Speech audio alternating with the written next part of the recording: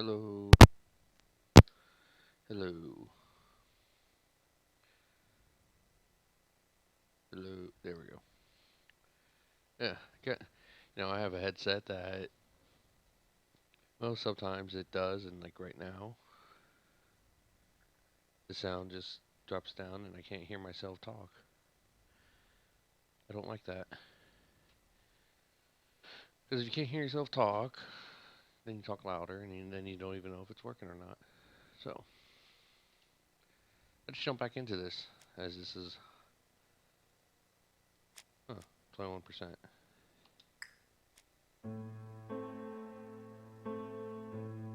Alright, so, if you go to my YouTube channel, you can check out the first episode of this. But to catch everyone up, I've done the first investigation. We're not going there. Talk to him. Okay.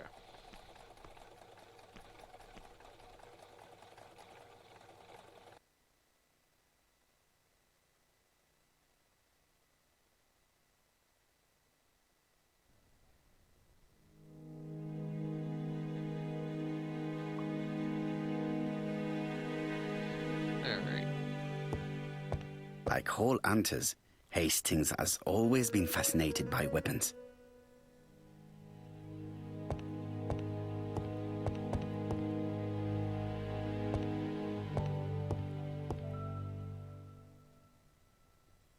Jap has invested a great deal in his career.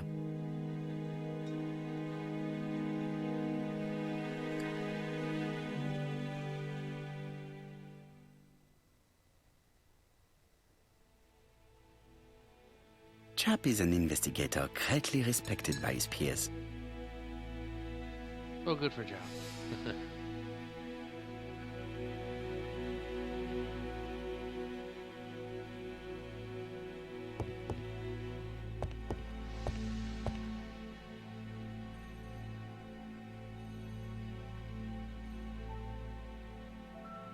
Alice Asher was murdered in Andover, the ABC killer's first murder.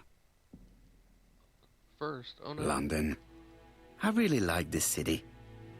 One thing is certain, you never get bored here. Oh, wee wee. Okay. Let's inspect him. Jap appears to be snowed under.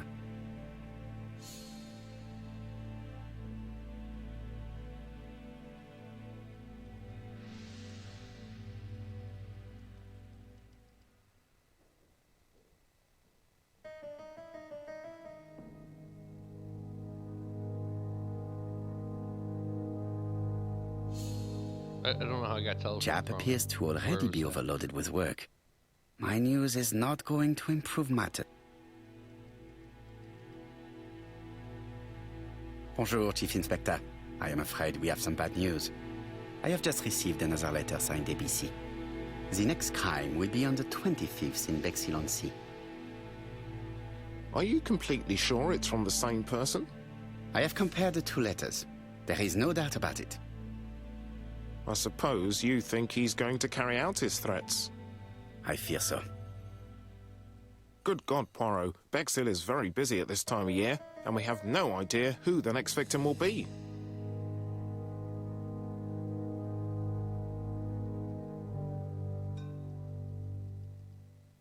I suspect that the name of the second victim will start with B. What on earth makes you think such a thing? I thought about it when I saw the name Asher clearly written over the shop door of the unfortunate woman who was murdered in Andover last month.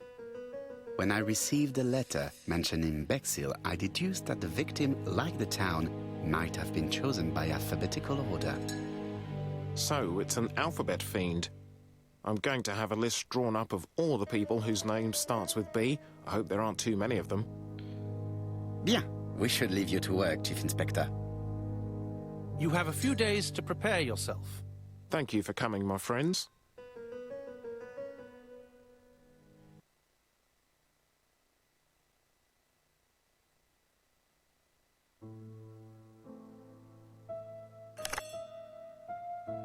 Poirot? Chief Inspector Japp, your call does not bode well.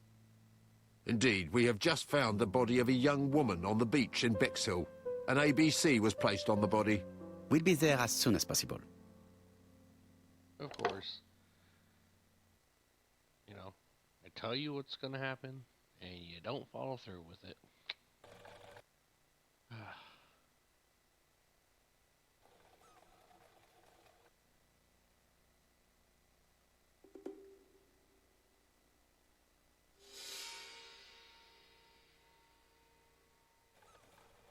Bexhill is a delightful town.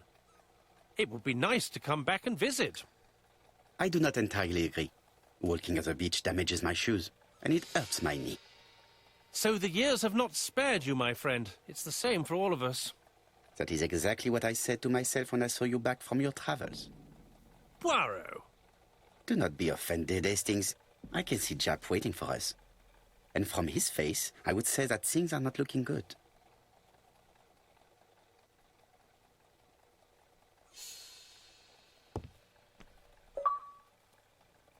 Bexhill seems to be a pleasant little town.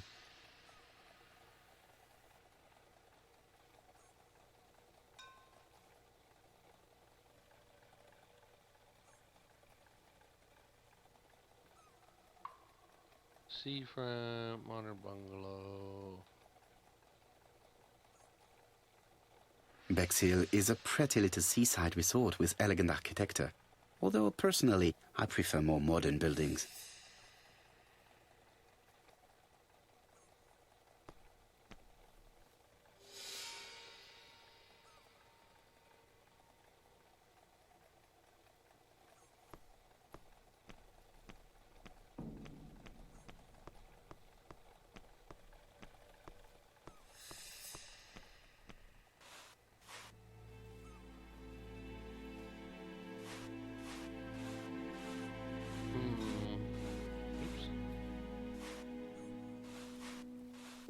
Hastings appears to be ill at ease.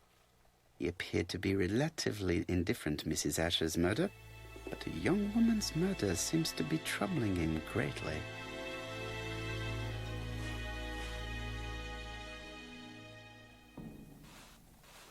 I think I'll talk to him. How do you do, gentlemen? Chief Inspector? I fear your admirer has struck again, Poirot. We haven't yet identified the victim, but it's a young woman, 20 to 25 years old.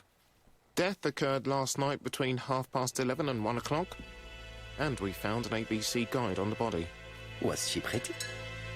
Come on, Poirot, that's rather out of place. It has no bearing on the murder. Are you certain? For women, it is often the most important thing. It often decides their destiny. The body hasn't been moved. You can see for yourself.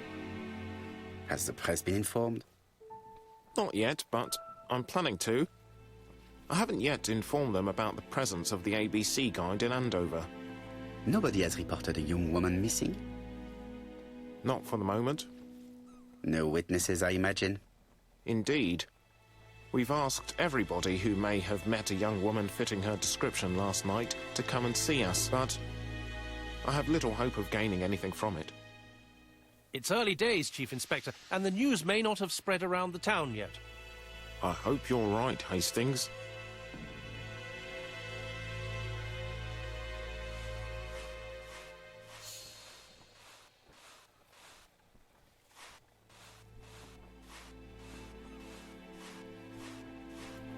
Before I check out her body, I want to check out this. This hut is locked.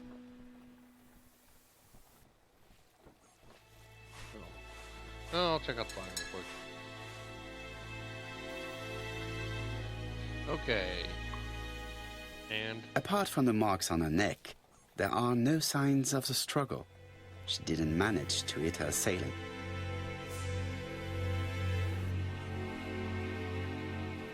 A braided silk belt. It may have belonged to the victim.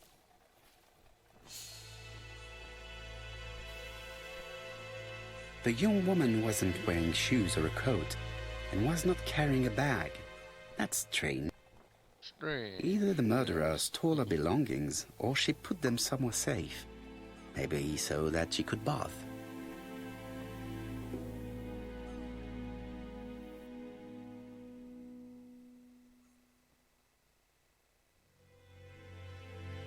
The guide is open at the page for the Bexhill train times.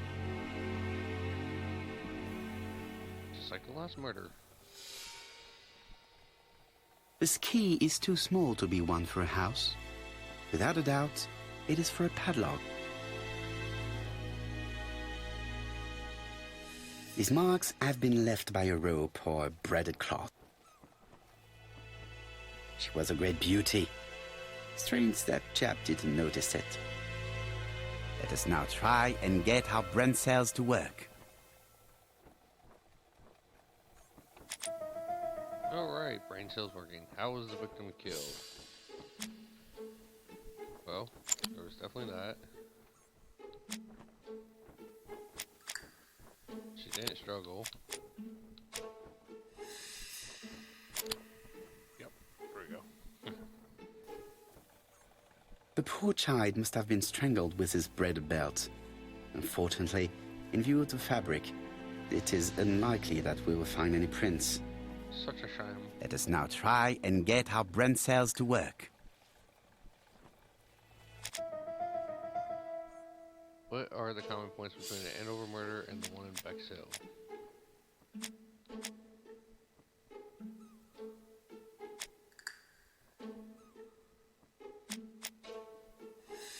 Well, the common points would be... Yeah. Other crimes in Andover and Bexhill work at the same murderer.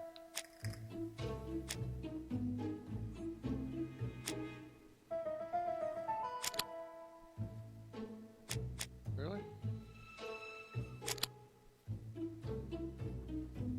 Okay. I guess I The can medical officer should confirm that the victim was strangled with her own belt. That's what I thought. She shows the usual signs of strangulation. With a little luck, we'll find prints this time. You are too optimistic, Hastings. Our killer is far too meticulous for that.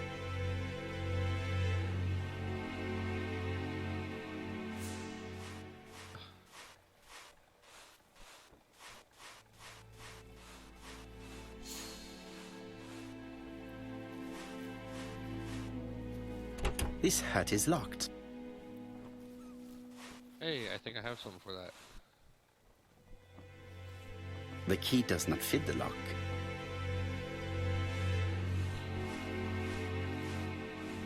This hut is locked.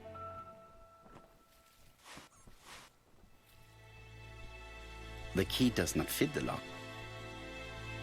It'll fit one of these. This hut is locked.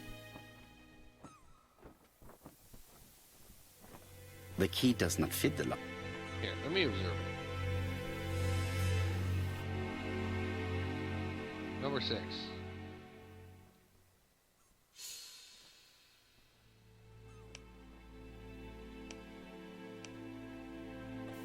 Okay, so...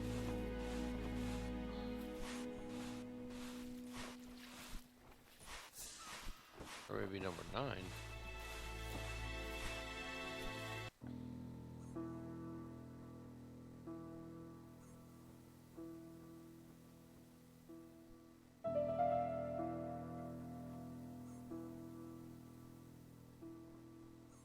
The number is upside down. This is definitely at number 6. What is this? 715?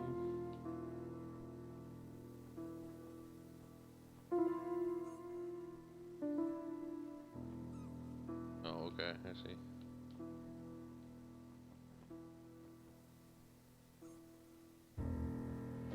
A dual locking padlock.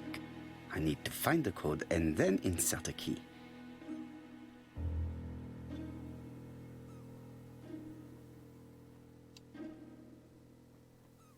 Huh. I don't know if it's 7-8 or 6-7. I need to do a little more looking.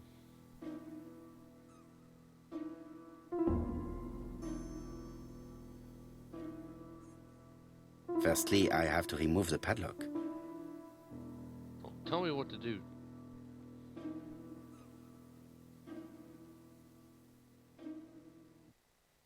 Yeah,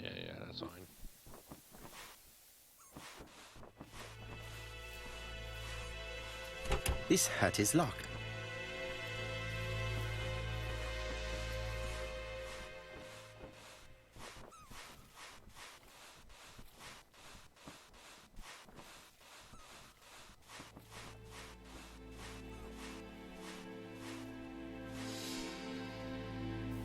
Let's see. Did I miss any?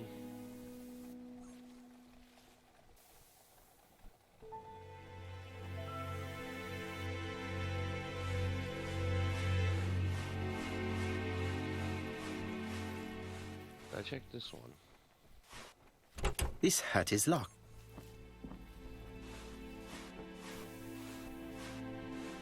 Well, the only thing I saw. Guess I gotta put this back up. The number is upside down. This is definitely at number 6.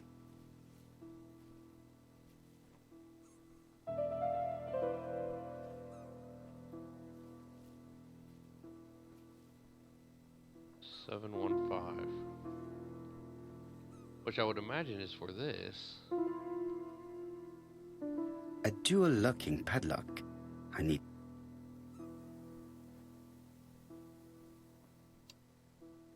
Oh, okay, I see where the arrow was at. Oops, I went the wrong way. 715.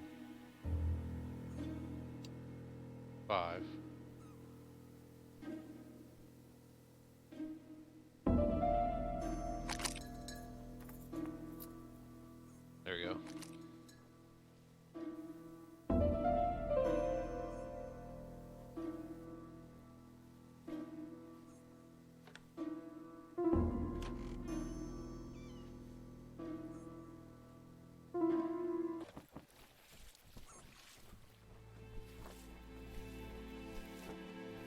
What do we got here? Picture frame. Betty's first day at work. Mom is very proud of you. Elizabeth Barnard, 7 August 1931. So, the young lady did have a name starting with B, and she worked as a ginger cat, an establishment that must be slightly further along the beach.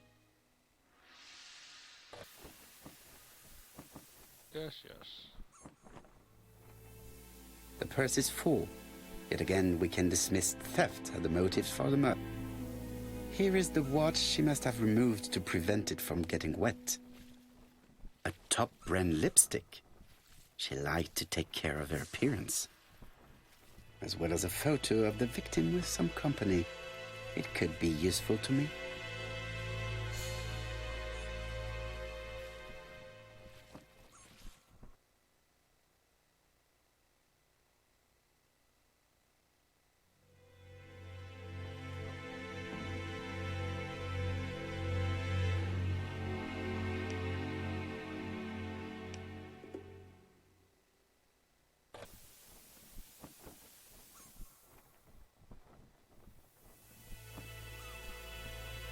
It definitely was here that the victim left her belongings.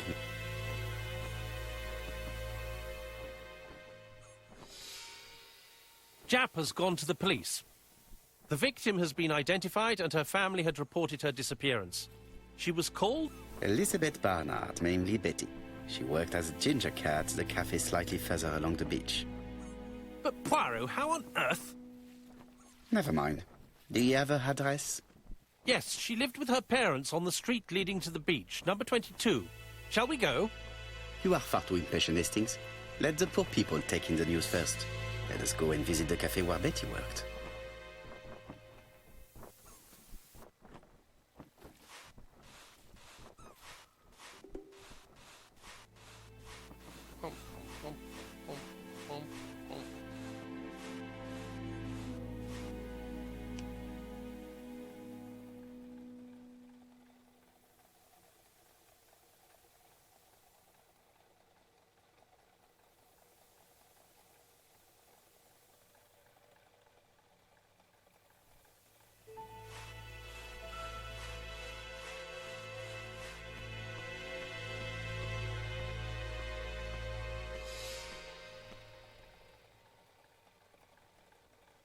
Could it be the same buildings as on the victim's photo?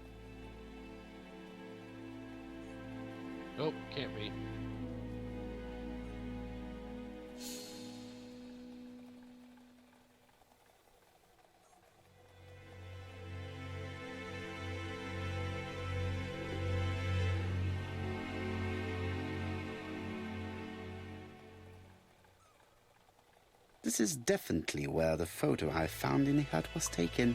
It is? Oh my god. I had no idea.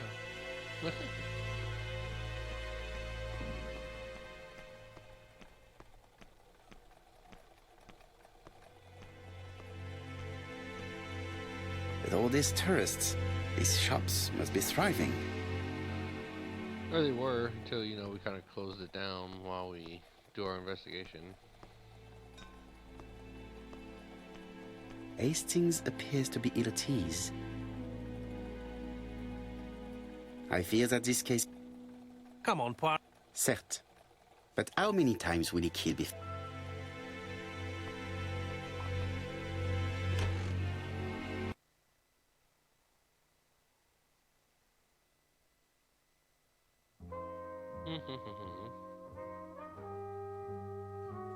I'll be with you in a minute, gentlemen.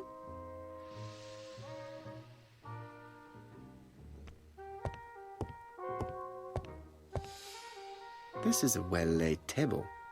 Nothing is out of place, and above all, no creases.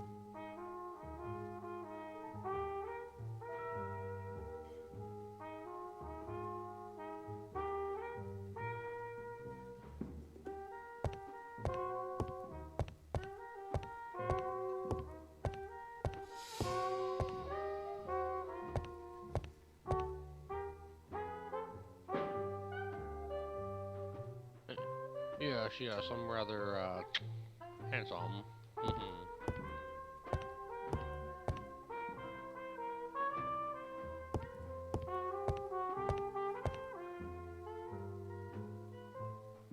Something tells me that she's the owner of the ginger cat.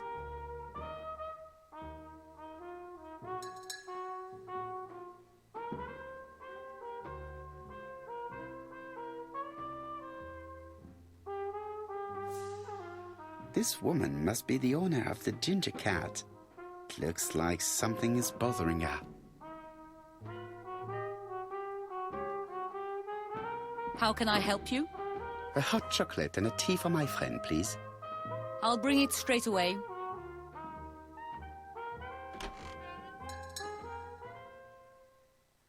What a pity. I don't have any change to make it work. Oh, pity.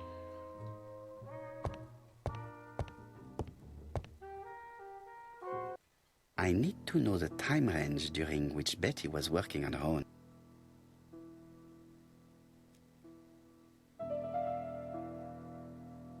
Betty. Okay, on her own. Looks like from 5 p.m. to 7:50. Where is Betty? Betty worked from 11 a.m. to 7:30 p.m. Would she have been alone at any time during her service? Yes. Betty worked from 11 a.m.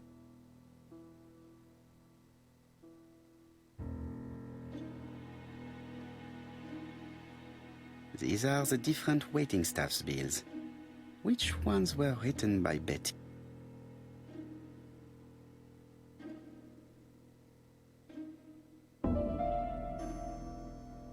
Oh, she started at 11. Well, this one. This one's a Betty. Most probably a single man, a whiskey lover. Maybe the murderer? This bill may have been written by Betty. There is probably another one.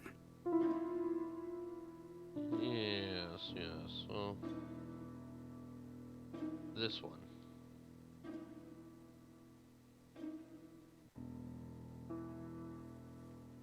No, something's not right. Betty was alone at just one of these two times. Oh, okay. Most probably a single man. This bill may have been... Let's see, 12, this one. Most probably a family. Betty served a family and a man on his own, a whiskey drinker. Maybe the murderer. This information will help me to progress. What? Gentlemen, what are you doing? We are searching for clues, mademoiselle. My name is Hercule Poirot. I am a detective, and this is Captain Hastings. Does Betty Barnard work here? That is correct. She should have been here a while ago. Punctuality is the first rule of politeness. I fear that Miss Barnard will not be coming today. She has just been found, dead, on the beach a few hundred meters from the cafe. How awful. Poor young thing. What happened? She appears to have been murdered. Yeah, it This doesn't is make much sense most to the point. distressing. How this will affect my business, I shudder to think. My business.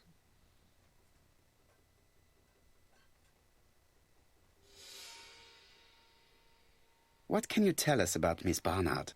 Nothing, absolutely nothing. Miss Barnard was my employee. Her private life was none of my business. Doesn't mean you don't know anything. You did know at least that she had a young man. Indeed.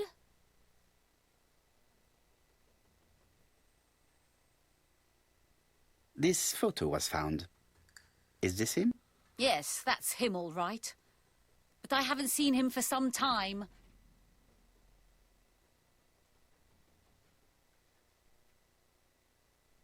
Do you think there may have been some problems between them? I'm not on those sort of terms with my staff. Now, please excuse me, I have work to do.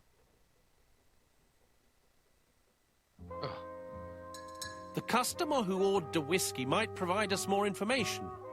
He may have been the last one to see Betty alive. It is an interesting idea, Hastings. Maybe he is a regular guest. What do you think, mademoiselle? I don't think so. Our regular guests tend to order tea and cakes. At this time of the year, there are a lot of tourists about you never see again. That's what I thought. Time to visit Betty's home.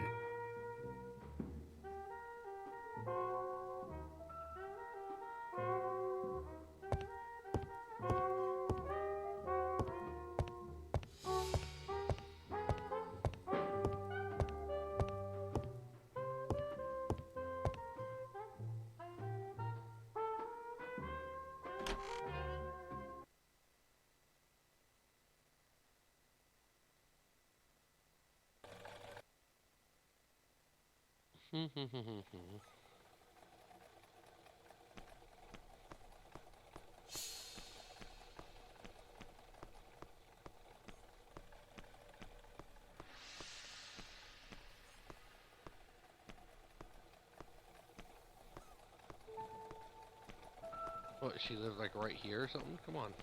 Yeah. I think this is more condensed. I don't think he literally lived probably like 2 feet from where she worked and where she died. Come on now. How do you do, mademoiselle? My name is Hercule Poirot. I know you. You're that detective we hear all about. I do not know if that is a compliment, but I will take it as one for now. You are Betty's sister, I believe? Yes. My name is Megan. Can we come in? Please do.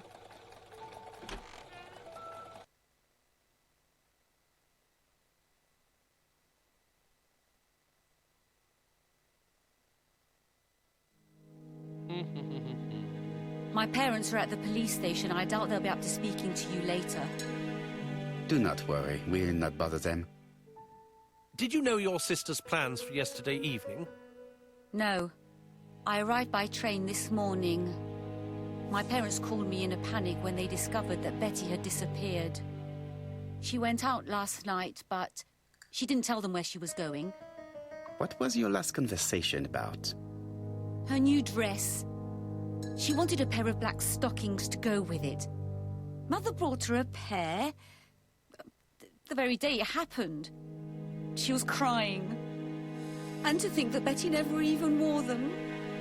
Poor Mummy. Poor mummy.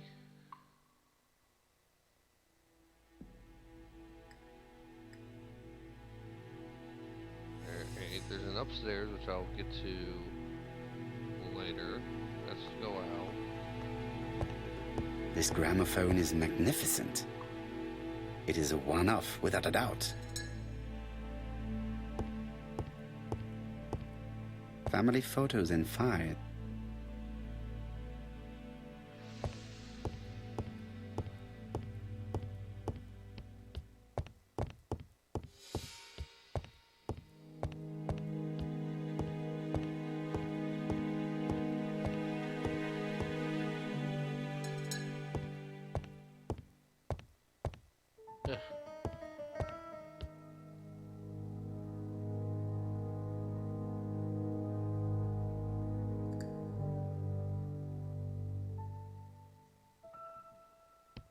Oh, is it? He's looking in the mirror. He's always looking at a goddamn mirror.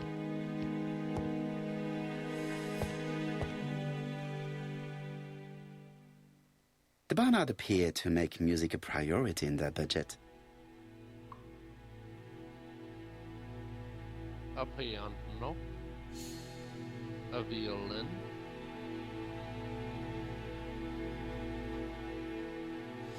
They're all Miss Modest, but the Barnards are definitely music lovers.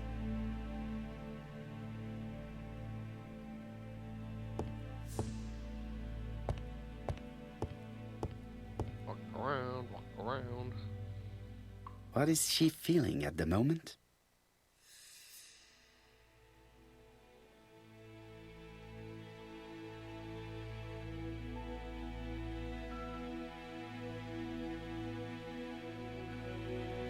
Betty's older sister is not just sad, she's angry.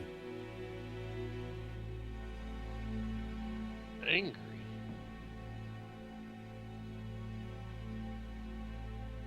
Why is she angry?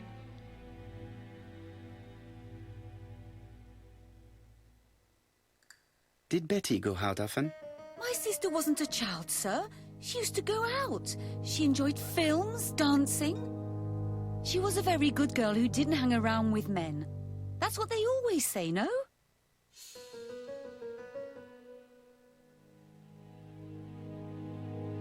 The pain is making you bitter, Mademoiselle Barnard.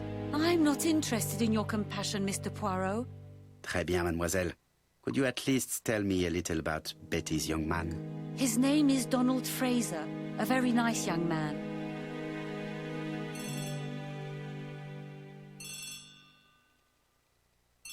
Oh, excuse me, I have to answer that. You don't But of course. have to. Betty's room is opposite the stairs on the first floor. Feel free to take a look if you think it might be useful.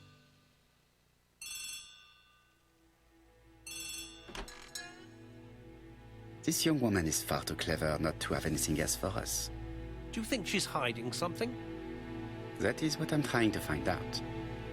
Surely you don't think she did it? I did not say anything of the sort. But young women always ruin your judgment, Hastings. Who knows, maybe Megan was jealous of her attractive young sister. I see. She may have had her sights on the inheritance. Or maybe she was in love with Donald Fraser. We have to study all scenarios, even the most unlikely. But I doubt that Mr. and Mrs. Barnard are rich enough to justify murder. While I try and get Miss Barnard to talk, I would like you to try and find Donald Fraser. It should be easy to find the estate agents where he works. Bring him to the Ginger Cat. I would like to talk with him before the chief inspector finds him.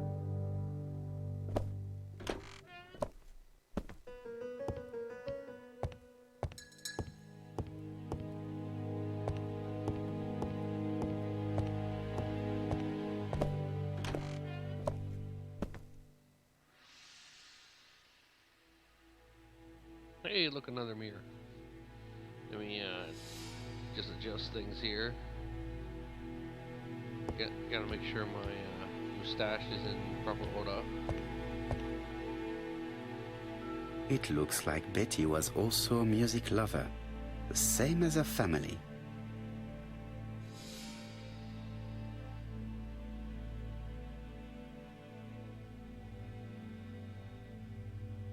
Without a doubt, Betty used to sing.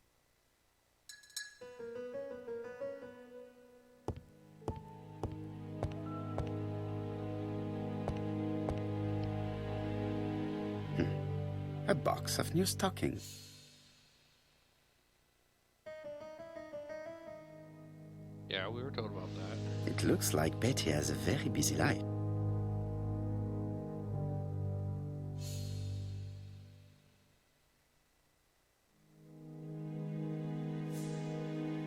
Betty liked luxury and going out, and being as pretty as she was, she probably did not have any problem getting herself invited.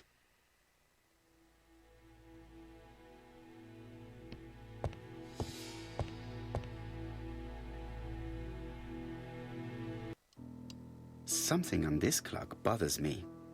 You bother me.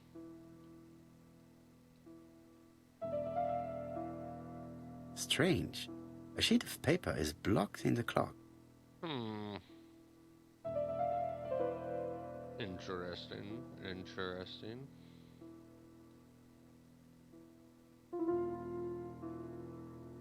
What a strange mechanism. I don't think it serves to turn the hand.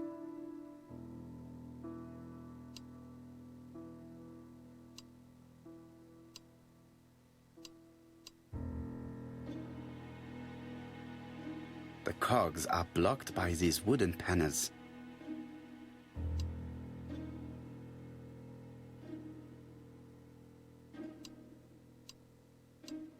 Well, one of these has to move. The cogs are blocked by these wooden panels.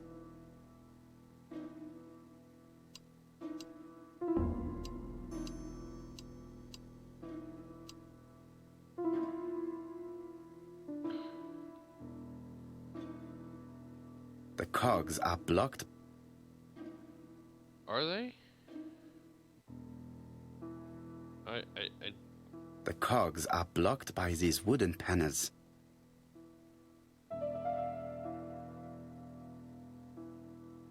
The cogs are blocked by these wooden panels.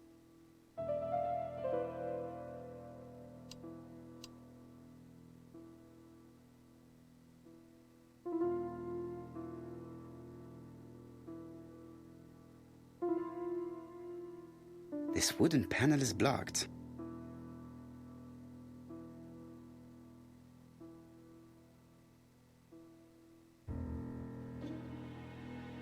This metal disc is stuck.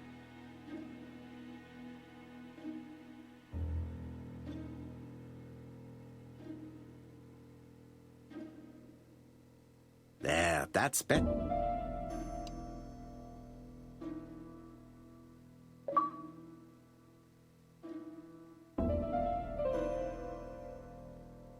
This metal disc is stuck.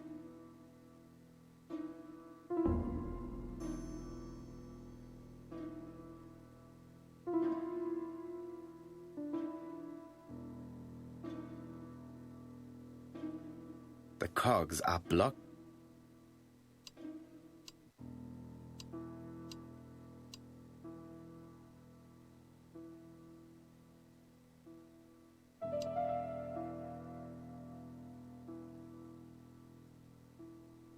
The cogs are blocked by these wooden panels.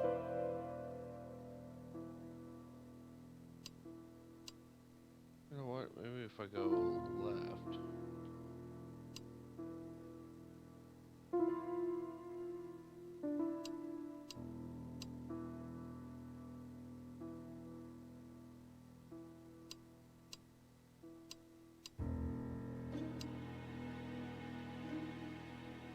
The cogs are blocked by these wooden panels.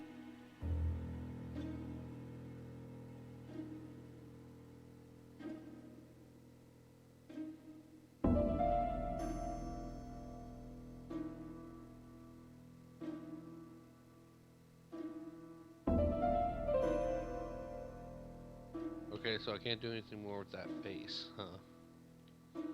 This wooden panel is blocked.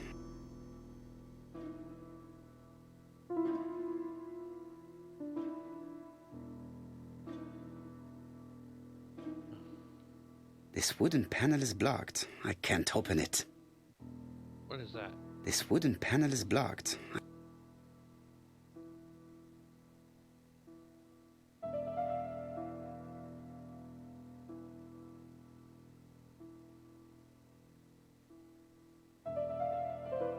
The cogs are blocked by these.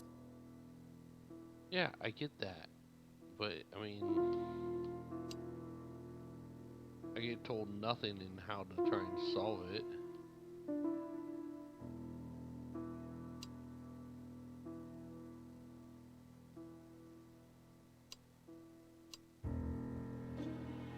The cogs are blocked.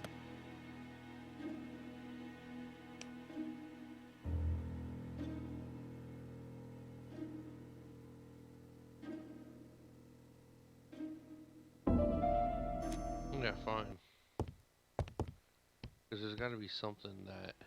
A record sleeve with a handwritten title. Betty must have...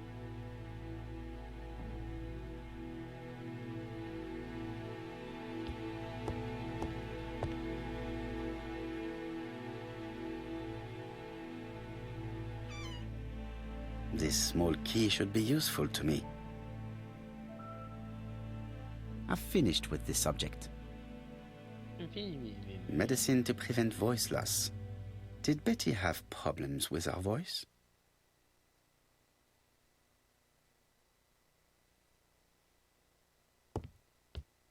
Looking at all the clothes she took out, Betty must have had a problem deciding what to wear. Maybe she had a date.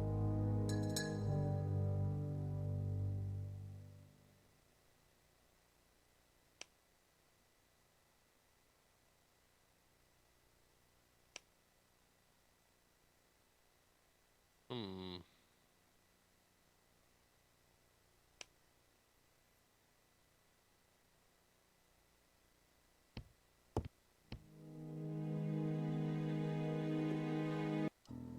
Something on this clock bothers me.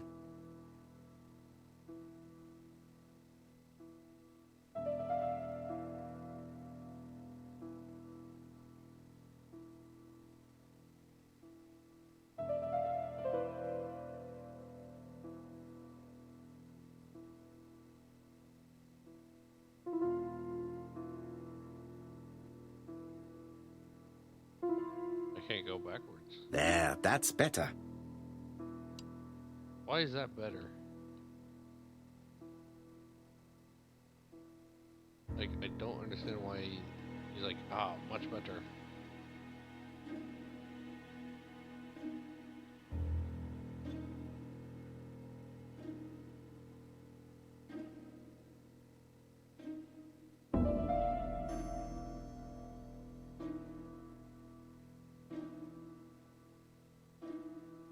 This metal disc is stuck. This metal disc is stuck. This metal disc is stuck.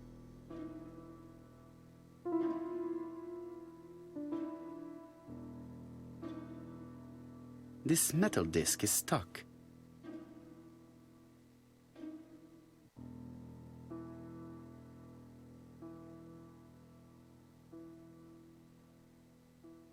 Okay, so it's gotta be then something.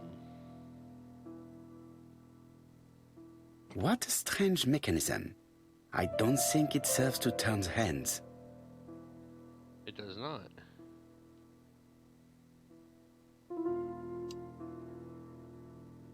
The cogs are blocked by...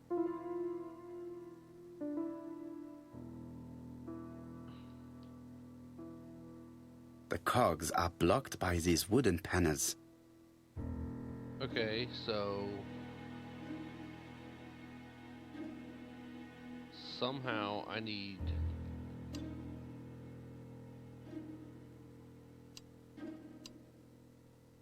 The cogs are blocked by these...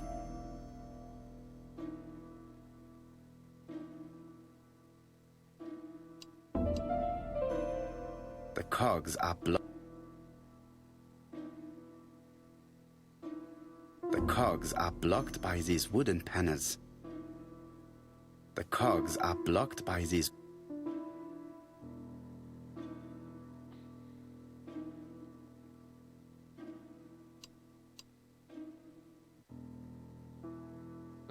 I actually wish I had some people watching me who might know what the frick to do.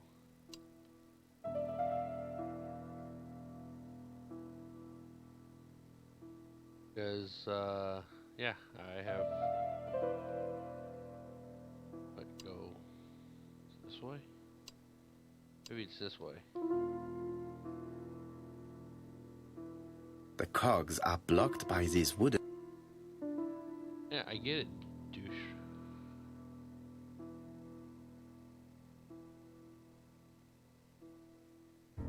This metal disc is...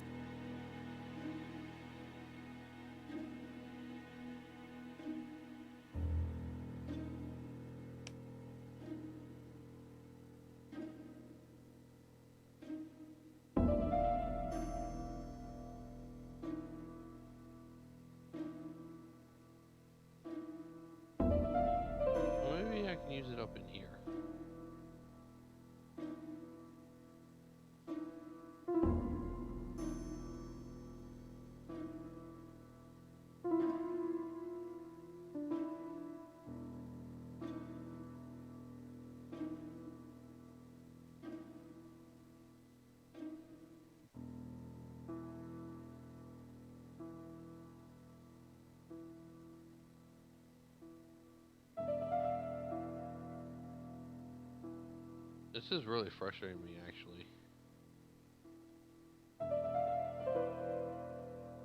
The cogs are...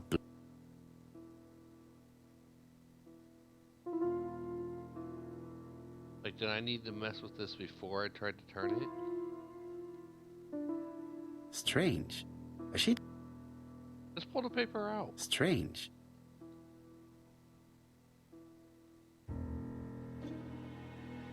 This decoration appears to... This decoration appears to be firm.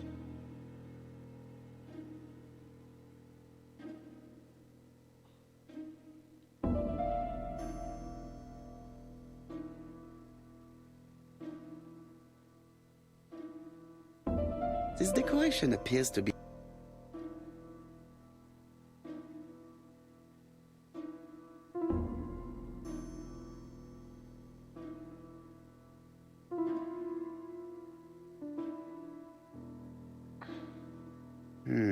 Could the screw be slightly loose?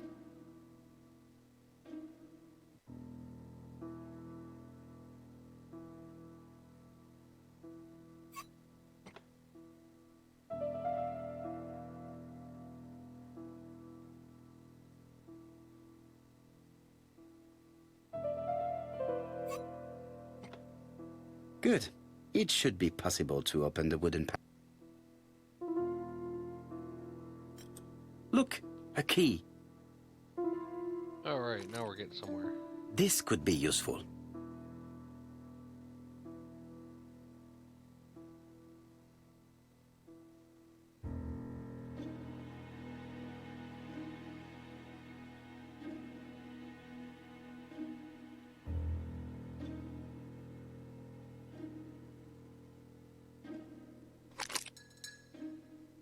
The central cog is blocked.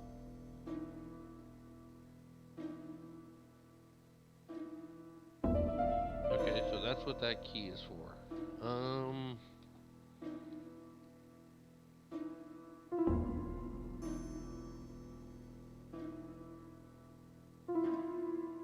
This code probably has something to do with the mechanism above the clock. 1, 2, 3 over 2, then 1 over 2.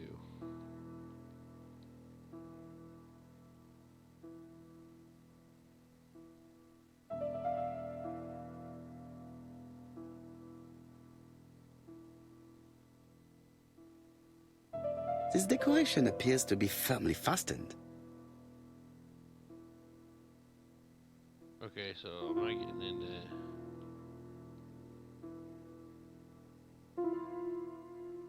This metal disc is...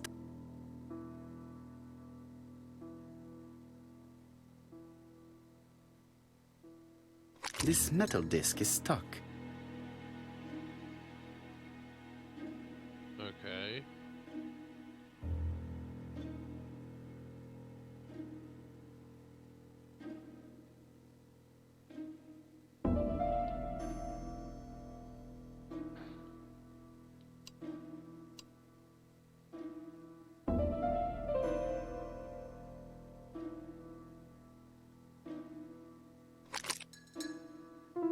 The central cog is...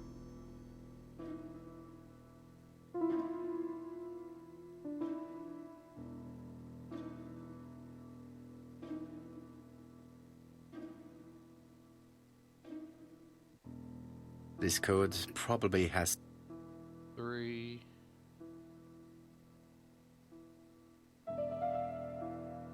3, 2, 1, 2?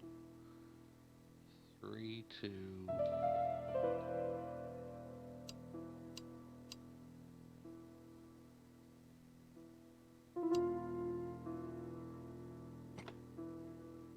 Ah.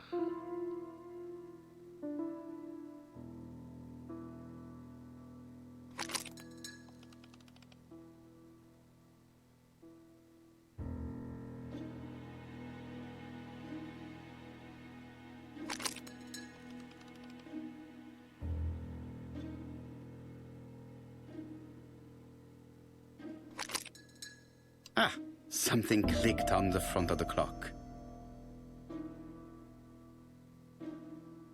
A new lock has appeared.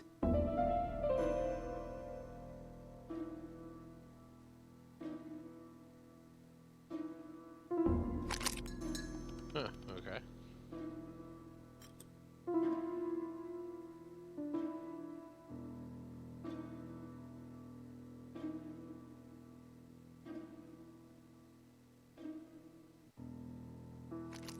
This could be useful. That was actually challenging. Betty, I enjoyed a wonderful evening in your company, and I hope that we will see each other again very soon. D. My dearest Betty, I know that your art is already spoken for, but you are the most beautiful dancer I have ever had the pleasure of meeting, and I am impatient to see you again. Adrian.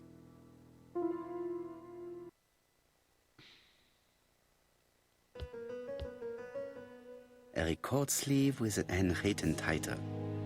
Betty must...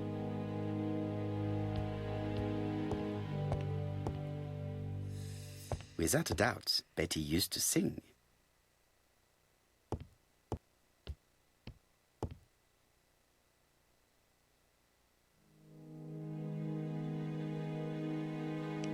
Alright, this is to Betty's record, so I guess I'd have to go downstairs.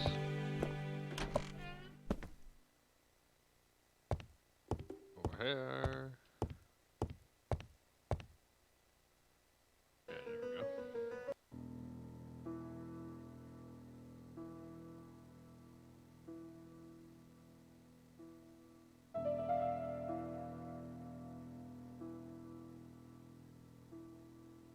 Just a key. Let us see. What is this cupboard hiding?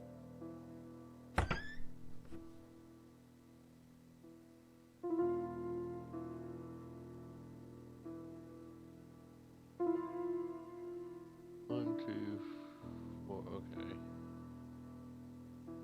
This looks like solfaing.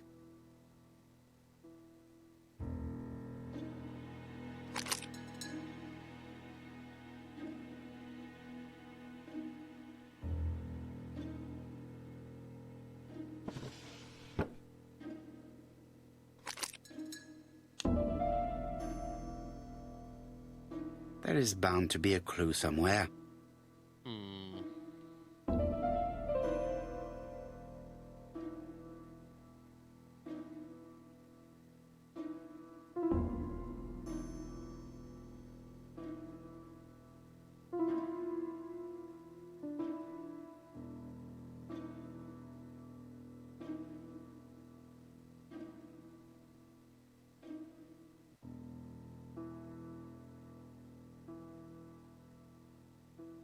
To equal this,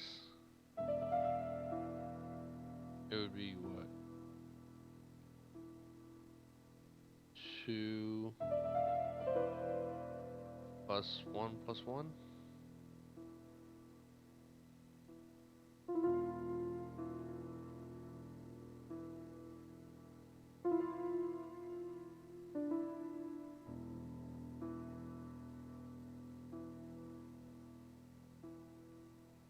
There is bound to be a clue somewhere.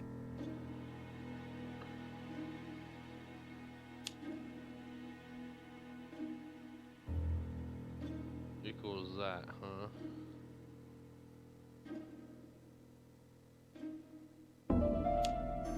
Wow. Ah.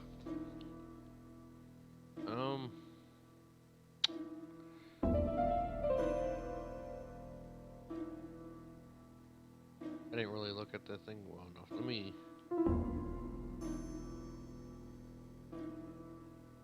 Okay. So 2 is the up one. 1 is the bottom. Okay.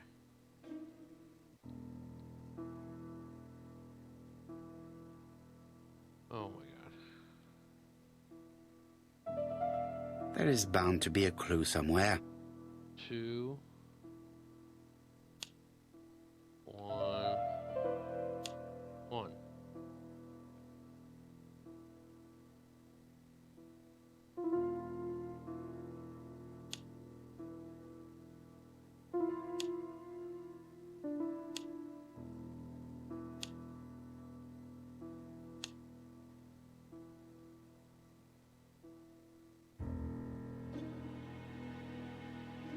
But that's what it equals.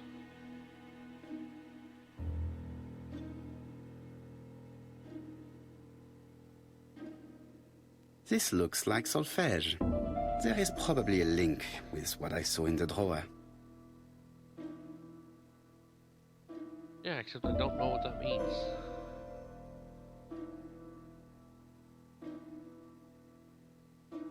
One plus one plus one. Okay, is 4.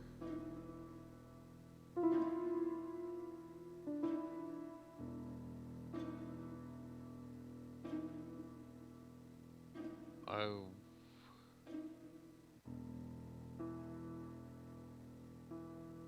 one of those.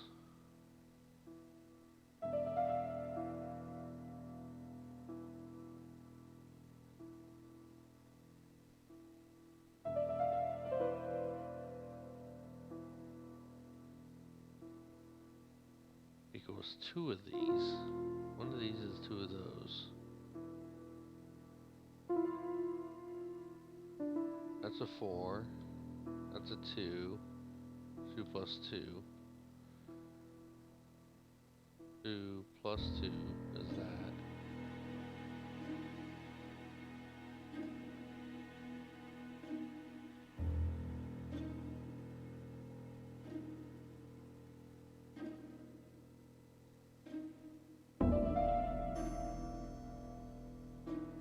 A 4-4 measure. This looks like solfège.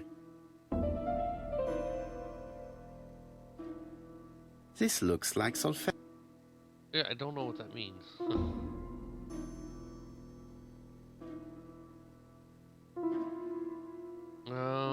Let's see here. If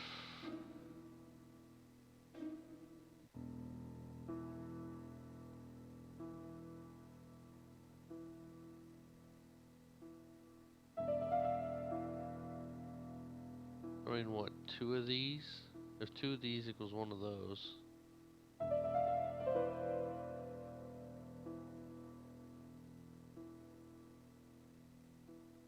We would need, what? That.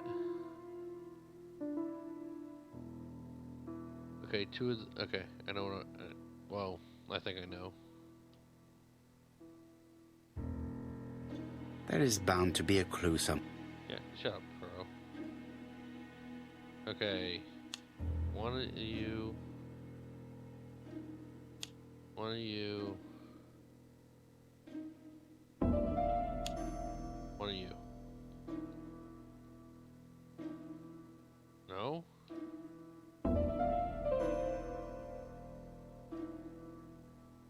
One plus one plus one.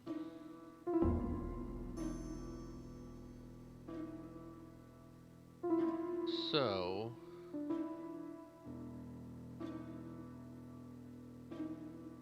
okay, up and then those. Let me just change that 1.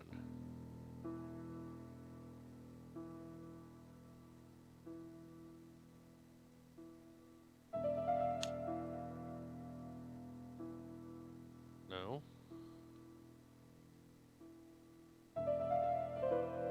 No.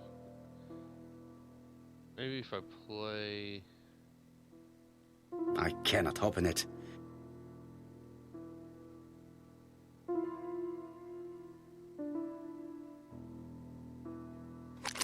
That doesn't work. I must.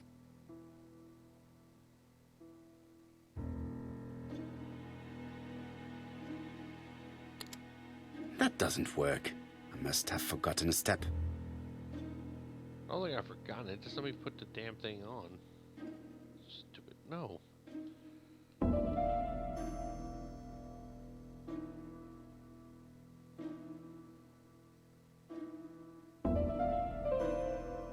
Go somewhere. I'm guessing this goes somewhere.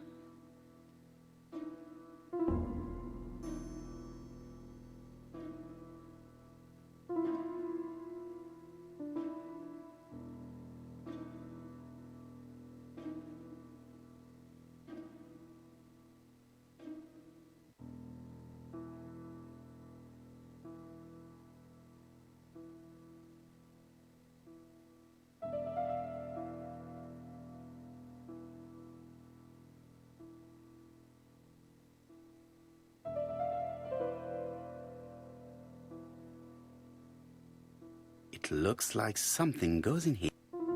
Oh, you think? I wonder if it's this handle that I've been trying to put in.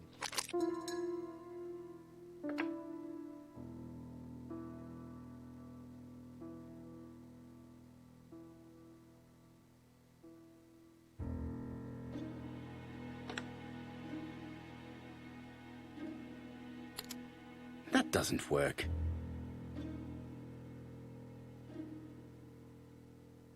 That doesn't work. I must have forgotten a step.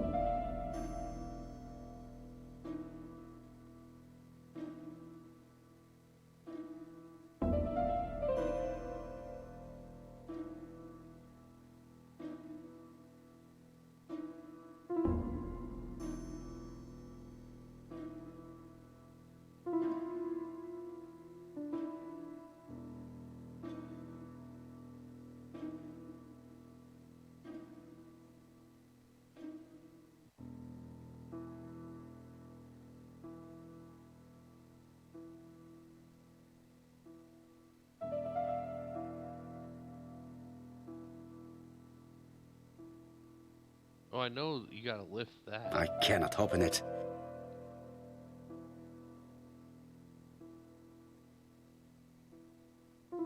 There is bound to be a clue.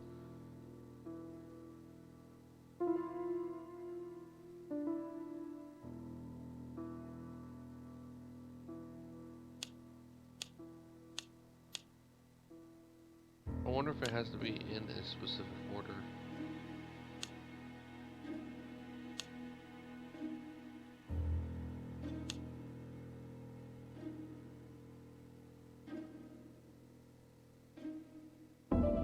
Oh, man.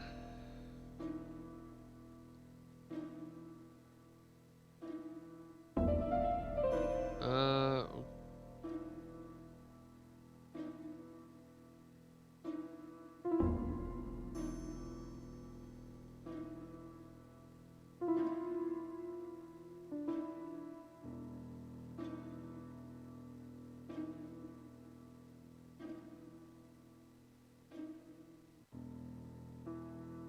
I mean, we're saying it equals this. It's just 4.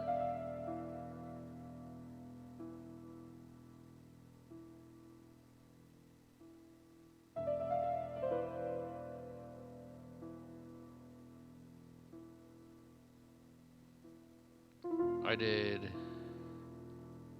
one of these.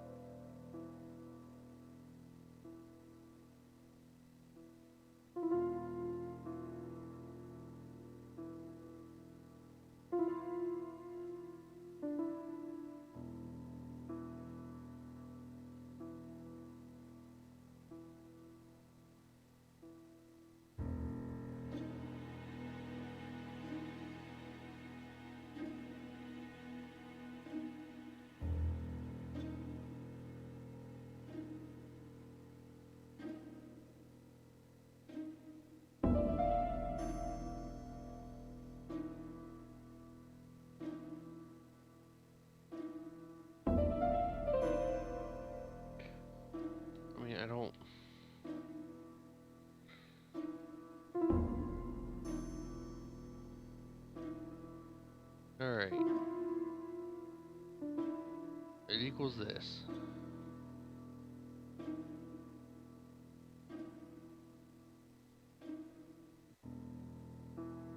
It says it's a 1 plus 1. Because that equals.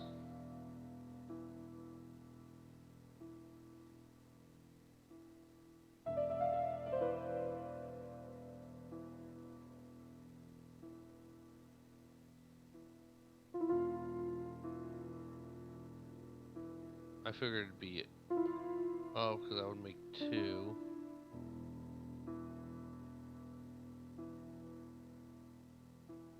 Maybe it's up and then 2 of these?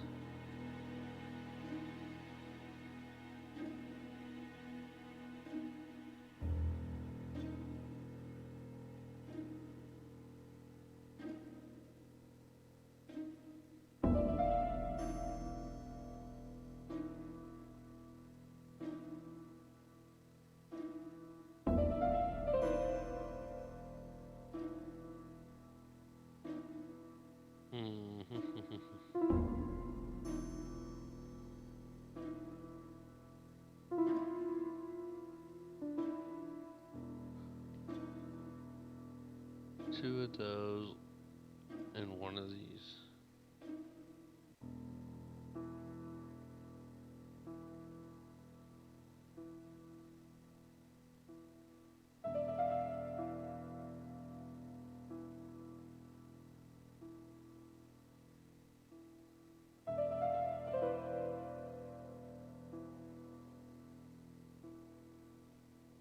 There is bound to be a clue somewhere.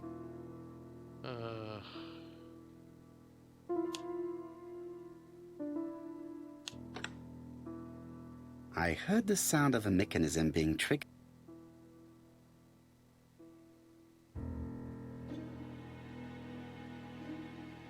I cannot open it.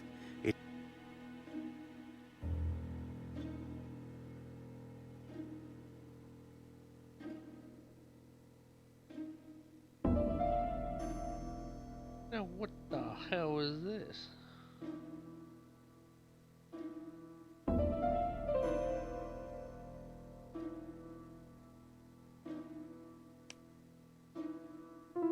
Uh,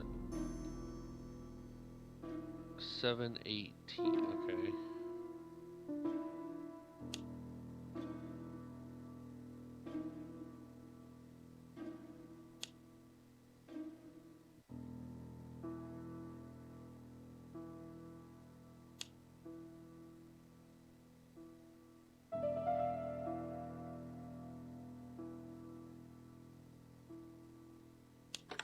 I just have to put the record on the gramophone and start it.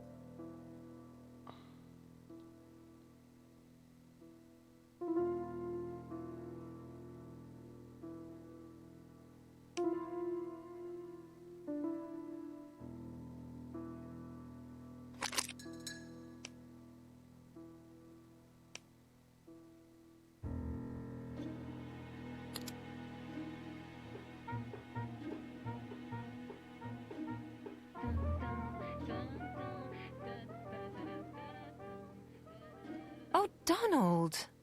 We're in the middle of recording.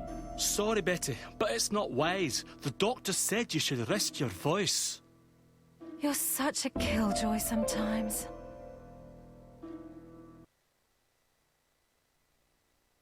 Letty was such a good singer. It's true. Did she have any problem with her throat? Yes, she had to be careful with her voice. Of course, she didn't follow the doctor's advice. If Don didn't insist, she... Well, it's too late for all that now.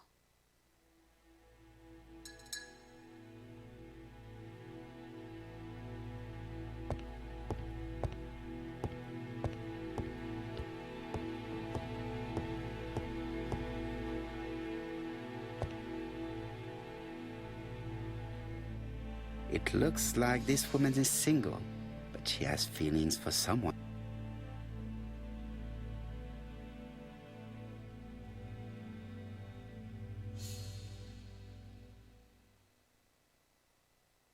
She is looking so intensely at this photo.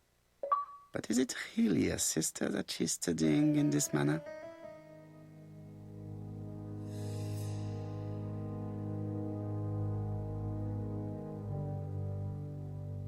They made the perfect couple, am I correct?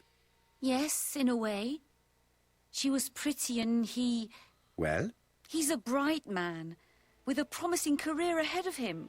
He would have made Betty a good husband. He was always attentive and generous. Oh, a true gentleman. I hear a note of envy in your voice. You must have heard wrong. Yeah, I don't think so.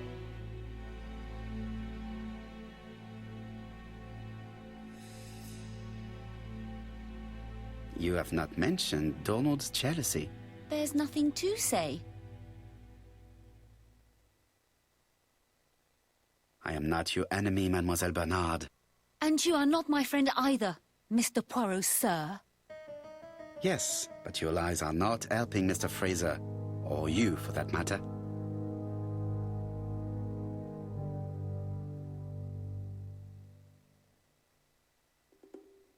I know that Fraser was jealous, but I wonder why you feel the need to protect him. Protect him? I hope you're not suggesting... That you are Fraser's accomplice? There is nothing to suggest that, at least not yet. It would appear that your sister's murder is the second in a series that we have to stop as quickly as possible. The first was in Andover, and the same as your sister, the murderer sent me a letter informing me that a crime would be committed in that town. Now can I count on your honesty? Yes, you have my confidence, Mr. Poirot. Don is a quiet and sensitive young man. Slightly reserved, too. And as is often the case with reserved people, when he flew into a temper, he completely lost control. He could be so violent that he was frightened. And when was this? The first time was about a year ago. But they rowed more recently. Donald found out that Betty had lied to him. She said she was going out with a girlfriend, but she went out for dinner with a married man. It was an awful scene. She told him that until they were married, she was free to go with whoever she pleased. Donald turned quite pale and started shaking and kept saying one day... Well? He'd commit murder.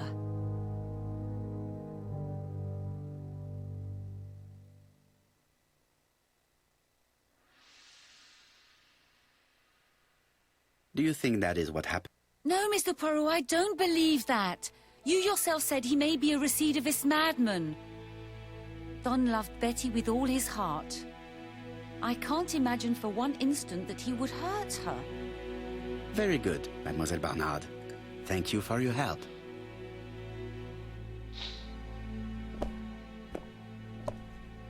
Fraser is at the Ginger Cat. The police haven't spoken to him, but they want to. Très bien, Hastings. Let's see him now. Au revoir, mademoiselle. My deepest condolences to your parents. Of course, Mr. Poirot.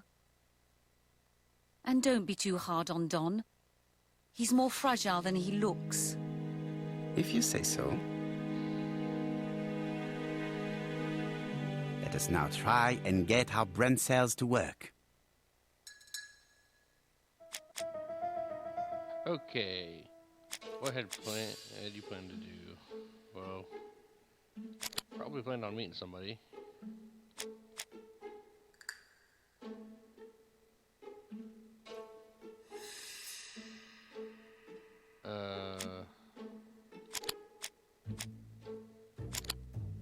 Oops,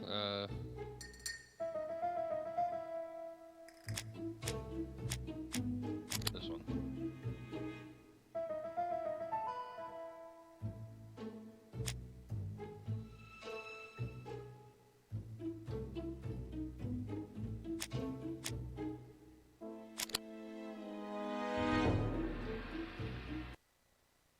Let us now try and get our brain cells to work.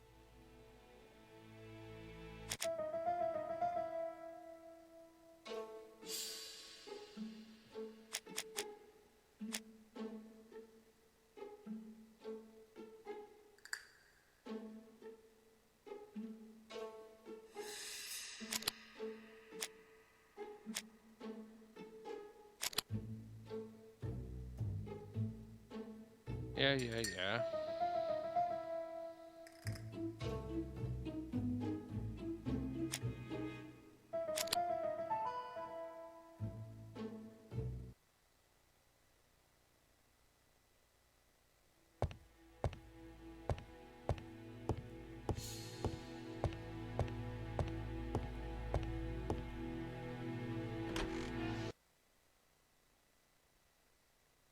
I just want to know what the eagle points do. I have no idea.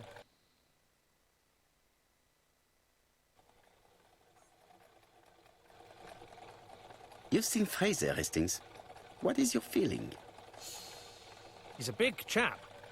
Fragile isn't exactly the word that springs to mind. I talked to his landlady before seeing him. She went to bed at 11. Fraser wasn't home yet.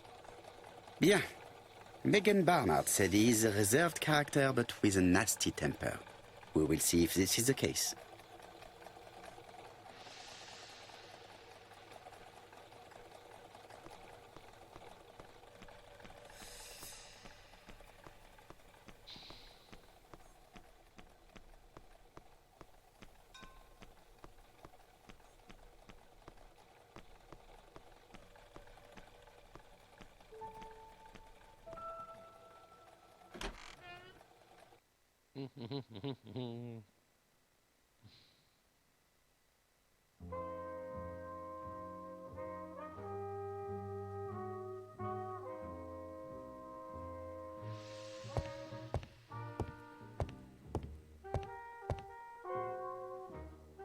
How do you do, Mr. Fraser?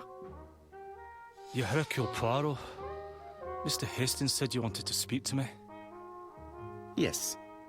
I know that it may not be at the right time, but I would like to ask you a few questions.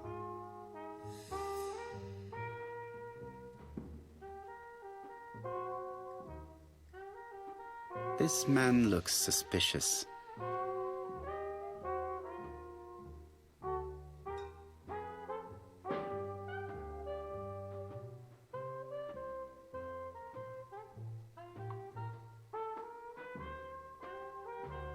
Donald Fraser is in a terrible state, as if he hadn't slept all night. And he's drinking white horse. Oh, the white horse. Leave me alone. Don't tell me what to do, motherfucker. I will beat you senseless. Tell me that it's a mistake. That Betty isn't dead. Sadly, your lady friend has been murdered, Mr. Fraser. Oh, Betty, if only you'd listened.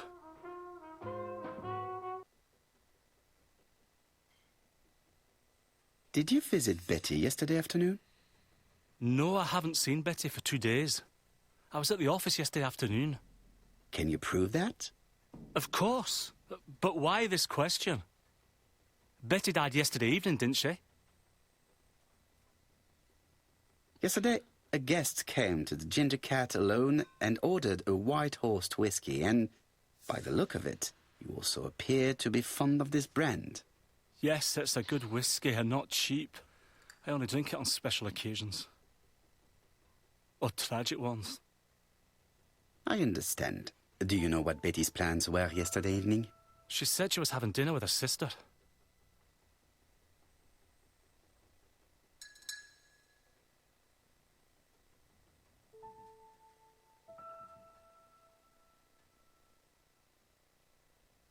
Yet, Megan only returned to Bexhill this morning, Mr. Fraser. I didn't know. Right. May I ask you what you were doing yesterday evening? I spent the evening working. Your colleagues can confirm this? No, I often take work home with me.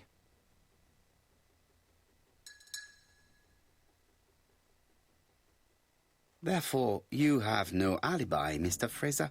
That's right. But that doesn't make me a murderer, Mr. Poirot. I would like you to leave now, please.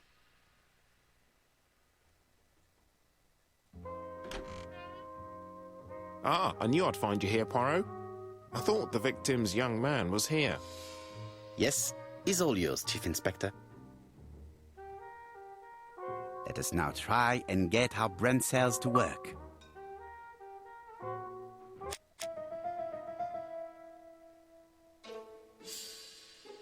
Did Donald have a motive for Betty's murder? Well, let's see here.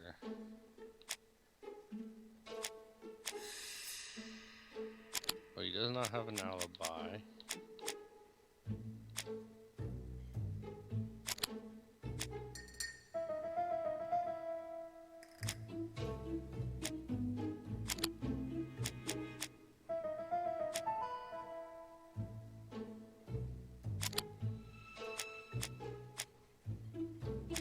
Oops.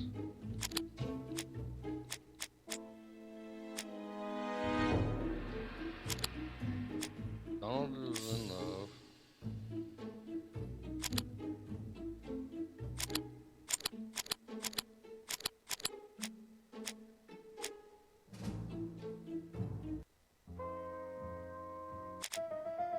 Oh my god, can you clear this, please? Thank you. Okay. Have a motive. Well, I know she went out a lot. Great deal.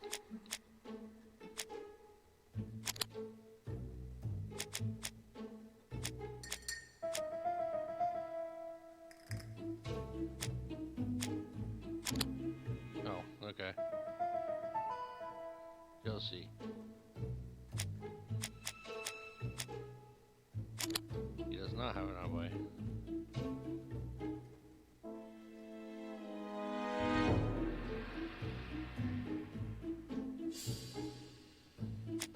No.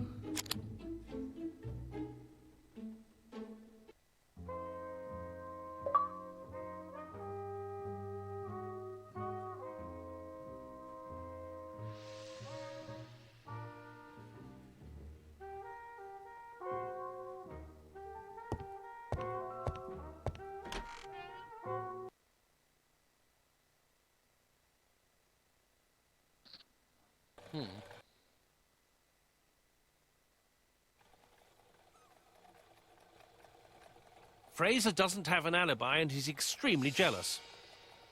You are very skilled at summing up. And yet you haven't asked Japp to arrest him. It is too soon.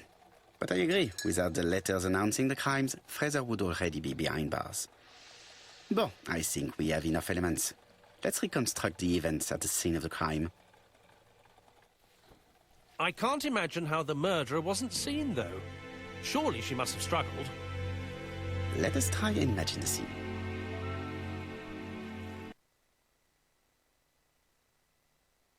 Okay.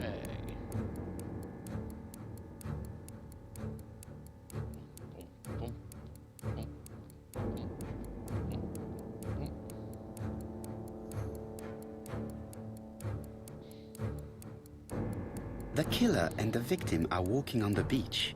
Miss Betty has a bag, a belt around her waist, and carries her shoes in her hand.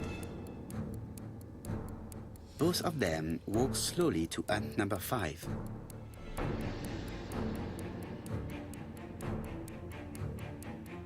Both of them walk slowly to hut number 6.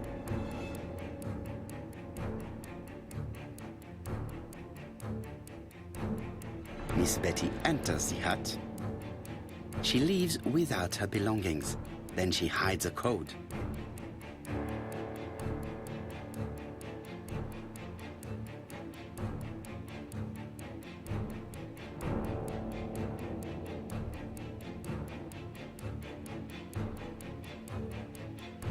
They keep walking. Then she removes her belt. The murderer moves behind her and then attacks her by surprise. The body falls, lifeless, on the sand. Everything appears to match the crime scene, mon cher Hastings. That is exactly what happened.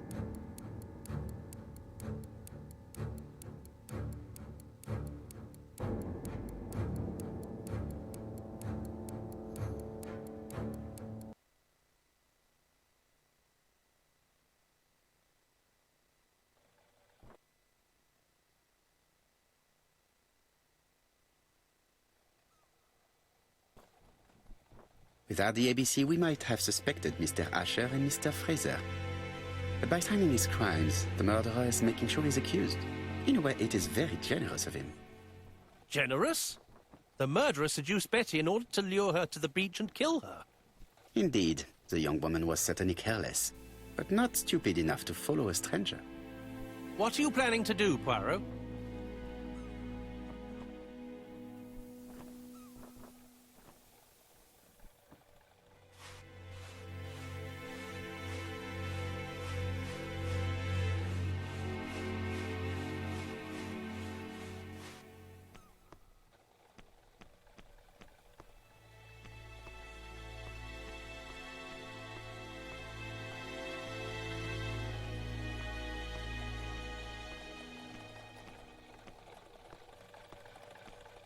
Right, back to London. There is nothing more for us to do here. Back to London.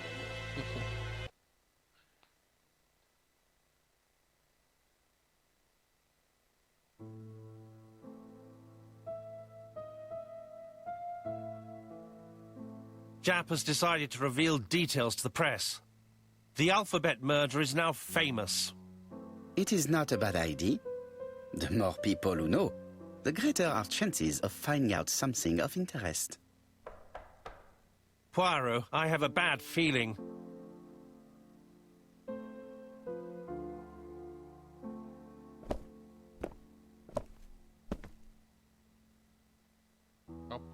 Poor Mr. Poirot, not so good at these little criminal matters as you thought yourself, are you? Rather past your prime, perhaps. Let us see if you can do any better this time. This time, it's an easy one. Churston on the 30th. Do try and do something about it. It's a bit dull having it all my own way, you know. Good hunting. Ever yours, ABC.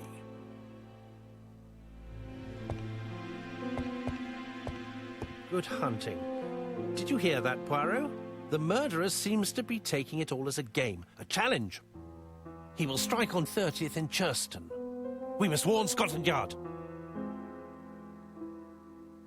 No time to lose. We must prepare our suitcases for Churston. Mon Dieu, it is already 10 o'clock. I will call Scotland Yard immediately.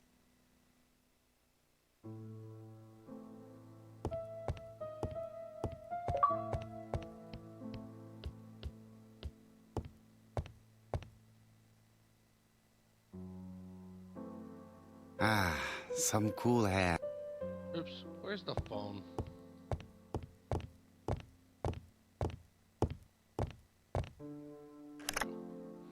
Hello, chap.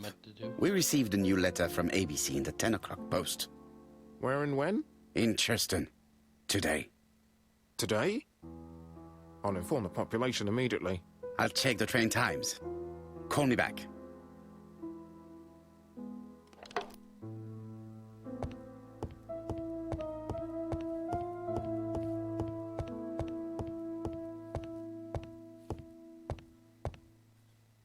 In his haste, Hastings tore the envelope.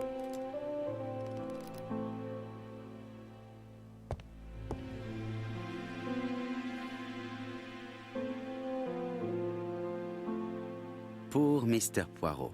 Not so good at these little criminal matters as you thought yourself, are you?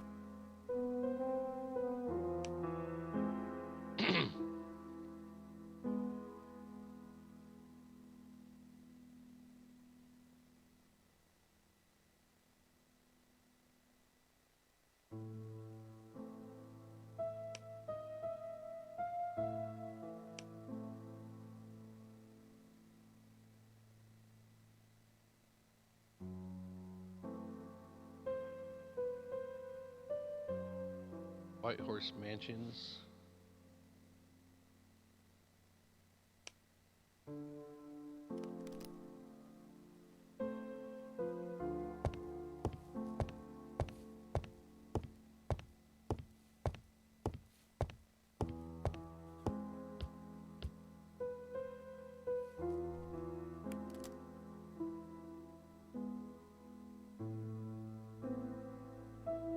Hastings' photo album. He is very proud of his bag.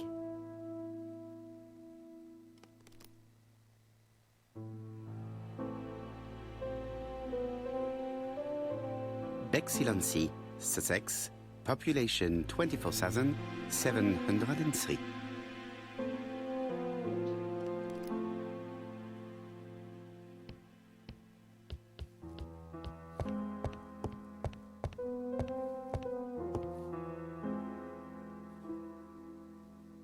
Daily Flicker, July 30, 1935.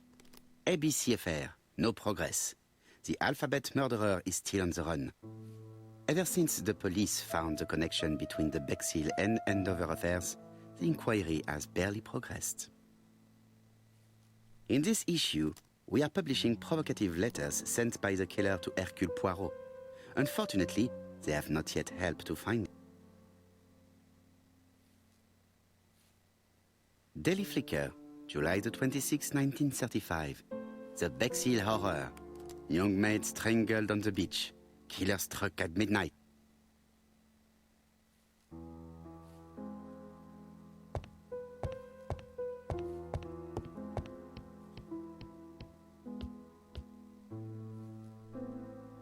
Hastings, what you are doing is an absolute disaster. That is no way to pack suitcases. Heavens, we must hurry. We have to get to Churston before the murder.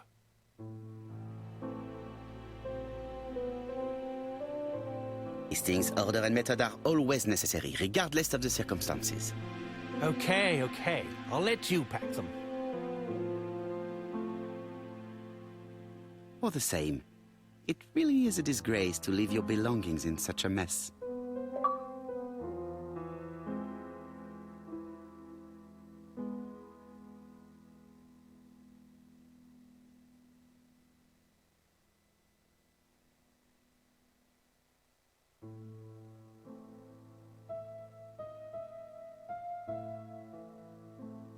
Voila! It only took a minute. Poirot, you were right. I've just consulted the ABC guide. There's no hurry. The next train doesn't leave till 11:45. You see, there is no need to hurry. We will not be in Churston until tomorrow morning, after the murder. But why has the murderer warned us so late? It's not what he usually does. Did he do it on purpose? Very good question, Hastings. We should also compare the letter we have just received with the other two, although I have very little doubt about what we will find.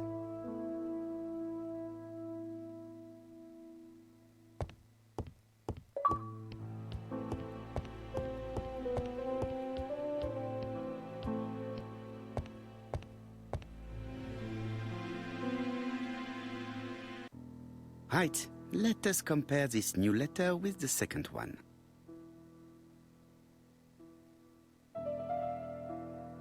Let us examine this more closely.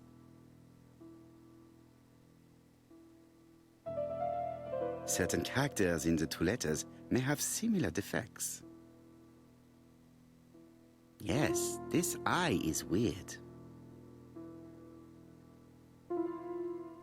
Right, let us compare this with the other letter.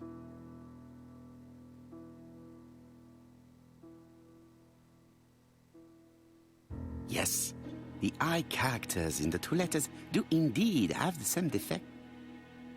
I have to find some other similar defects to confirm my theory.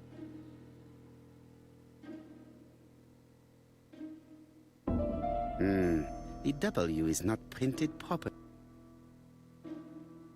Right, let us compare this with the other letter.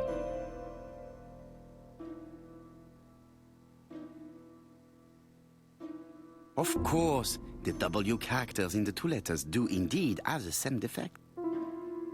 I have to find some other similar defects to confirm my theory.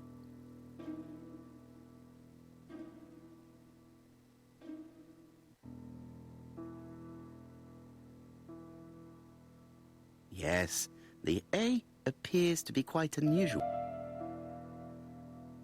Right, let us compare this with the other letter. That's right. The A characters in the two letters do indeed have the same defect.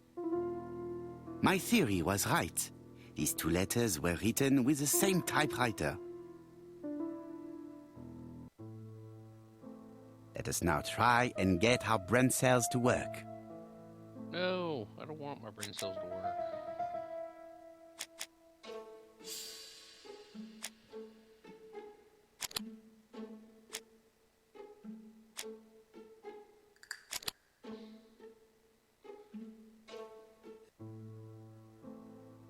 The letter should have arrived in time. The postmark shows that it was sent 3 days ago. However, our man made a mistake in the address, which explains the delay. All the same, the post office took their time correcting the error. Come on, Poirot. Your address is not quite as well known as that of Scotland Yard. Poirot, the telephone. It must be Jap.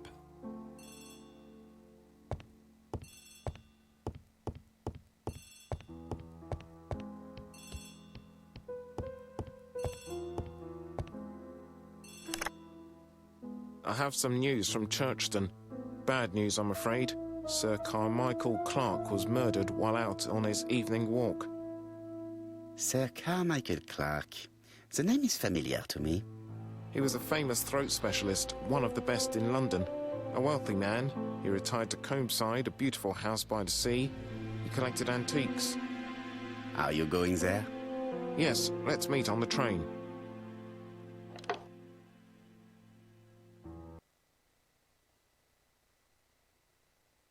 Kirsten.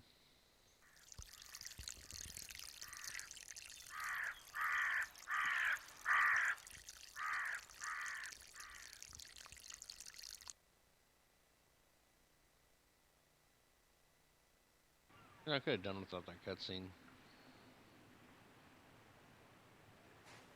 Especially if we're going to have one right after. Like, they really could have just started right up in here. The victim is called Sir Carmichael Clark, one of the best throat specialists in London. The body was still warm when we found it. If we'd been warned earlier, we definitely could have saved him. It appears that the murderer made a mistake when he wrote his letter. A mistake? Lucky for him. And what if he did it on purpose? No. He's defined his madcap rules and he's sticking to them. It's a matter of pride for him. Shall we go up to the house, Poirot? You go, my friend. I will come soon.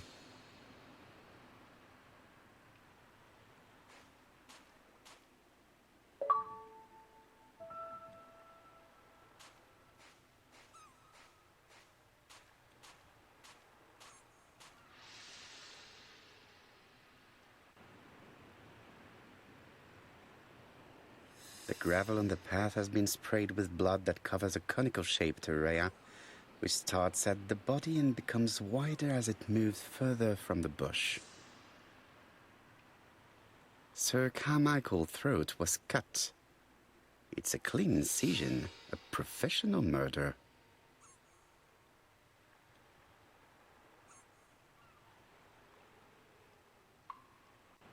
An ABC guide. The murderer's customary signature, covered in blood this time. Apart from the wound to the throat, the body is untouched. No cuts, no bruises. Oh, it was lucky for him.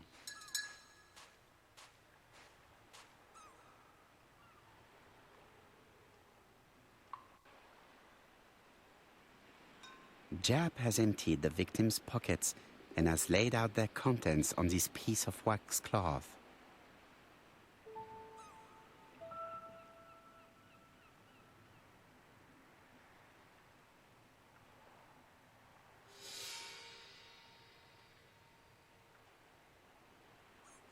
It is pointless.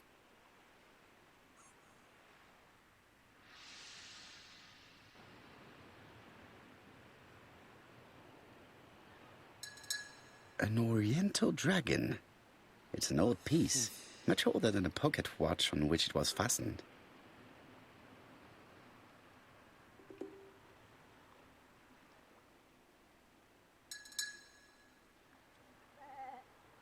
Nothing appears to be missing from this wallet.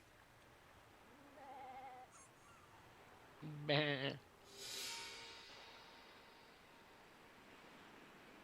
A signet ring.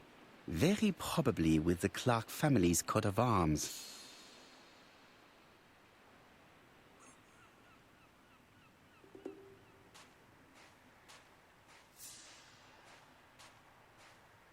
The vegetation behind the bush has been trampled.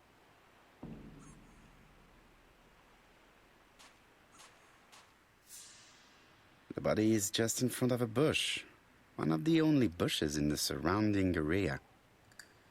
Let us now try and get our brain cells to work.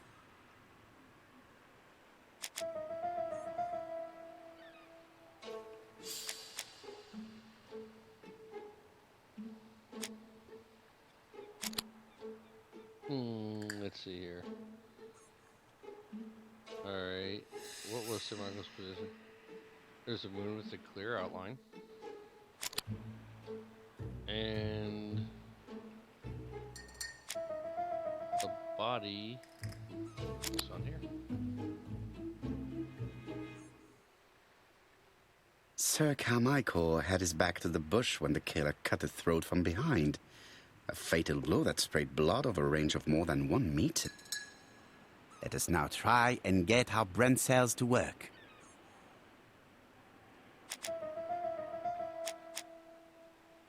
Alright, well, the victim had his back to the bush.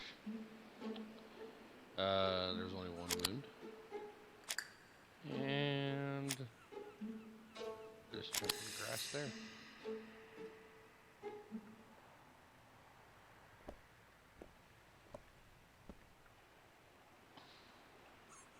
Have you finished, Poirot? Chief Inspector, many questions remain unanswered, but I am certain of one thing. The killer has prepared his crime very carefully. Quite right. He must have known Sir Carmichael's movements well to plan such an attack.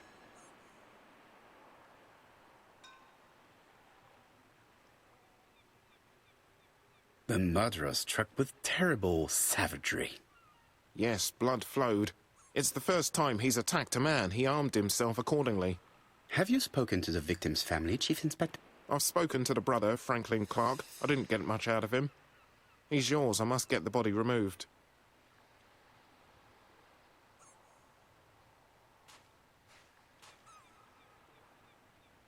This place is very calming.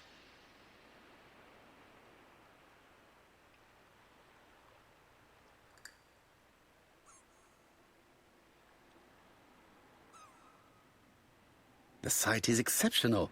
It is easy to imagine that Sir Carmichael used to enjoy stopping here every evening.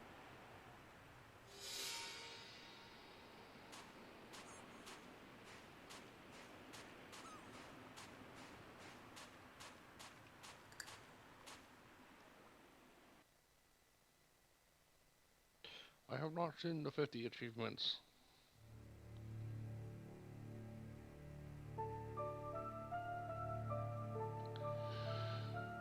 To be honest, this inspector seems rather obtuse.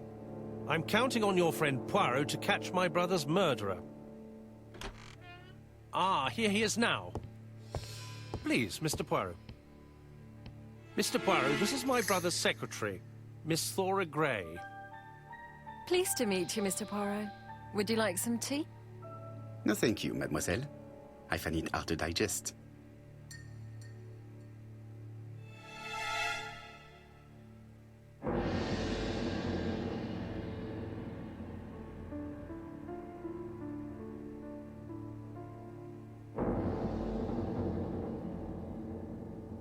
There is something elegant about her.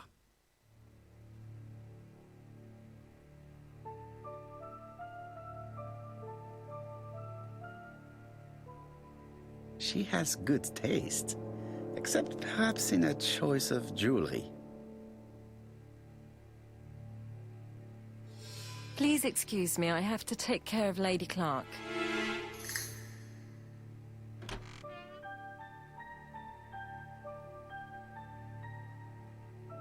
It is a once-in-a-lifetime opportunity to question it.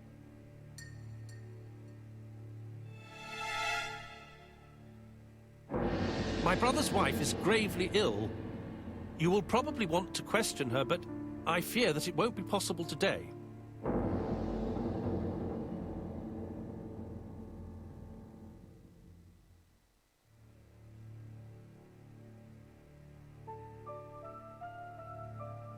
of course. I understand. Someone set a trap for your brother. Who was familiar with his habits? Everybody knew he took his evening walk at 8:30, and that he always followed the same path.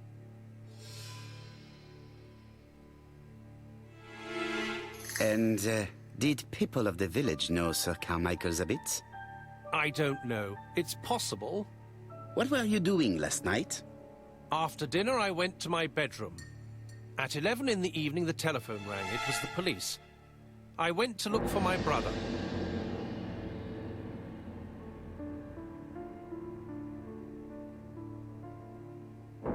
Was it a dark night? It was a new moon. I took a lantern. So it was you who found the body. Yes, along with the gardener. Have you seen any strangers around the house recently? No. As far as I know, nobody has been near the house.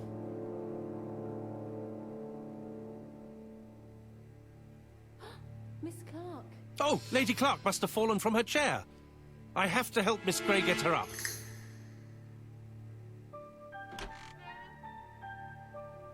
Hastings, while our host is gone, let's examine the drawing room. But, Poirot, a gentleman shouldn't... I take full responsibility. All you have to do is to leave the drawing room door ajar and let me know if anyone is coming.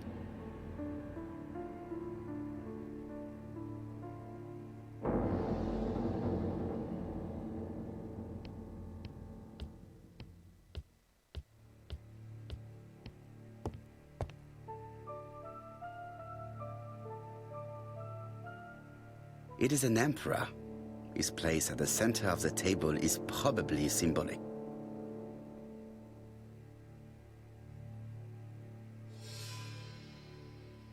A tiger.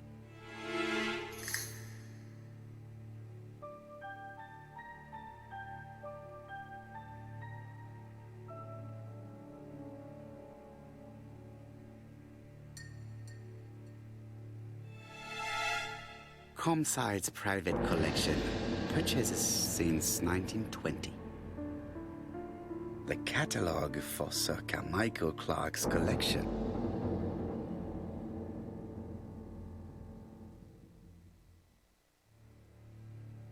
A crane.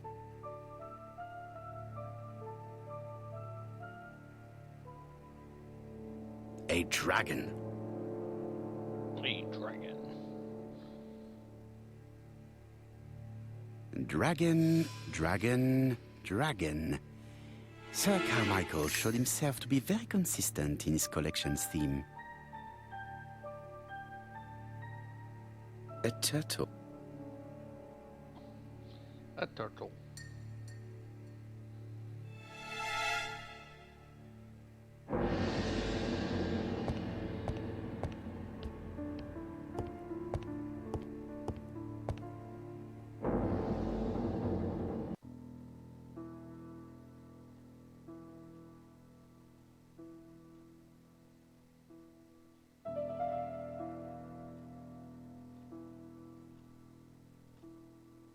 The cardinal points. This book could maybe help. Each cardinal point is associated with one animal and one color. In the middle sits the imperial dragon, and out of respect, all the others are turned towards him.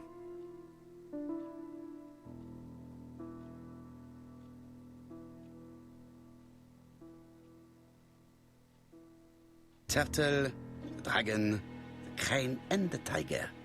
I think I've already seen this motif somewhere.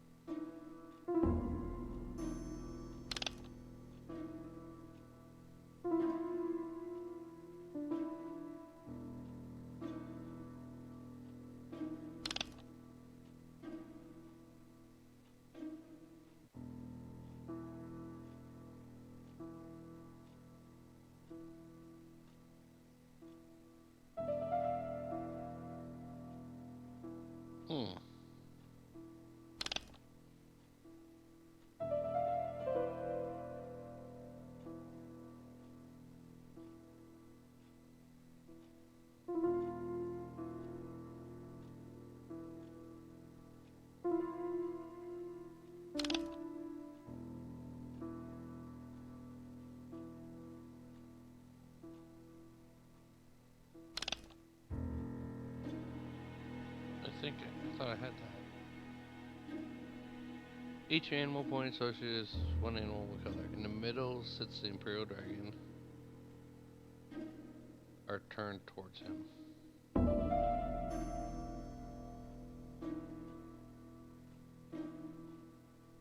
Yeah, they're all turned towards him.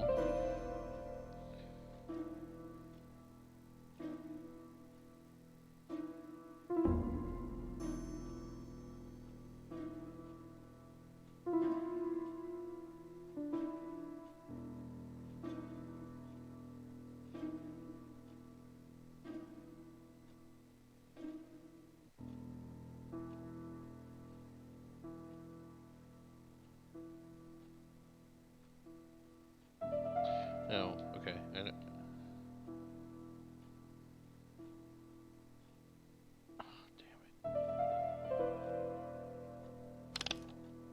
That's fine.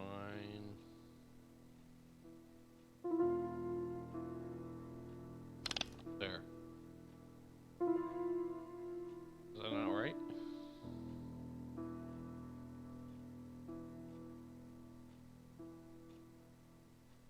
Oh, okay.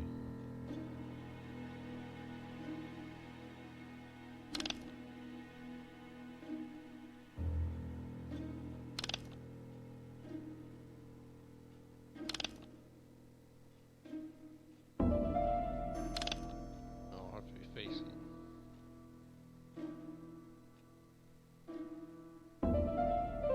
Okay.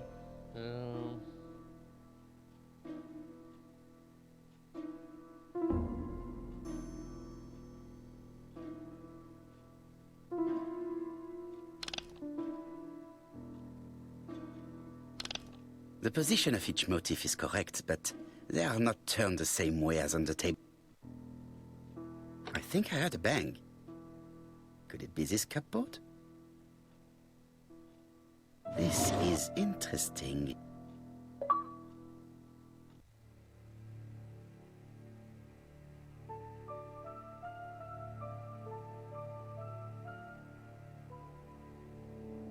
Ernest Logan, MD, Brighton Cancer Institute, 201 Dusk Road, Brighton, Sussex. To Sir Carmichael Clark, MD, Comsite Churston, Devon. Brighton, 1935, January the 5th. As a man of science, I owe it to you to be completely frank. Lady Clark, your wife is suffering from a generalized terminal cancer. I confess I didn't suspect anything like that during the first exams. But with the test results I have received today, there is unfortunately no place for doubt. I estimate that Lady Clark's life expectancy is no more than 1 year. Hospitalization would not help in her case, so I advise you to keep her at home and provide her with as much morphine as required to ease her last moments. Yours sincerely, Ernest Logan.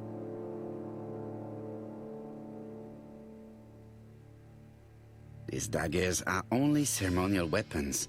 I do not think that the crime weapon is here.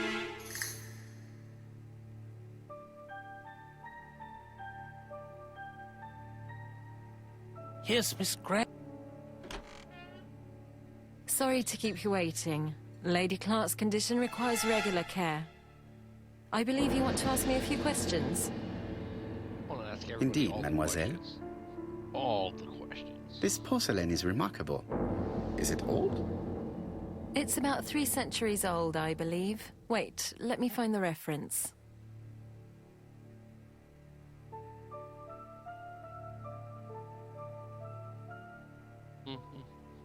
She appears to be very flustered. She was crying.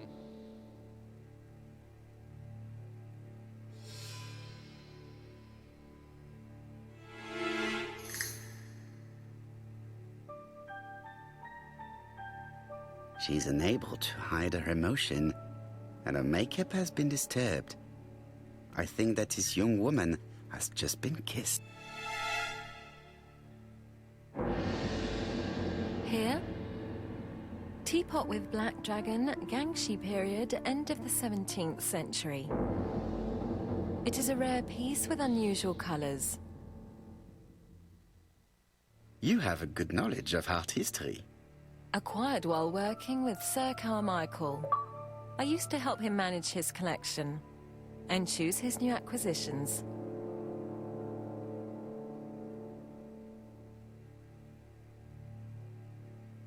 Did you have a good relationship with your employer?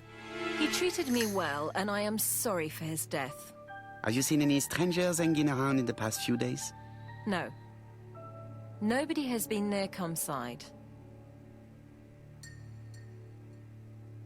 Tell me what happened last night. After dinner? Well, I did some sewing, and then I went to bed.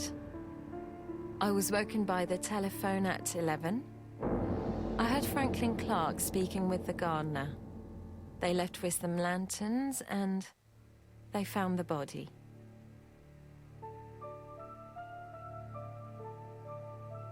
What are your feelings about Franklin Clark? What an odd question. Of course I think he's a good man. He's energetic, nice, very sociable.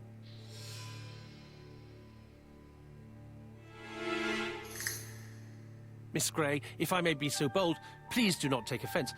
My friend has rather unusual methods, but all he wants is to find the murderer.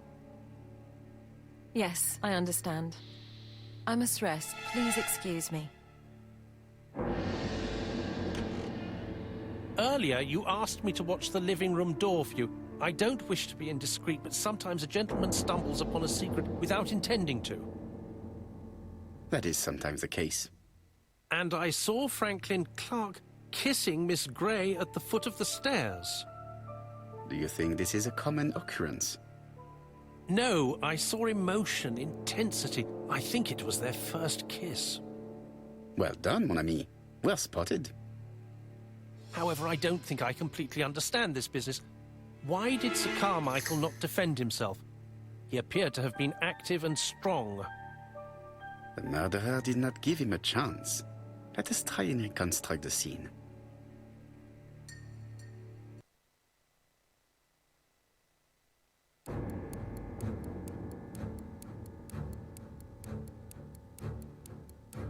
Sir Clark is taking his customary walk. Our killer is hiding behind a bush.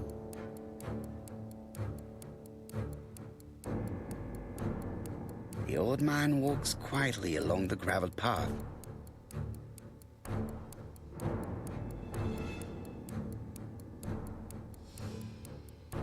Then he turns towards the sea to gaze at it.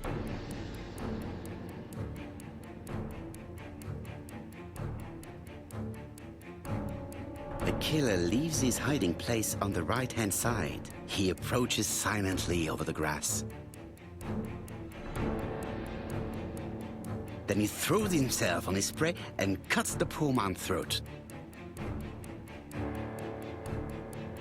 He then lays down the ABC before leaving. Everything appears to match the crime scene, mon cher Hastings. That is exactly what happened.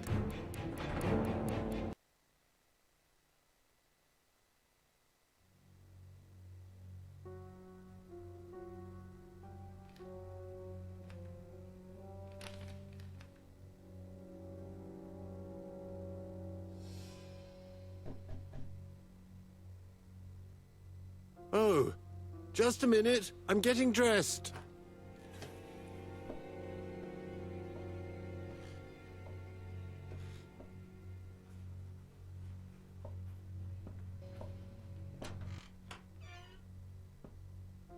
Mr. Kirst, have you recently returned from Churston? Yes. Indeed I have. Have you seen the papers? And to think that you might have rubbed shoulders with the killer. Imagine that. Mr. Kirst, are you all right? You don't seem well. My apologies. My throat is burning and my head feels heavy. It's ever since the war, you know. Since my injury, my head has never been the same.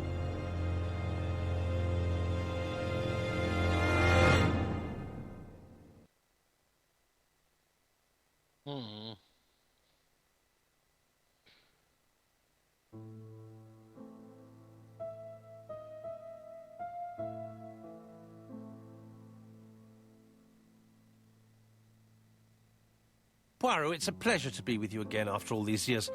I looked for a gift to thank you, and I found this propelling pencil. An authentic collector's item. You spoil me, mon ami. And you more so by sharing investigations. Do not underestimate the help you are to me, Hastings. Intellect is not everything. There is also goodwill, and you are not short of that. Later, I will ask you to help me tidy up the room and bring some chairs. Our guest will be here soon. Ah, is Thora Grey coming? Naturally. She is a fascinating young woman, n'est-ce pas? Oh, come on, Poirot. I'm a married man. And Miss Grey has already been courted by Franklin Clark. Poirot, our guests will be here soon. We must prepare ourselves.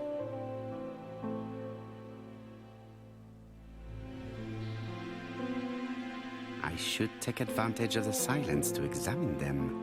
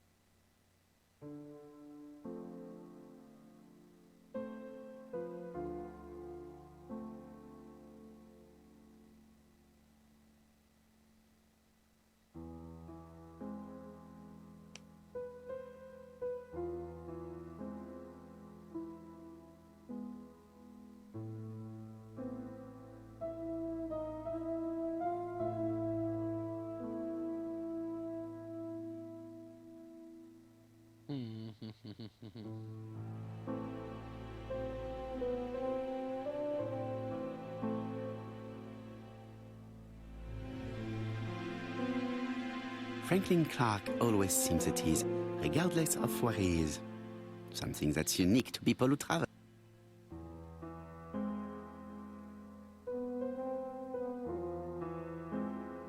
Franklin Clark.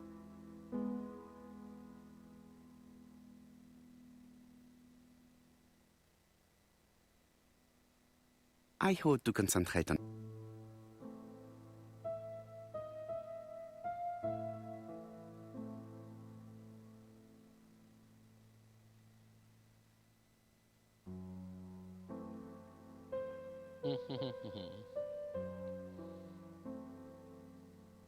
The song says, "Sometimes I love a blonde who comes from Eden by way of Sweden." But I am not sure that this blonde is an angel. Sometimes I love a brunette, sometimes I love a blonde. That's what the song says.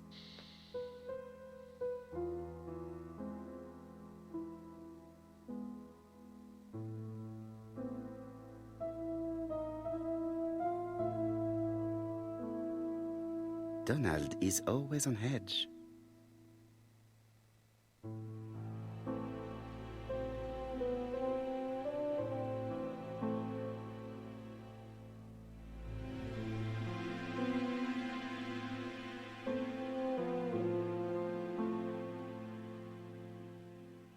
Donald Fraser is very nervous at the moment, even if he is trying hard to control himself.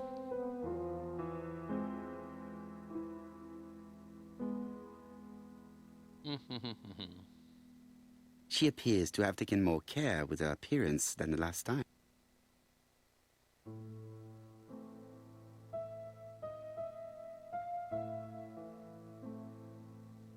She is looking at Mr. Fraser out of the corner of her eye. Did she make herself beautiful for...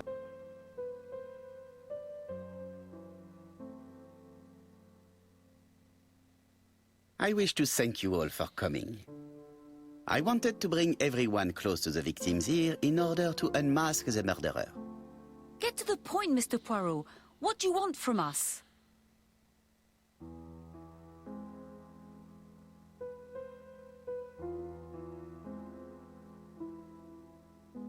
You are an intelligent woman, Mademoiselle Barnard, and I'm sure that you have already understood my intentions. You think that if we put our heads together, we might come up with something new? I am convinced of it. What I ask is that you search your memories. The murderer must have left some trace. Yes, he must have prepared his crimes very carefully. Tout à fait. He did not get to Bexhill at midnight in order to strangle a young girl whose name by chance starts with B. Must we go into that?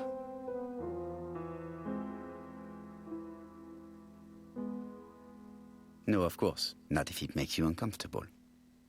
Come on, Mr. Poirot. I imagine we all feel terribly uncomfortable about these murders. It's true. We've to catch the killer, not be spared the gory details. Mr. Fraser, please get a grip on yourself. Well, I want to help you, but I don't remember anything else. Nothing I haven't already said. And you, Mademoiselle Barnard? Did your sister say she was seeing another man? She never would have told me.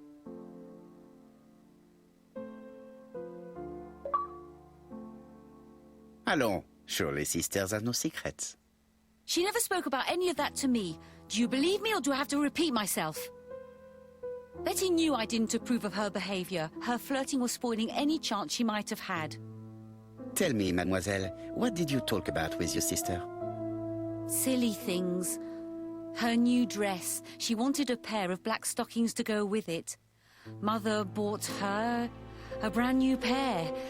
The day it happened, she was crying. And to think that Betty never even wore them.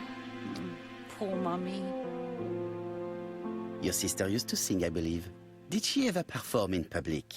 She dreamt about it, but she had a very bad cough. It troubled her greatly. She had to cancel auditions and miss lots of opportunities. A pity. Yes, she sang well, but that doesn't tell us much about the murderer. Qui sait? In any case, we now have enough information to draw up a relatively precise psychological profile. Let us now try and get our brain cells to work.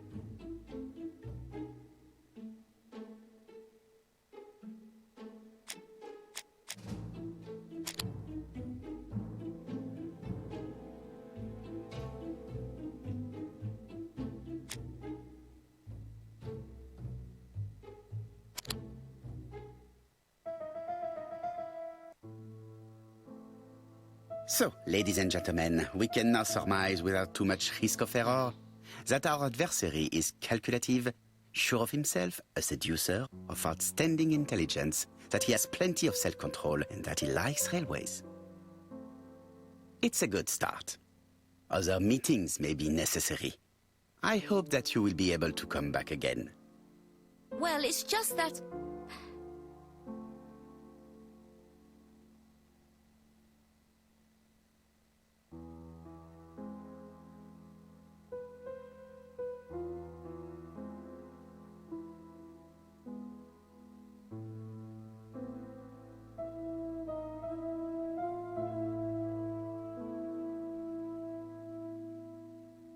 Is something bothering you, Mary? Well, Mr. Poirot, you see, I don't know if I can come to London just like that. It's normal that people helping with this inquiry should be reimbursed. Starting with you, Miss Drower. Please allow me to pay for your train tickets. Oh, sir, I cannot accept. But you must. Mademoiselle, I may not be rich, but my brother left a fortune which will be mine. Mr. Clark, that's very generous of you. Well, someone has to foot the bill. Mr. Poirot, would it be possible for you to come back to Devon? Lady Clark has expressed a wish to see you. We'll adjust her medicine so she'll not be too drowsy. But of course, I shall come the day after tomorrow if it is convenient. Thank you all for coming. We will meet again soon. The meeting was most fruitful. Really? Hastings, I believe now we have everything we need to find a common point between the victims. Now it is time for us to use our grey matter.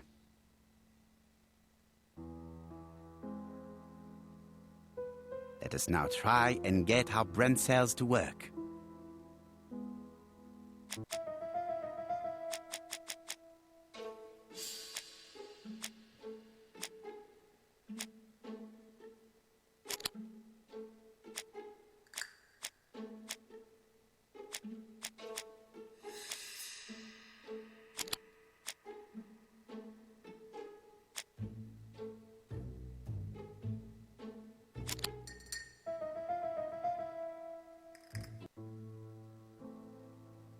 The first two victims suffered from bad throats, and that was precisely the specialty of the third victim, Dr. Clark. We have a lead. It would pay to take a closer look at the medical records of Dr. Clark's patients. We'll do so during our next visit to Churston. I will do it myself, mon ami. You must remain in London just in case ABC sends us another letter. Very well, as you wish.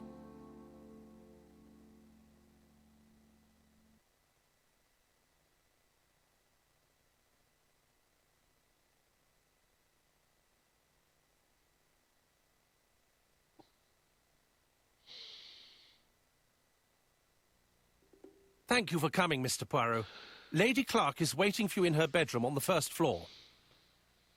Please excuse me, I cannot stay for the interview. I've to take Miss Gray to the station to see our lawyer in Torquay.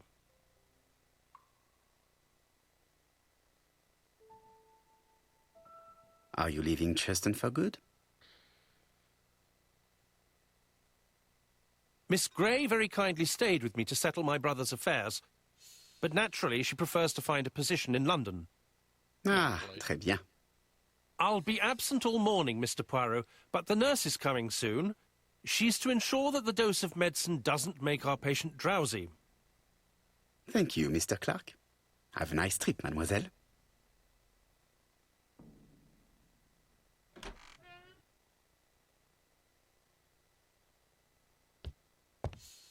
It would be rude to make Lady Clark.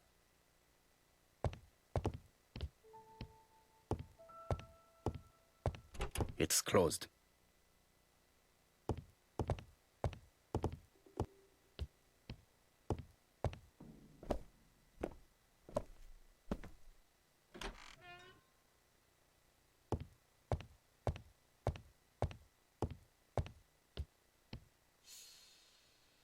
This poor woman is very ill.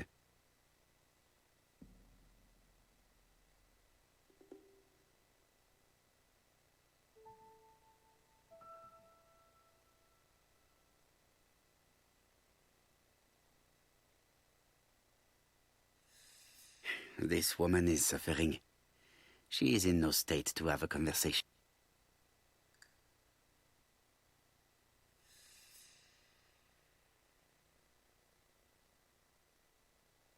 Mr. Poirot? My respects, madame. Thank you for coming. Thank you. Have you seen the nurse? She should have been here by now. Oh, I'm sorry. The telephone in the hall is ringing.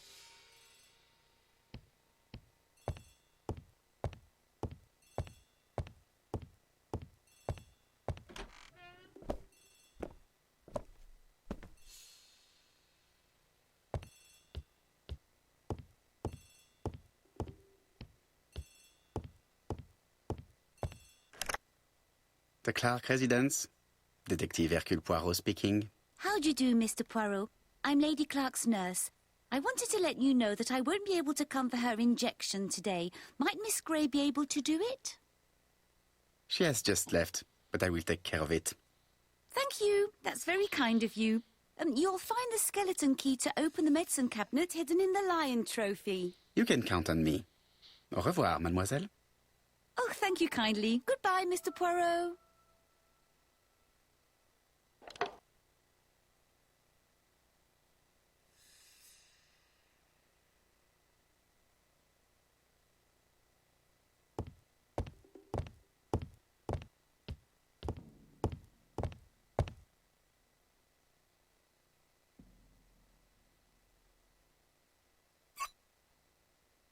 Here is the skeleton.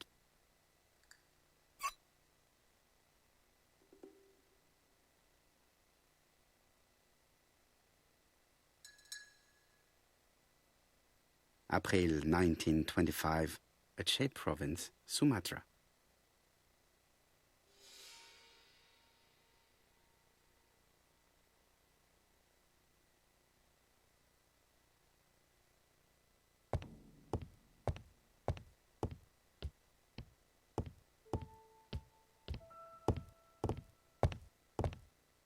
Lady Clark is in pain.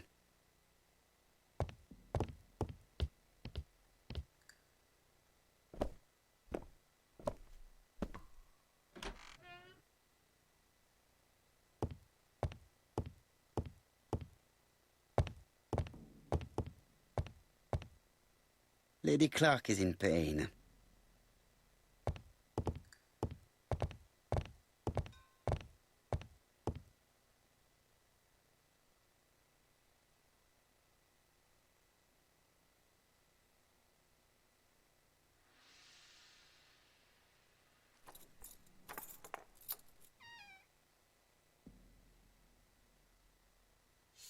Ah, Mr. Poirot. Ah, I feel better now. Thank you for your help.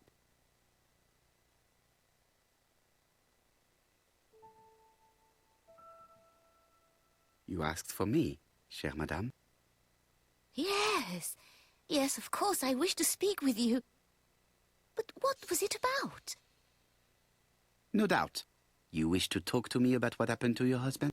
Ah, yes. Of course, Oh, of course. poor Carmichael. Has the madman who killed him been caught? Not yet, chère madame. There was a great many people in Cheston on the day of the murder. Indeed. People go straight to the beach. They don't come near Coomside. So, there were no strangers around the house that day? Who said that? The people who live here. Your brother-in-law, Miss Grey. Miss Grey? Oh, I don't like her.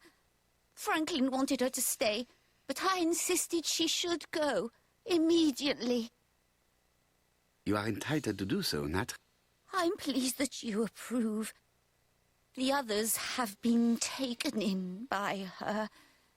But at least you can see through that self-pity act. See what she's up to. Oh.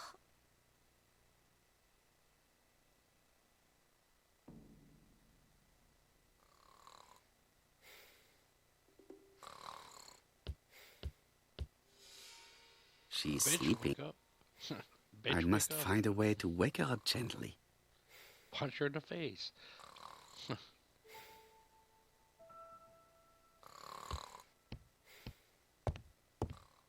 Gently. Just shake her. This subject would probably be useful to...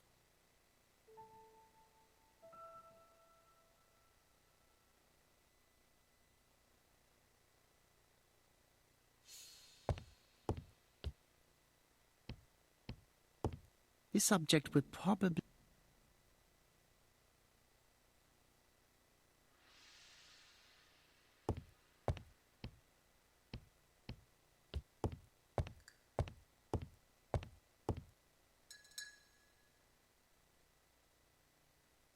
This subject would probably...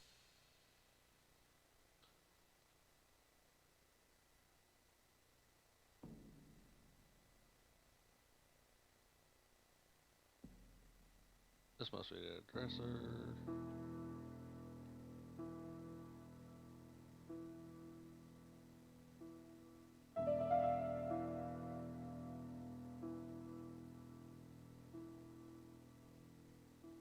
The mechanism appears to be broken.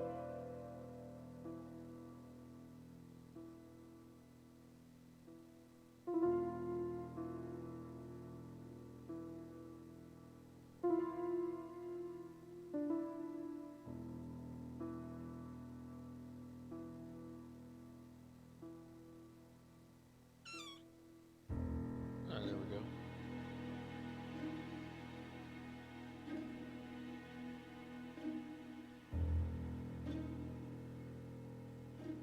This spring appears to be broken.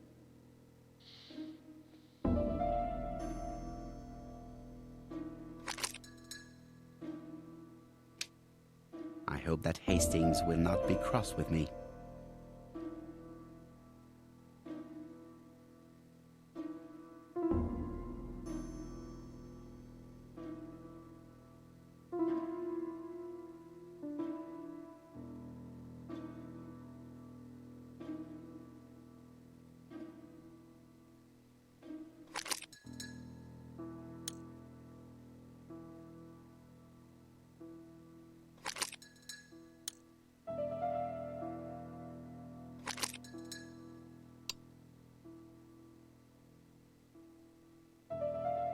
This part appears to be working.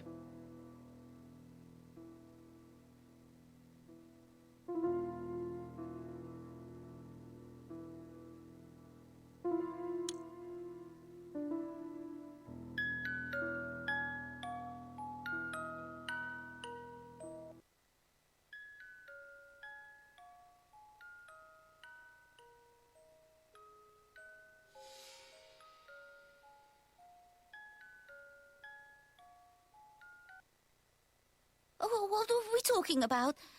Ah, yes, Thora Grey. Oh, Carmichael had great esteem for her, but for me she was nothing but a hypocrite.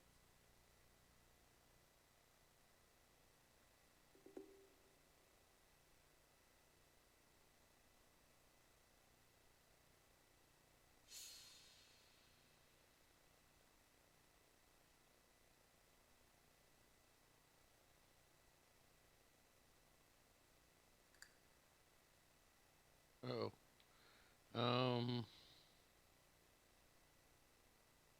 You're probably right, madame. You have seen through her. I'm so pleased that I've convinced you.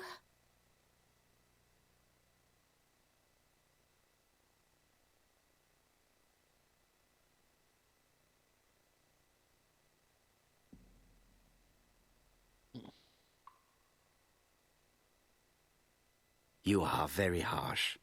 Do not forget that the girl is an orphan. Yes, and she used the fact to get around men. Take Franklin.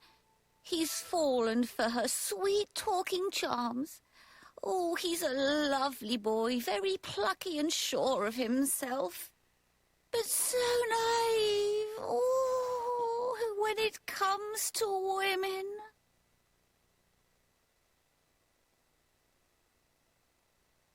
Franklin really idealized Miss. Absolutely. It's so good to see that you all agree with me. Miss Grey did look after you very well. Outwardly. But she's hiding something. I think she tried to poison me. Miss Grey? A poisoner? But everybody appears to like. It proves she knows what she's doing. She's manipulative and she's a liar. A liar? Let's see, didn't she say that on the day of the crime nobody was around Coomside? That is correct. Well, at 11 o'clock I saw her talking to someone. Someone. Really? And what Could was be this anybody. man like? An ordinary sort of man with a very plain face. Oh, I don't remember well. Was he a gentleman? No, he was not a gentleman. It would be best to leave her to sleep now. The telephone in the hall is ringing.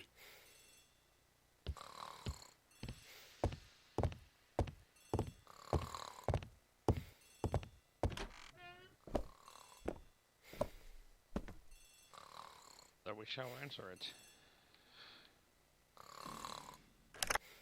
Hello? Poirot, is that you? Hastings here. Thank you for calling. Have you received a new letter from the murderer? No, thank goodness. How are things in Churston? I questioned Lady Clark, but I will not leave until I have examined everything of interest to me here. Fortunately, Franklin is absent, and I have a skeleton key. Have you seen Thora Grey again? Briefly. But rest assured, I intend to summon her to London soon. She's a fascinating girl. But secretive.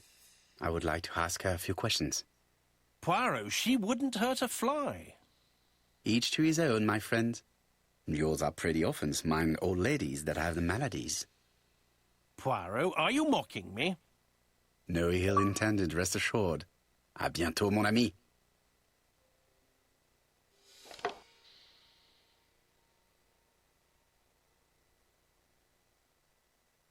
How am I going to open this trunk? Let us examine it.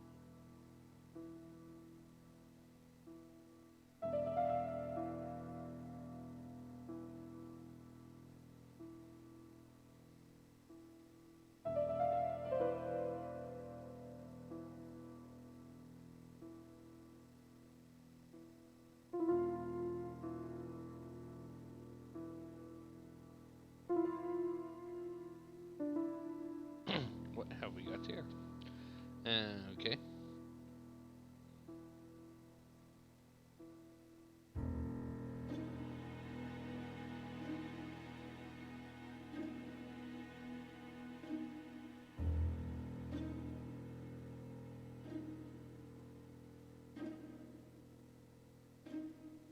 That does not appear to be very useful. The other side does? I must have missed something.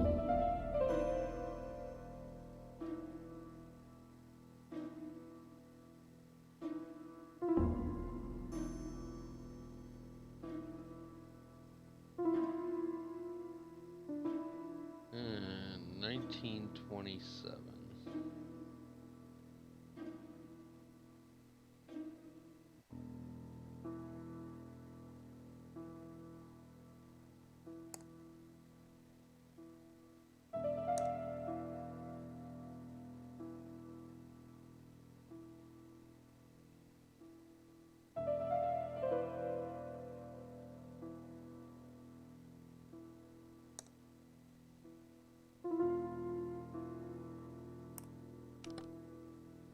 Leaving the code on the trunk.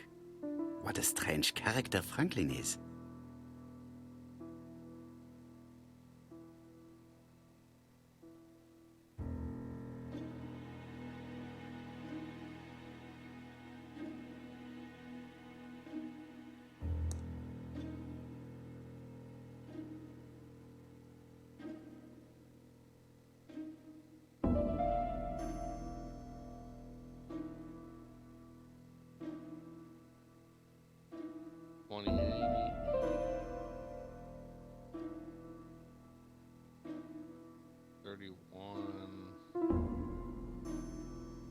And 5.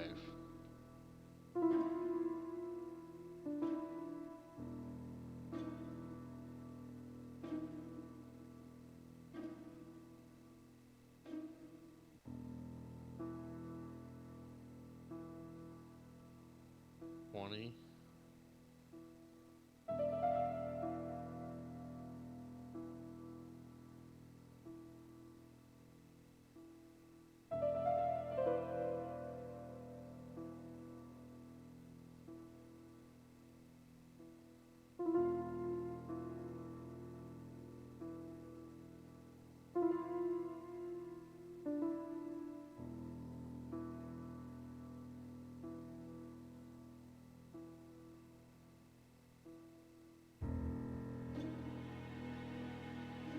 7.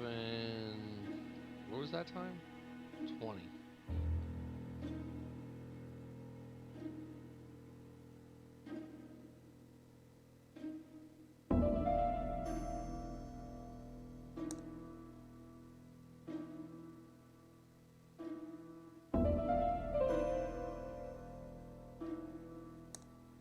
So, what is this sound?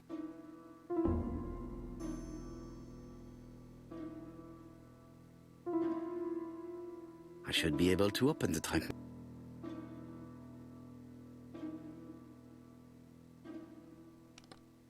There we are. There we are.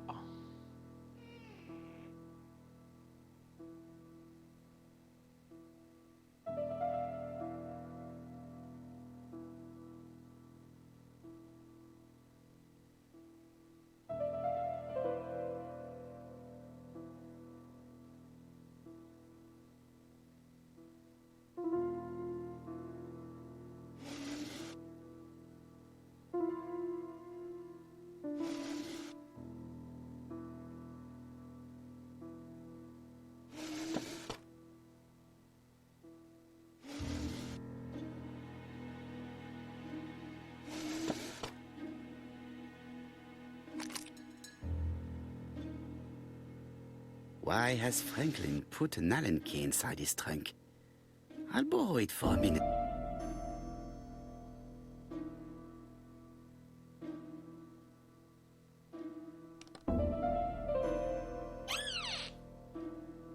Whiskey and other good quality drinks. Mr. Clark really has refined tastes. Whiskey and other good quality...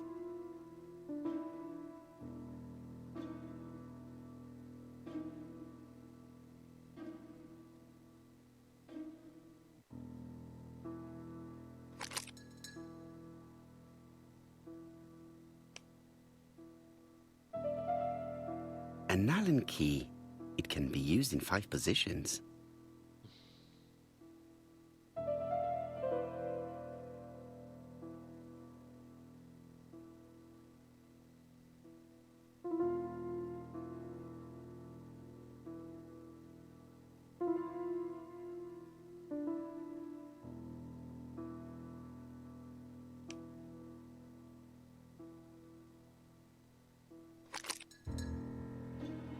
Make sure you use the triangle.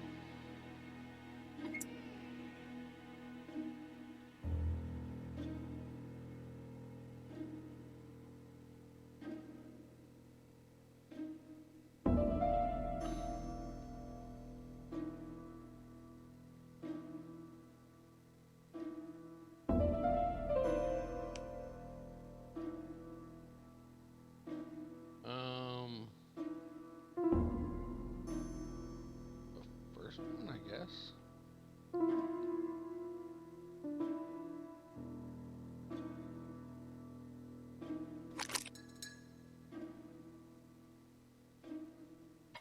Another screw.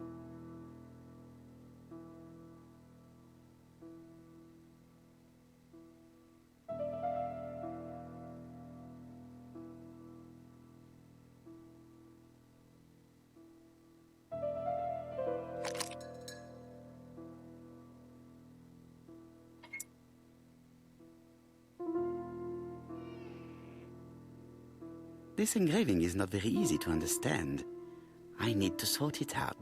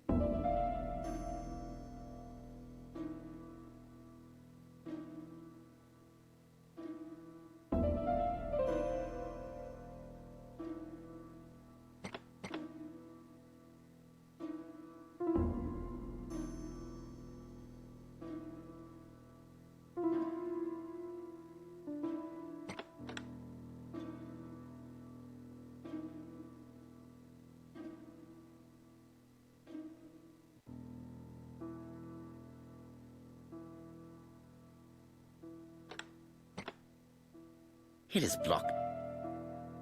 It is blocked.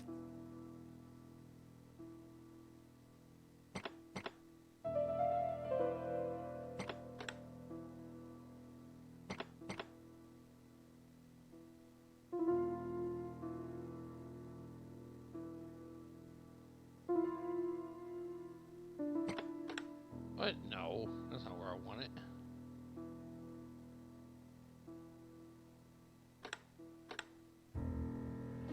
It is blocked.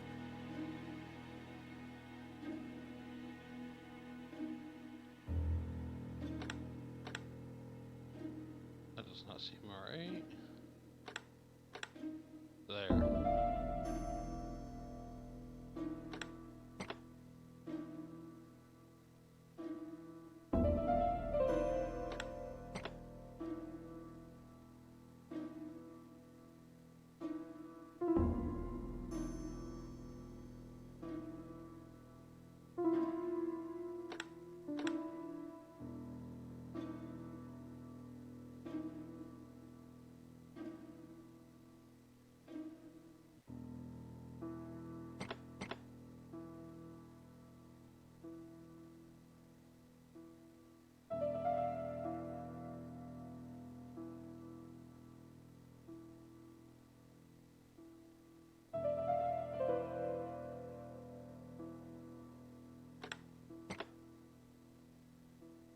It is blocked.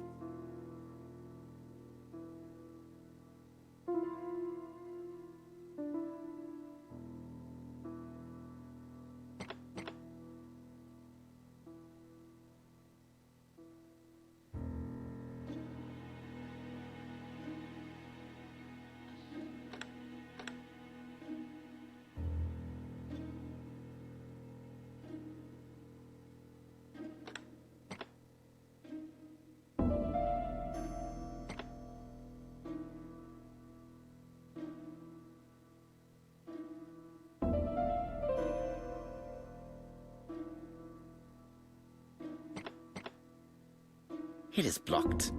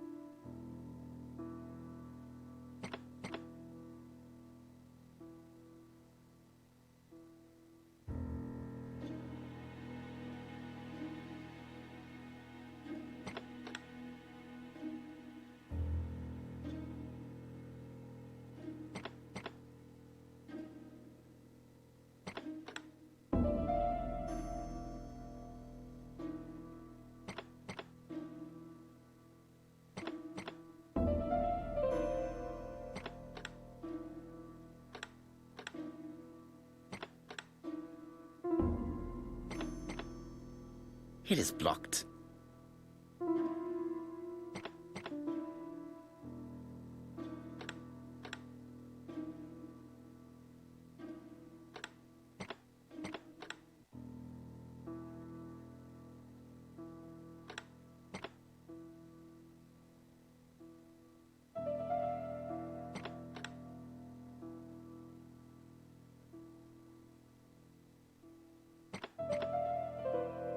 Ugh.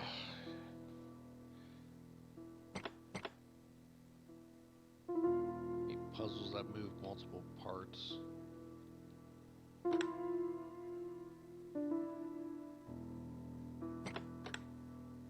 Start to get one in place and then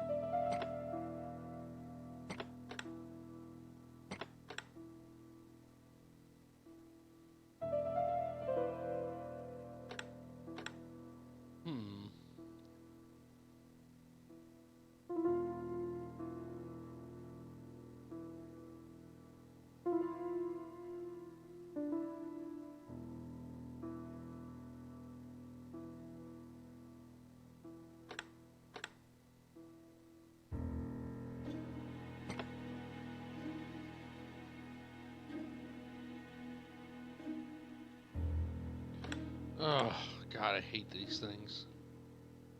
It is blocked.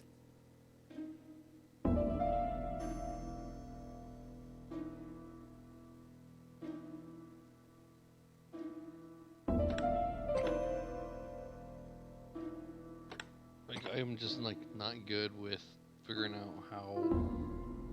which one to turn when.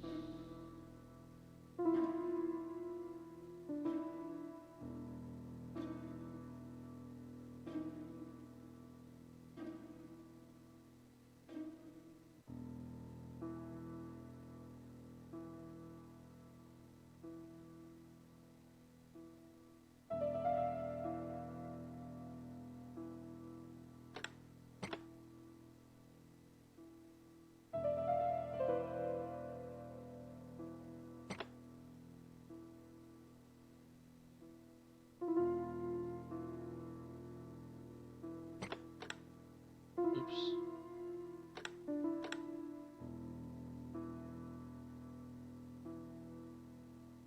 Uh...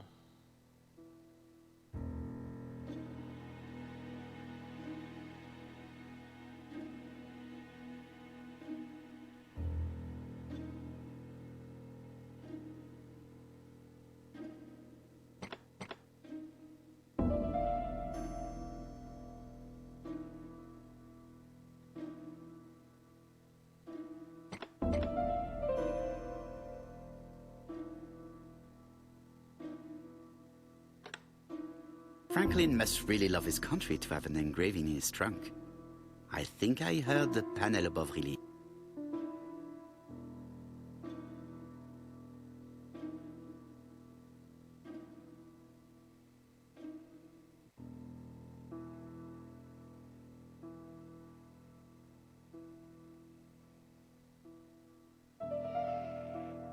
A signet ring?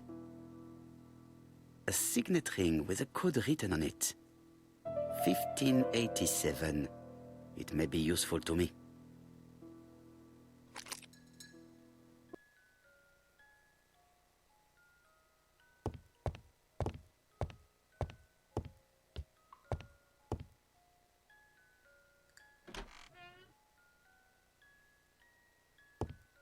Sir Carmichael's collection could rival that of a major museum.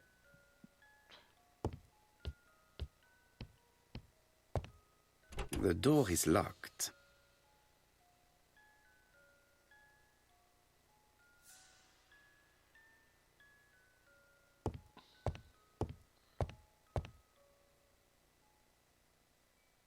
I see some papers that were not there the first time I visited. And he didn't, like, close it up or anything like that. Just leave shit laying out. Ernest Logan, MD, Brighton Cancer Institute, 201 Dusk Road, Brighton, Sussex. To Sir Carmichael Clark, MD, Comside Churton, Devon. Brighton, 1935, January the 5th. As a man of science, I owe it to you to be completely frank. Lady Clark, your wife is suffering from a generalized terminal cancer.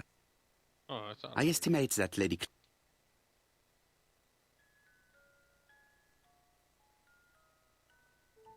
Valuers report property. Building land located in... Court and Brunskill. The name is familiar.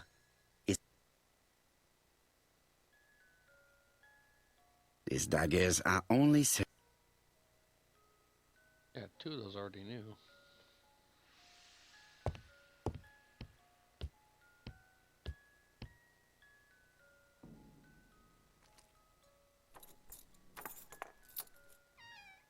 This unit contains the medical records for Sir Carmichael Clark's patients. Let us study them closely and see if there are any familiar names. No dust on the records from A to D. They've been handled recently. No known names. Disappointing. Lots of dust. The records from E to Z have not been touched for years. That's E to Z. No known names. Everyone must have Disappointing. A to D.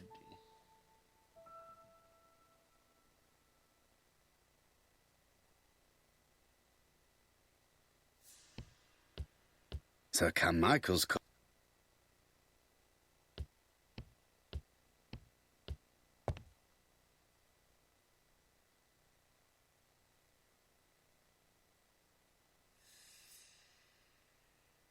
Comside's private collection, purchases since 1920. The catalogue for Sir Carmichael Clark's collection.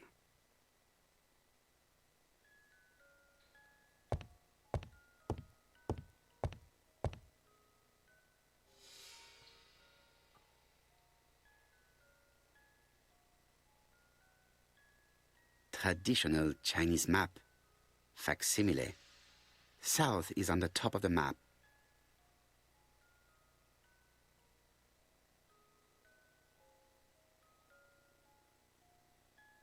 There are some very valuable objects here.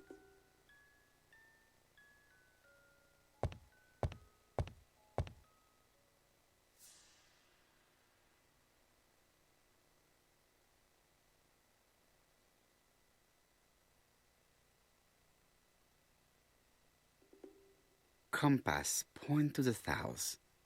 Bronze and magnetite, Han Dynasty, circa 210 BC, purchased in Hong Kong 1935.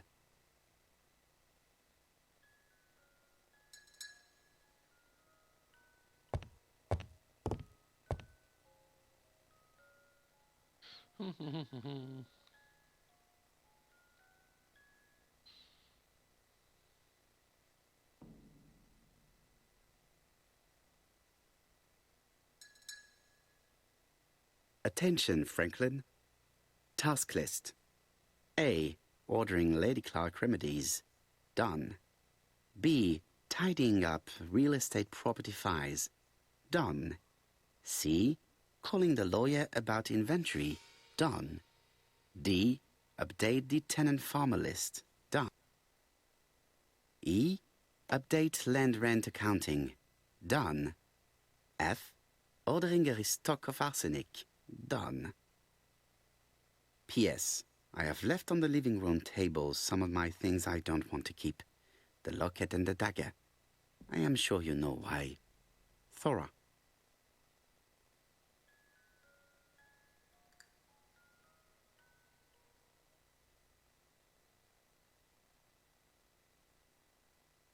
I've already seen similar daggers.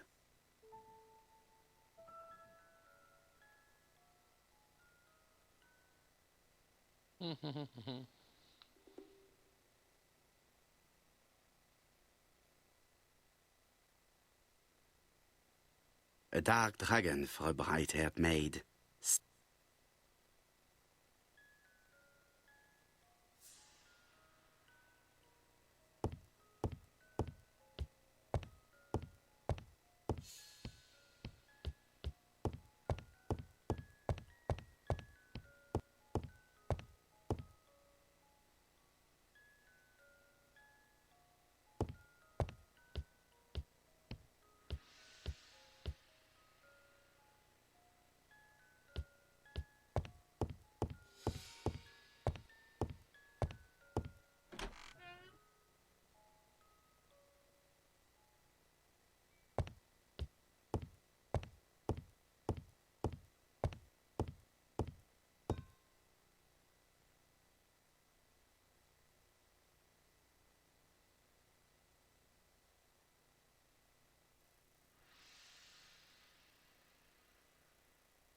The Black Dragon's Curse.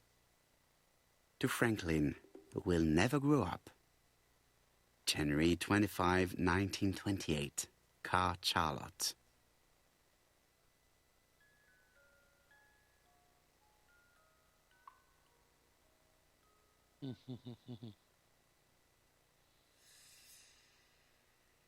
Miss Thoragray, Comside, Justin, Devon. Arsenic trioxide thallium.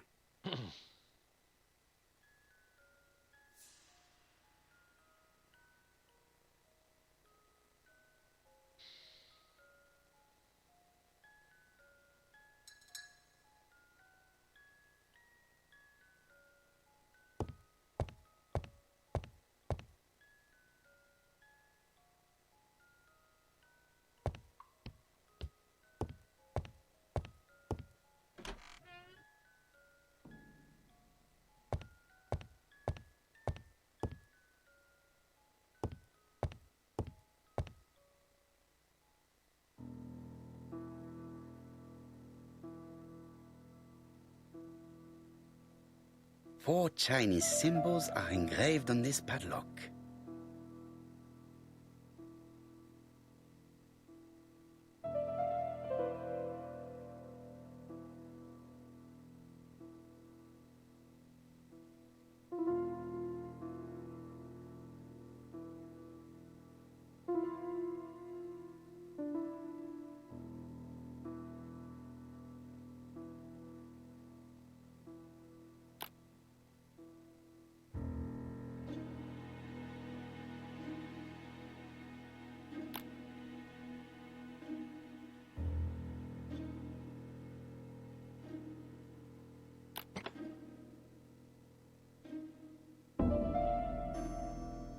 At last, the cupboard is open.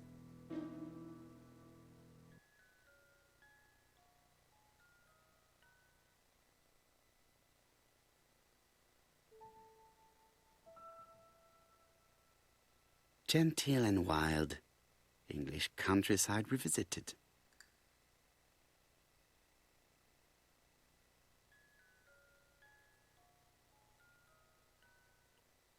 The Railway Children, E. Nesbit.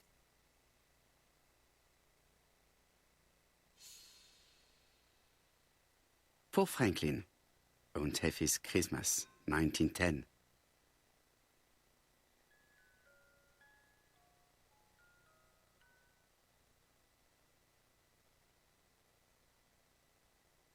Traveling in China, a practical guide for English travelers.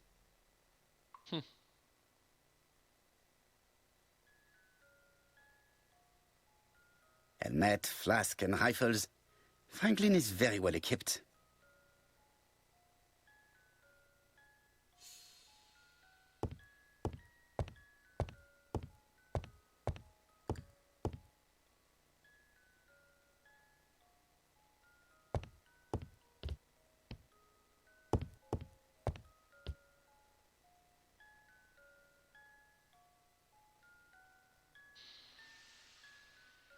February 1922, South Africa.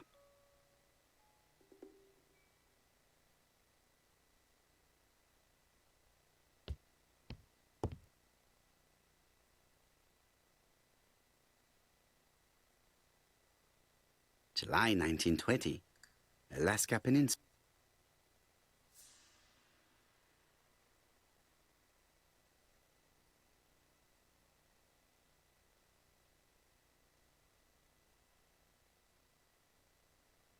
Franklin appears to be very active.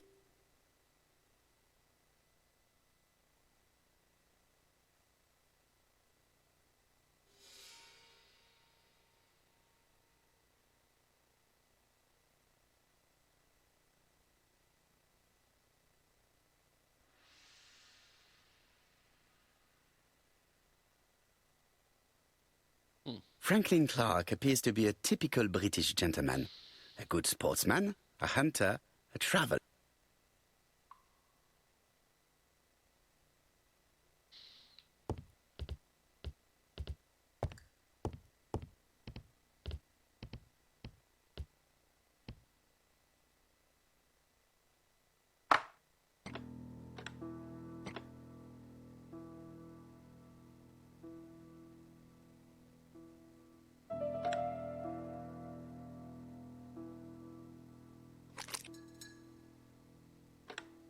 The plates around the picture appear to have unlocked.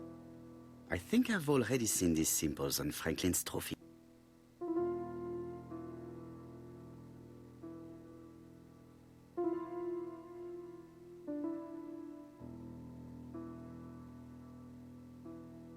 Okay.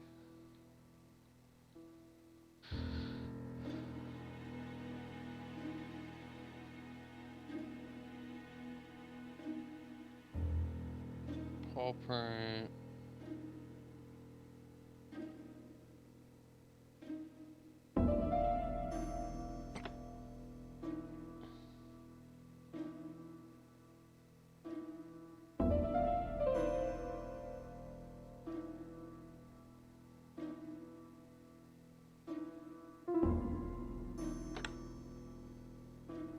The Alaskan Kodiak bear.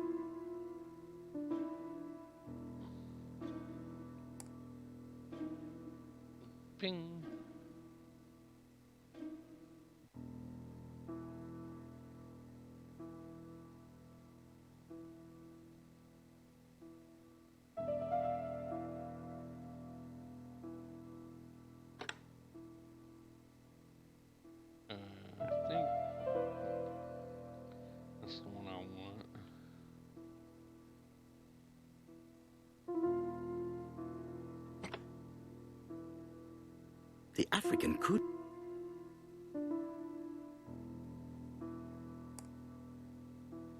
Okay.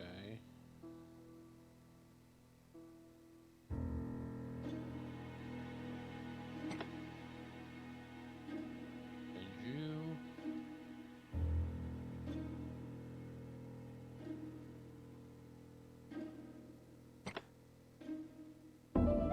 The Lion of Sumatra. I heard the sound of a mechanism. Strange way of protecting one's safe. Triangulating one's hunting sites on a map. 1887.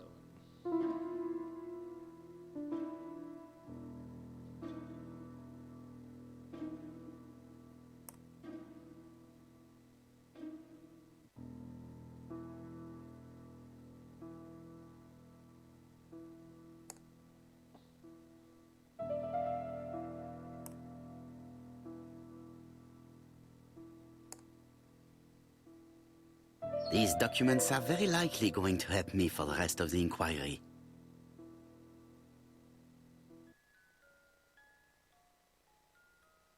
A dozen gold sovereigns, some shares for the Southern Railway and some treasury bills. This is not worth much, hardly enough to justify a robbery. Charlotte Clark, Comside, Churston, Devon. To Mr. Franklin Clark, Peninsula Hotel, Salisbury Road, Chim Sha Tsui, Kowloon, Hong Kong, Comside, 1935, January 1st. I wish you with all my heart a happy year 1935. Writing my greeting cards, I have affectionate thoughts for you. Always smiling as a child, sailing to distant countries and bringing back to us trunks full of wonder. At home, everything annoys me. Starting with this young Thora Sir Carmichael is so fond of. I have nobody to share my feelings with, so I write to you. How can I tell you what happens to me? The simplest way the better. I am doomed. I still have 1 year to live, no more. How do I know? I opened the secret drawer of Carmichael and read a letter not addressed to me. In this letter, Dr. Logan tells my husband in the most direct way the truth he conceals from me. So, I know. But my husband doesn't know I know. Please don't tell him. And if he... It does matter to me that you are... Sir Carmichael Clark, Comside, Churston, Devon. Dear Frank... Things go on. She has... Yeah, You wrote me... a lot of talking. I am, dear Franklin. Eton College School Year, 1912. School report for Franklin Clark. According...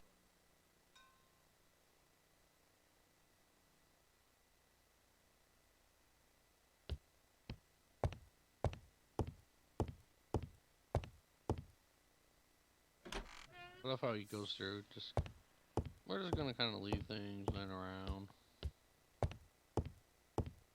I am not going to leave...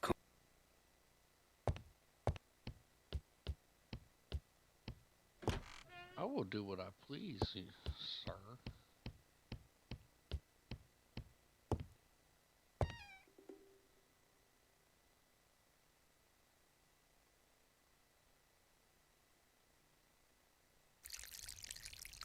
Where is the horrible smell of carrion coming from?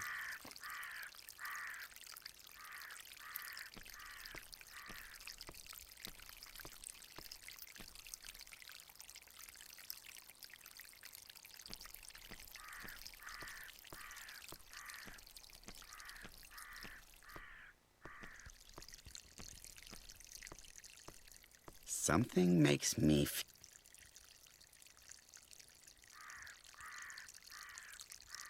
Tut-tut. The gardener does not follow the alignment.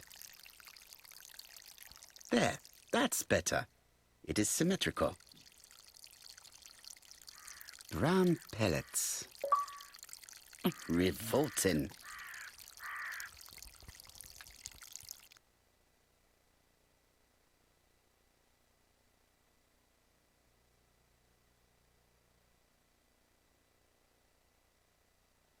Okay.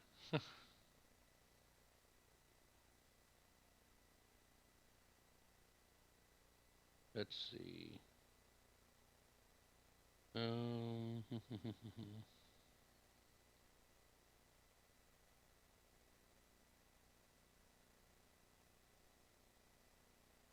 I'm not hearing anything.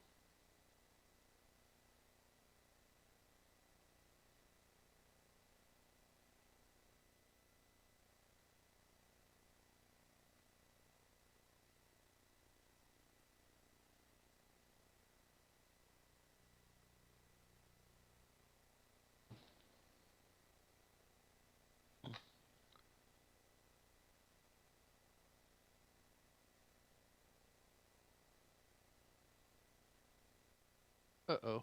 I... I'm not sure if I've lost sound or what.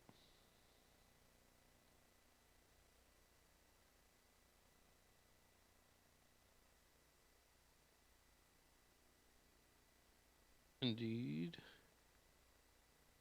I have lost sound.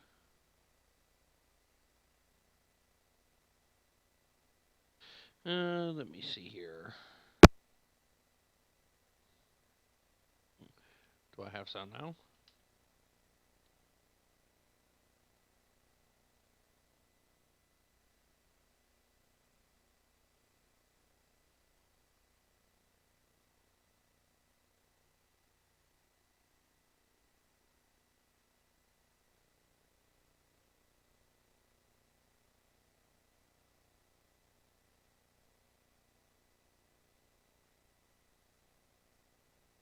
That's really, really weird. I'm gonna stop the recording session here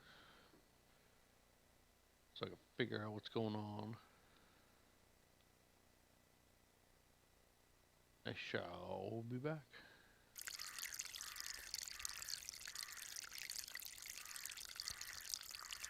I'm back online. Oh, I am.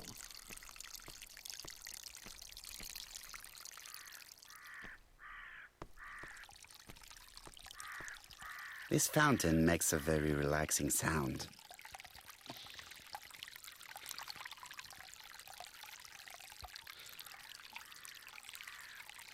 Okay. I would like to congratulate Clark's gardener. What symmetry.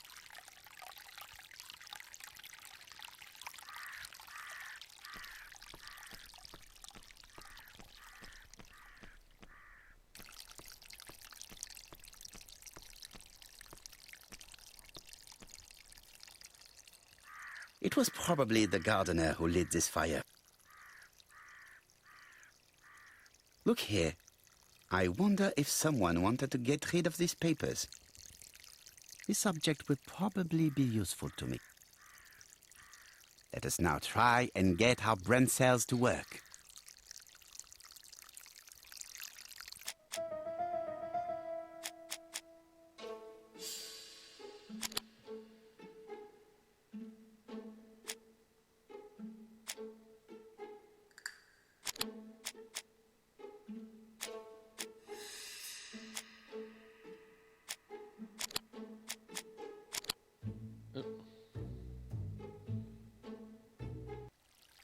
Everything that Thorgray has left behind comes from Sir Carmichael's collection.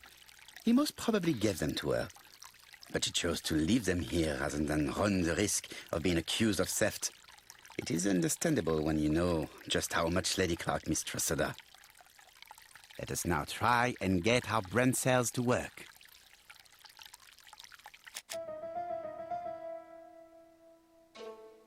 Okay, is Thora a poisoner?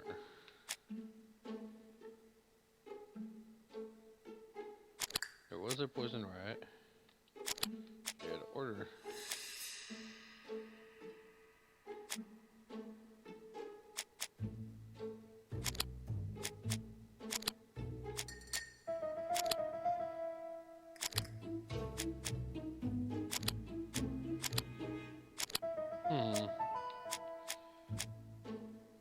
Thora had ordered rat poison. left the letter behind. That's not gonna help.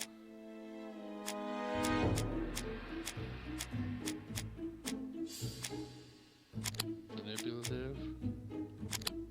There, that one. Thorgray had no reason to kill someone who only had few months left to live. The poison she ordered was for rats. The gardener must have made good use of it, considering the stinking remains on the path, not far from the property. I've finished here. I must put the skeleton key back and inform Hastings that I'm returning to London.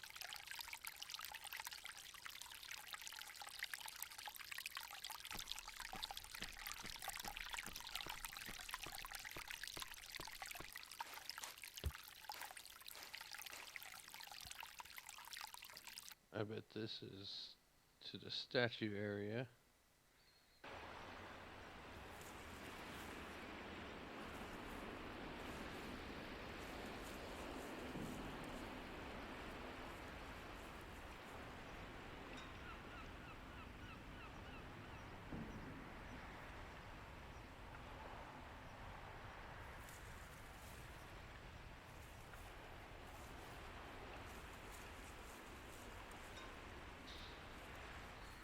Oh.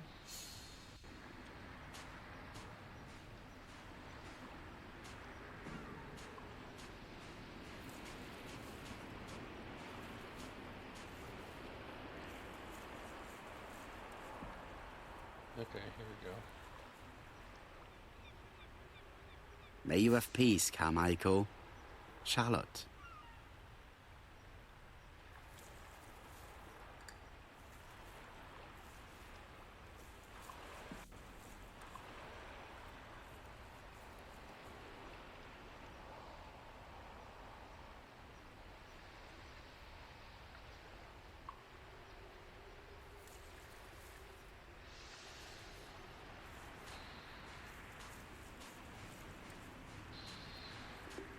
There was a rock there.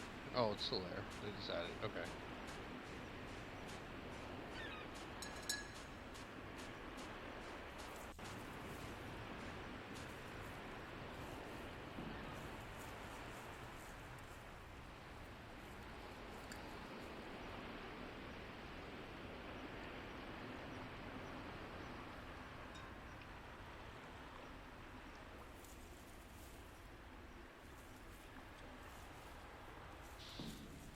Hey, I thought I said.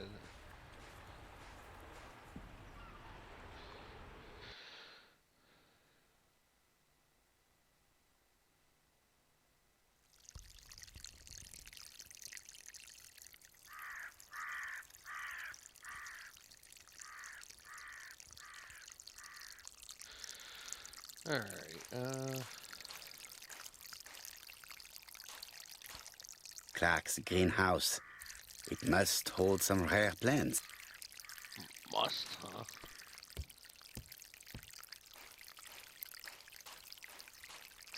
Okay. What do I gotta do? Put skeleton key back? Oh, telephone Hastings. Okay.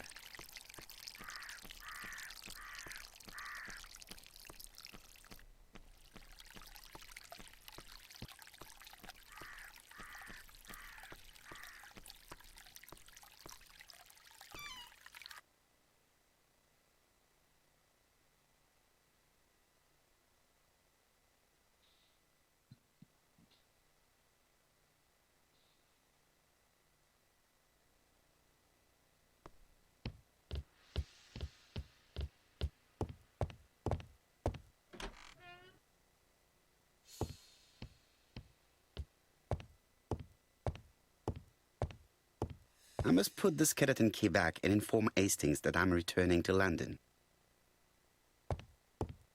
Oh yeah, because you can't like do it in the opposite order, can you? April 1925, Aceh province.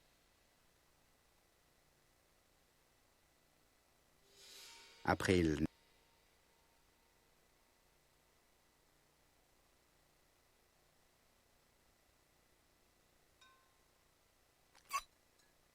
Perfect. Nothing else is keeping me here.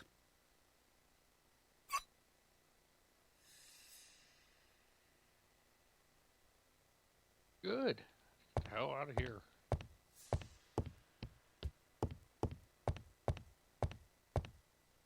Hello, Hastings. I have finished in Shurston. I will take the first train. Tell me, do you know how to restore writing on a burnt document? Yes, you just have to soak a cloth with a hydrochloric acid solution and rub the sheet of paper. Then the characters appear. Bien. You have been of great assistance, Hastings. Could you please order the solution as soon as possible? Of course, but...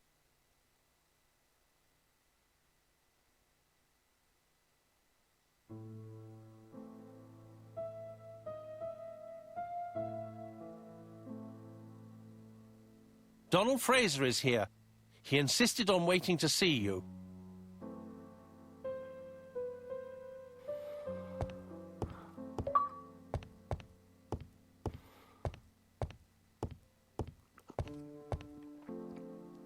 This man is tired.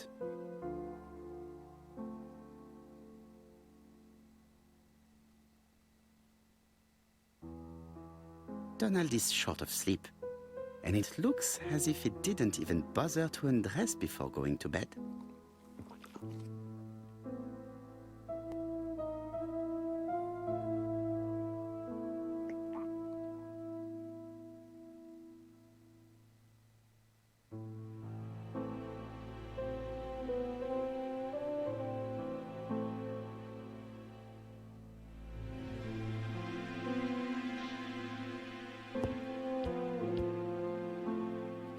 This bottle is for our visitors. Personally, I prefer the sherry.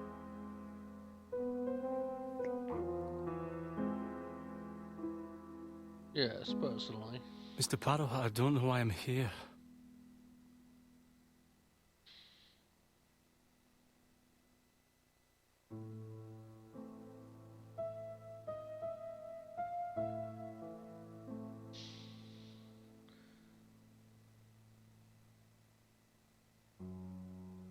You wanted to talk, and you came to find the only man capable of hearing.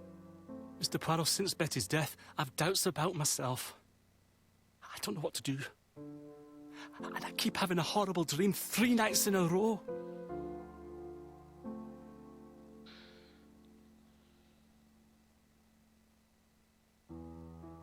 Have a drink, and tell me about this dream.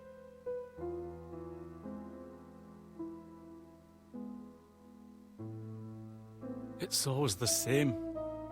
I'm on the beach with Betty. I grab her around the throat, and I squeeze, and squeeze until she's dead.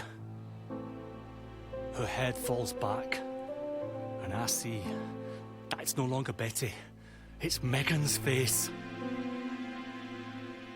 Have you seen Megan Barnard recently? Yes, our grief has brought us together. I never really knew her before. She's really quite a remarkable girl. But I would never tell her about my dream. Why not? Is it her you are attacking in your dream? No, it's Betty.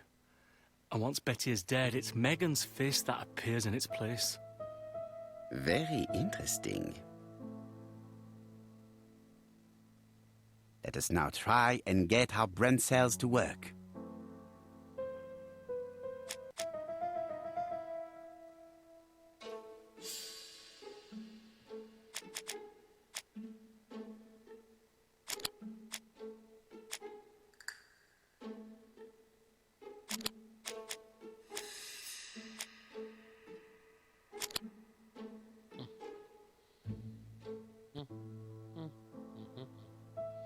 Mr. Fraser, I think that the real meaning of this dream is that you are in love with Megan Barnard.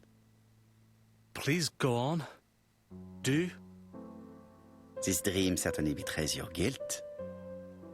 Oh. But what do you feel guilty about?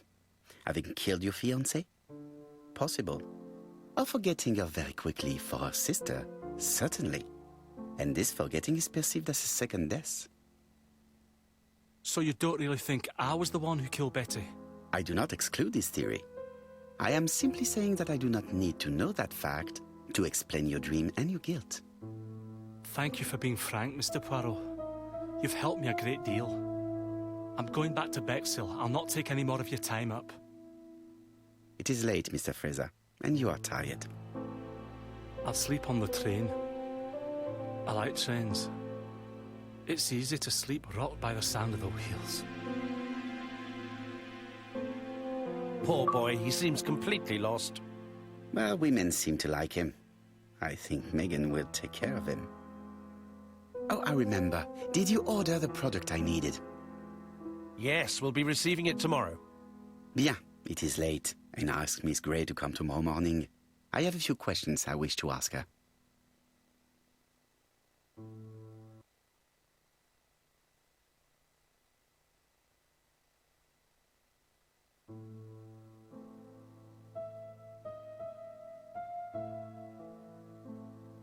Mademoiselle, I asked you here in order to answer a very important question.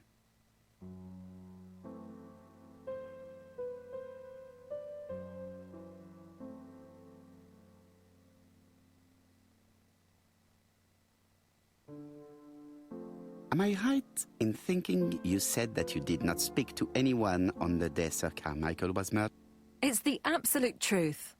Yet, Lady Clark maintained that she saw you talking to a stranger on the front doorstep. Really? She must have been mistaken. Oh, I remember now. I'd forgotten all about it, but it wasn't important. It was just a salesman.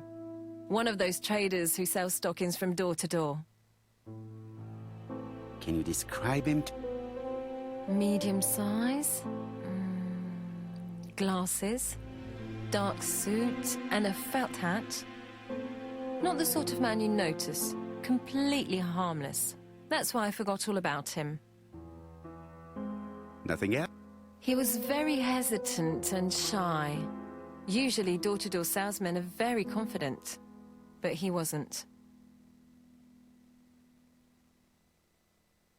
You did not leave Churston willingly, I believe. I don't wish to lie. Lady Clark did not appreciate my presence.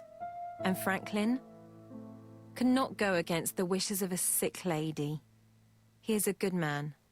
And he worries a great deal about his sister-in-law. I noticed that you left some personal belongings behind at Churston.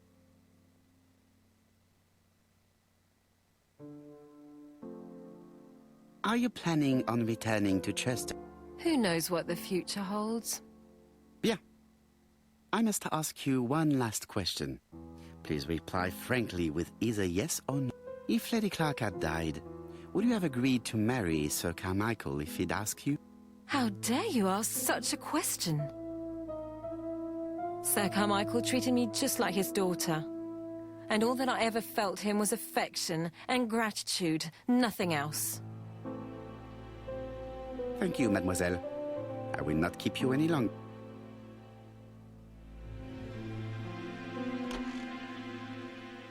I met Thora Grey on the stairs. Her cheeks were ablaze, and she appeared to be deeply hurt. Poirot, have you offended the poor girl again? Do you have good reasons for accusing her? I accused her of nothing, Hastings. I simply asked her an important question she did not answer. Let us see if we can answer it for her. Let us now try and get our brain cells to work. Yes.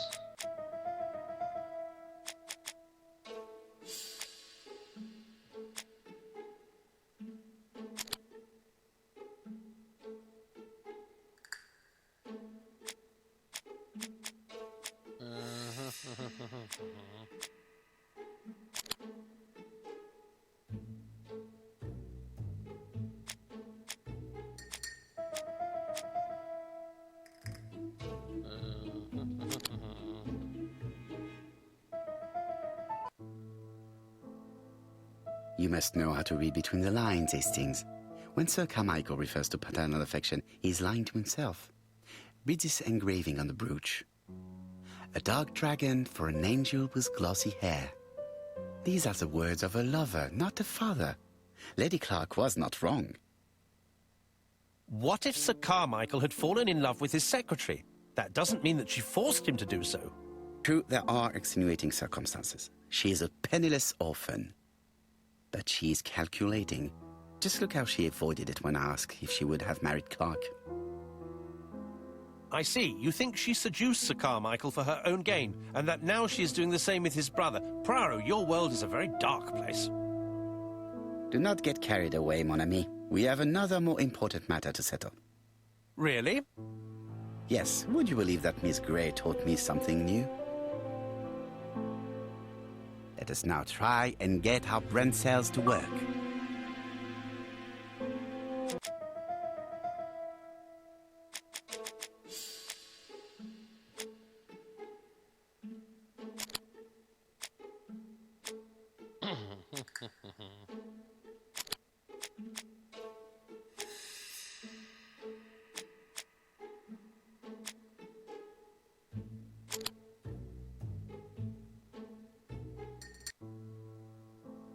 It's perfectly clear, Hastings, perfectly clear.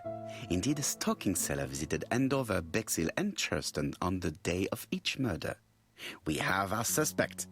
This should be of interest to Jap.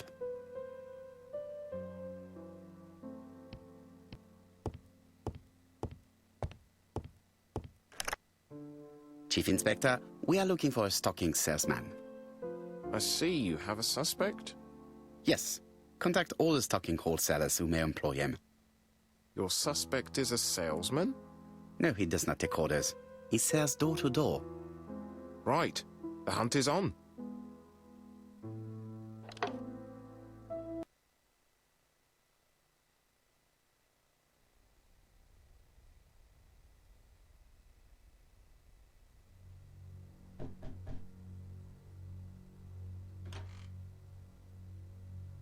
Are you leaving, Mr. Cust? Yes, I'm going to Cheltenham. You shouldn't travel today. You don't look very well. I have to. I have engagements. I must respect them.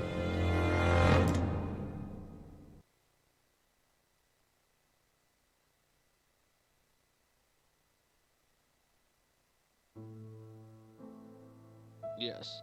Respect the engagement. Love the engagement. Can you get the post, Hastings? And why don't you go and get it yourself? Earn. Très bien. What's going on? I've never known Hastings to be so disagreeable.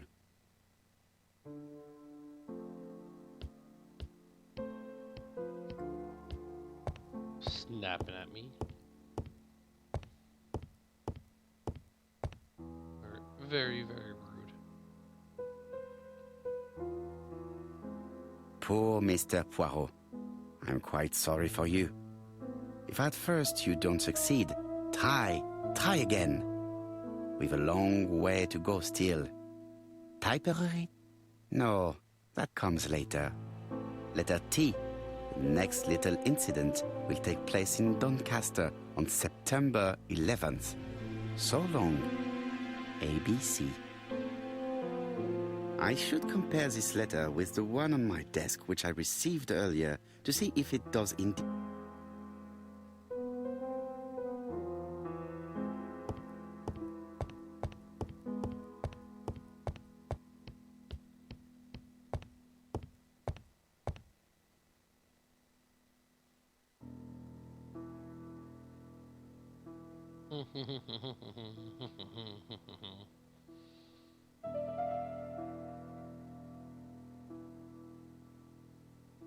Let us examine this more closely. Certain characters in the two letters may have... Yes, this I is...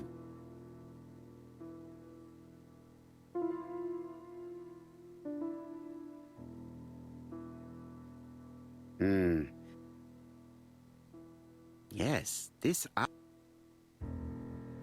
Right, let us compare...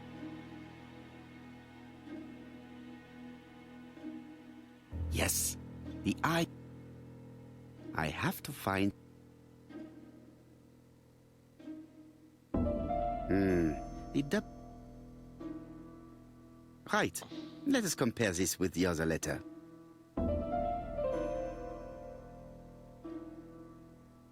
Of course, the W character. I have to find some other...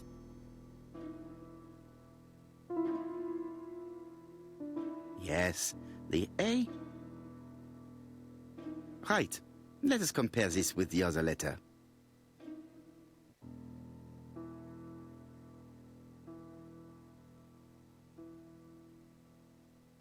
That's right. The A characters in the two letters do indeed have the same My theory was right. Hastings, he strikes tomorrow. Chief Inspector Japp? He's on another line. Can I take a message? Yes, please, mademoiselle. It is from Hercule Poirot. Tell him ABC strikes tomorrow in Doncaster. He must call me back. Very well, sir. Bien, now I'm going to see what I can find from these burnt documents. I've received the product I need. Hastings, if you do not mind, I would like you to take a few notes. Yes, yes.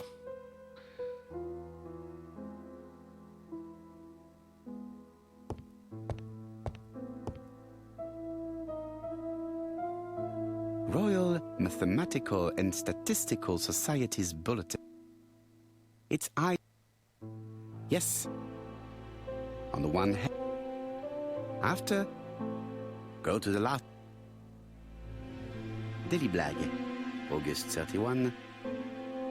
Sometimes, small thing. 3 morning. This.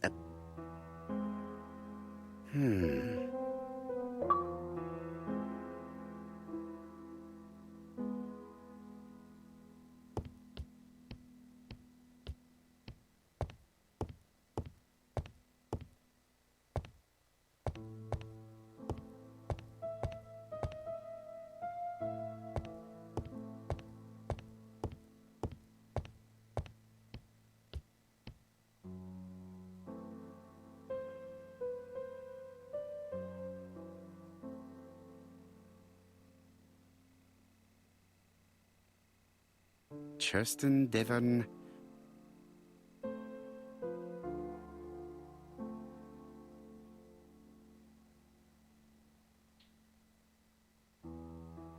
Hastings photo album.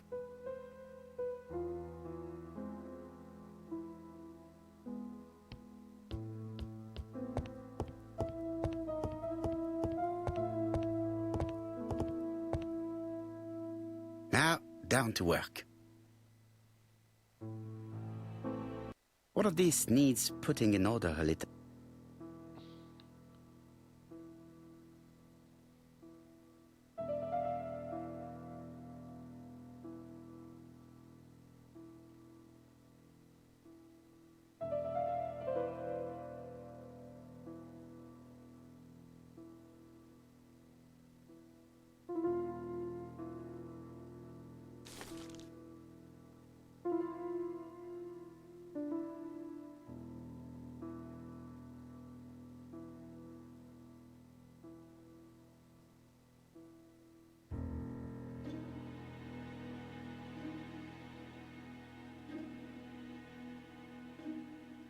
This piece should be placed here.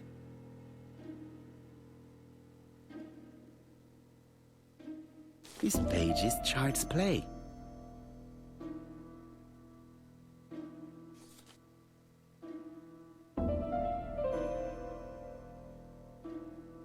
This page is finished. That's done. 3 more to go.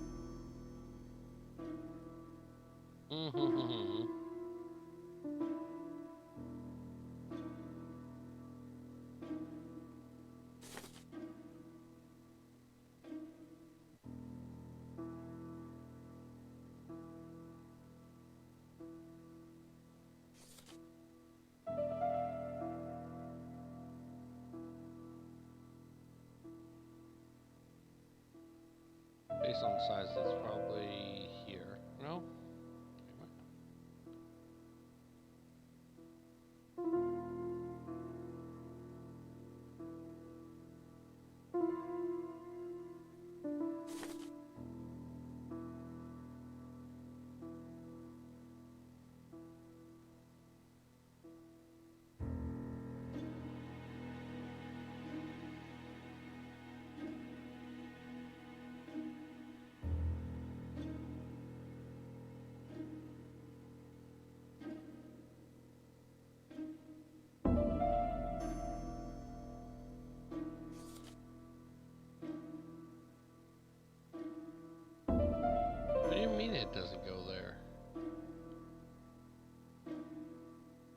This page is finished.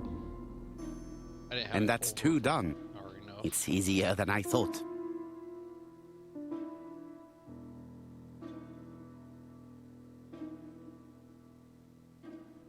This one. This does not look too difficult. This page will be reconstructed in a flash.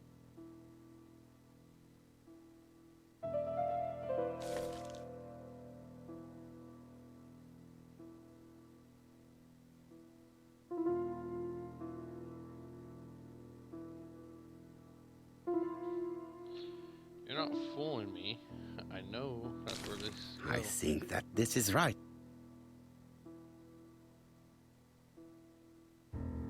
This page is finished. Only one more.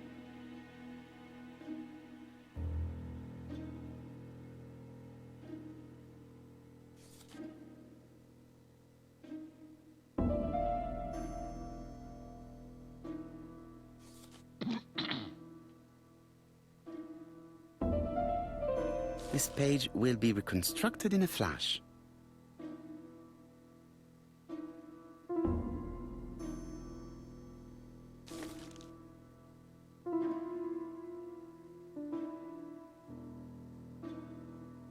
This page is finished. All the pages are recon...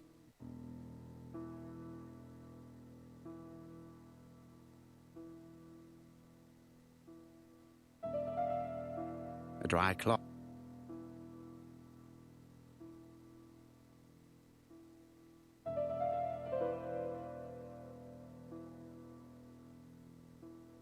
A bottle of solvent.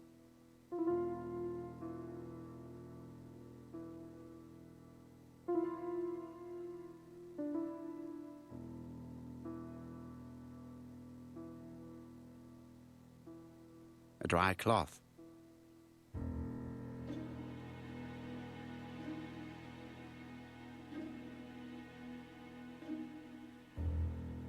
Okay. A bottle of solvent. Yeah, I see it.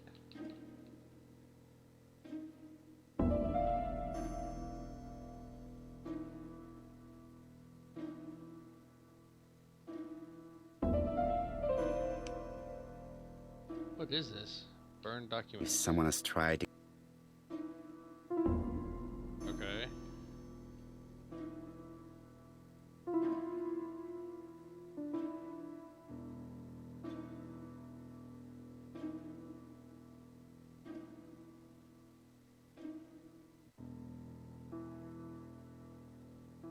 All the pages are recon...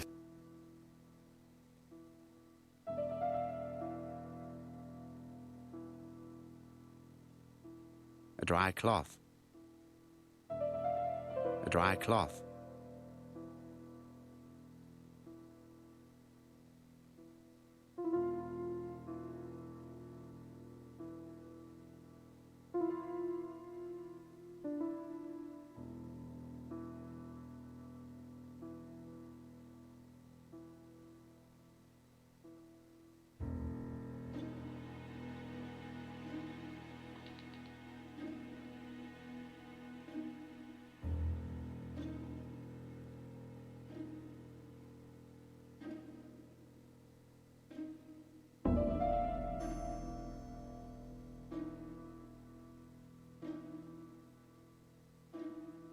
A dry cloth. Okay, dry cloth. A dry cloth. A bottle of solvent.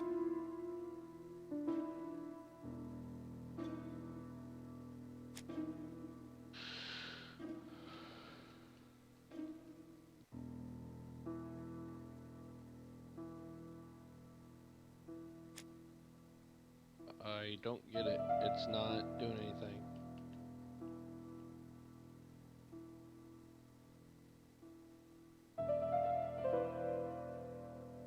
A bottle of solvent.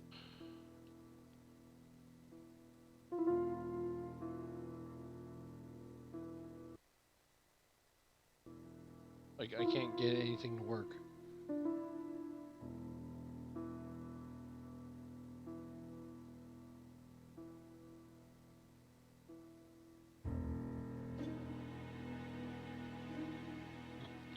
Okay, let's try. We're gonna take this.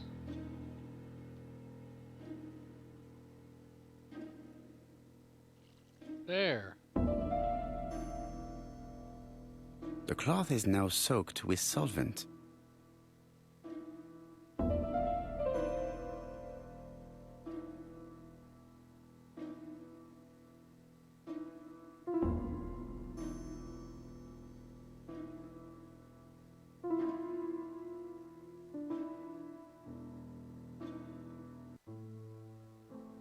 Got it! Make a note, Hastings, make a note. Mrs. Alice Asher, shop owner in Andover. Tracheitis, hemoptysis, prescribed laudanum. I got it. Look. Poirot, where on earth did you find these files? On a fire at the bottom of the garden at campsite. All right, but where did the person who burned them find them?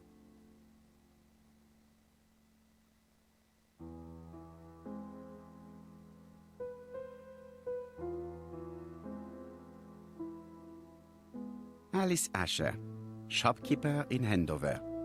Tracheitis? Betty Barnard, waitress in Bexhill. Chronic bronchitis, causing dysphonia. Advised to stop. Alexander Bonaparte Cust. War wounded, mustard gas and head trauma. Pulmonary emphysema. Hemoptysis. Coughing fits with blood. Dick Dudley Dunbar, owner of the Black Swan Hotel in Doncaster. Let us now try and get our brain cells to work.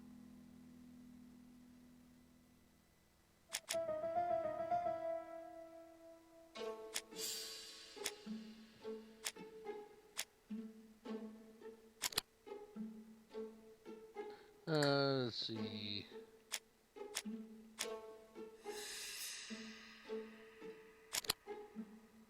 Consulted recently.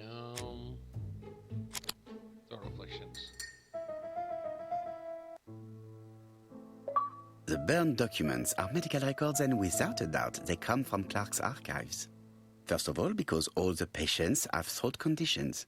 And secondly, their name starts with either A, B, C, or D, and it is precisely the files that match these letters that have been tampered with.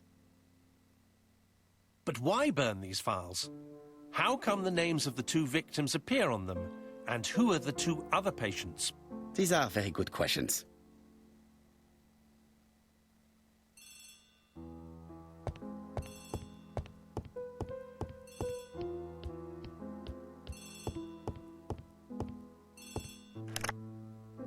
Hello, Poirot? Any news, Chief Inspector? You wanted a stocking seller? We have one. Reported by his landlady, who thought he was behaving suspiciously. He has the most unbelievable name.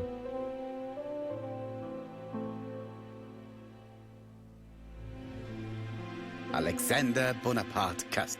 Yes, Alexander Bonaparte Cust? How did you guess?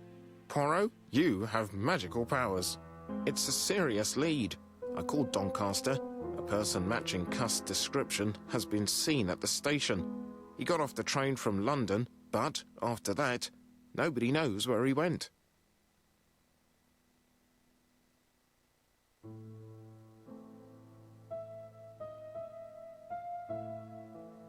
Look for him at the Black Swan Hotel. What? How do you know he's there? Trust me, Chief Inspector. You appear to be very sure of yourself. Very well. I'll call the Black Swan straight away. The owner is going to get a shock when he learns that there's a murderer under his roof.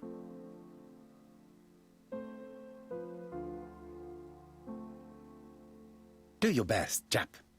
You can count on me. Hastings, everything is at stake. With a little luck, our main suspect will soon be under lock and key.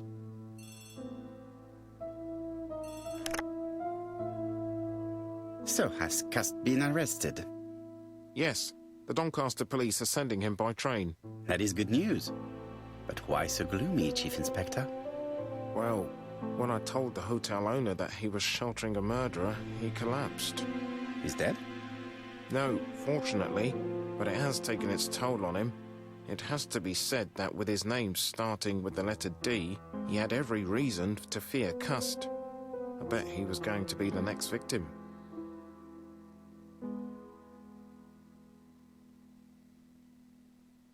Come now, Chief Inspector.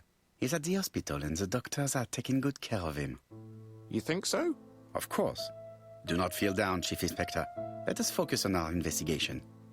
While we're waiting to question Cust, we could search his room in London. Where does he live? The Marbury Guest House? I'll see you there. Yes, but start without me.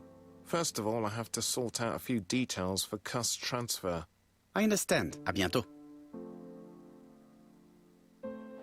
Hastings, we are making good progress.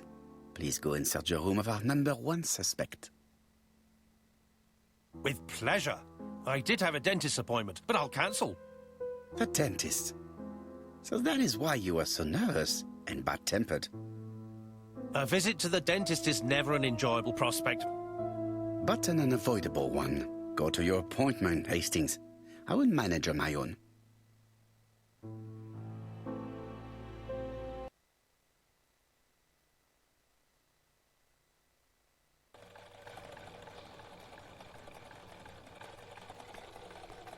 To Marbury Guest House, please.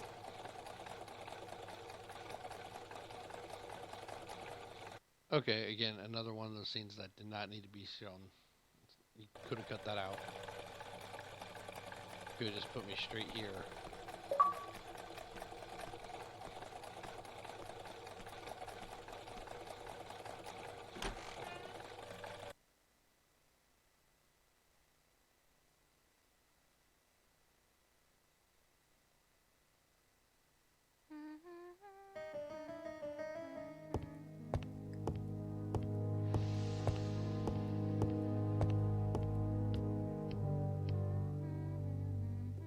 It looks like I've found the real master of this house.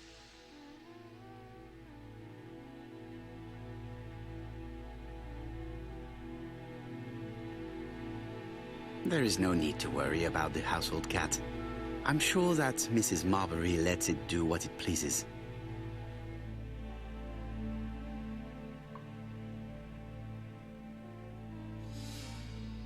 How do you do? You must be Mr. Hercule Poirot. Chief Inspector Tapp told me that you might be coming.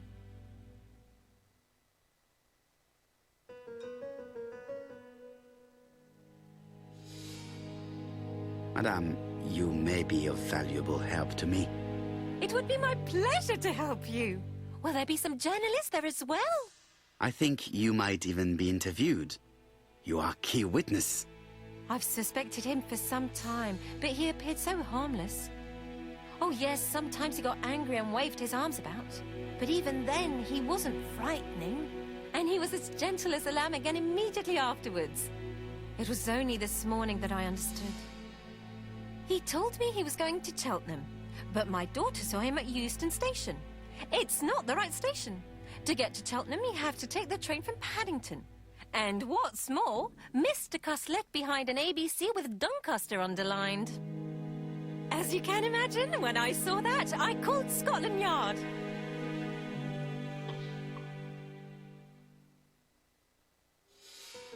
Well done. You were right. He did go to Doncaster. So I was right to warn the police.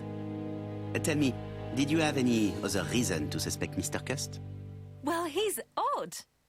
Sometimes he coughs really loudly and complains that his throat is burning, and sometimes he talks to himself and stares into space. He told me that it was because of a wound he got in the wall. His head hasn't been quite right since, he said. And then he was in Churston when that millionaire got murdered. I found his train ticket when I washed his coat. He didn't want me to wash his shirt. He washed it himself. But I did see big brown stains on it. Where were the stains on the shirt? On the collar and on the buttonholes.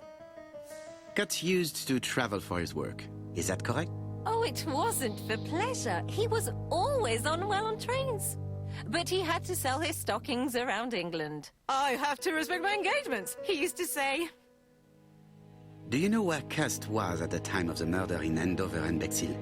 on June the 21st and July the 25th. No, I don't know. That was a while ago, you know. But surely you keep a register.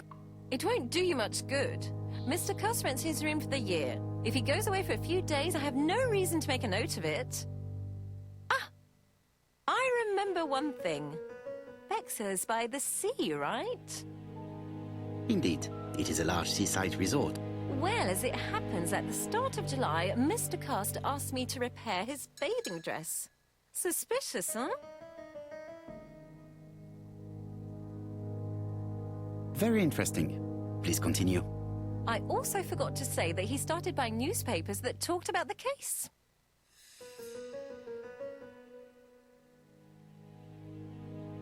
When did he start buying the newspaper? Let's see. I think it was just after the millionaire's murder in Chertston. He didn't seem all that interested before that. That will be all for now. I'm going to take a look at his room. Take the key on the counter.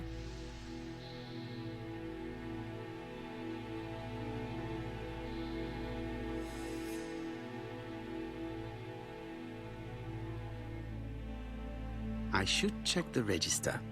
Mrs. Marbury... I don't think my register will...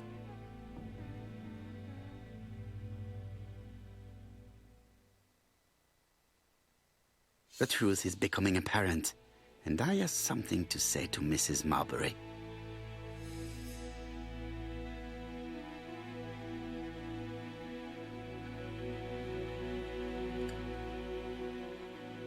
This woman appears to be in a good mood.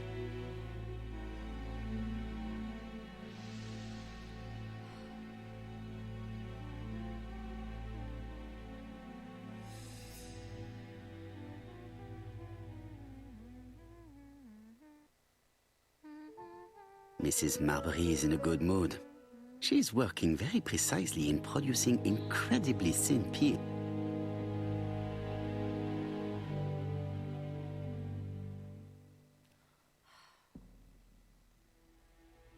Mrs. Marbury, if I am to believe the register, you rented room 306 to a certain Mr. Fishman on the day of the Bexhill murder. Room 306 is Cust's room. Can you explain yourself?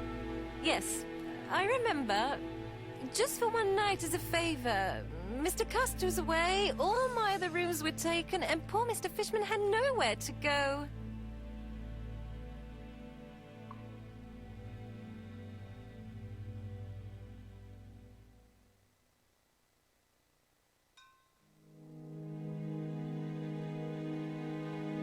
It doesn't matter, provided that you remember to change the sheets. Oh, do you think so?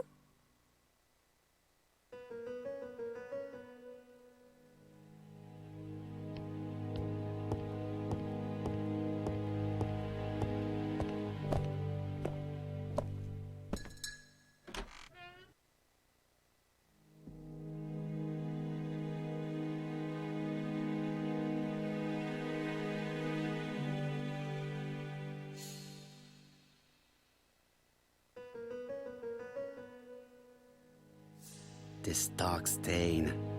It could be blood, but goodness knows how long it has been.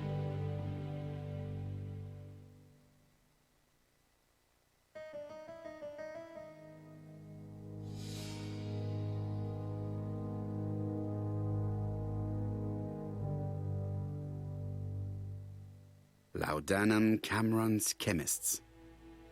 Laudanum, a medicine for coughs. It is what Dr. Clark prescribed for Mrs. Asher.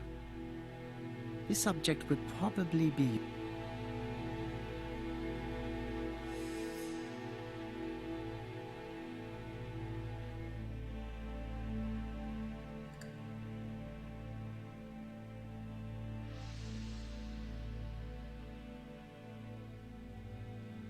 Diethyl barbituric acid, Johnson Company. I know this medicine. It is a powerful sedative. This subject would probably be useful to me.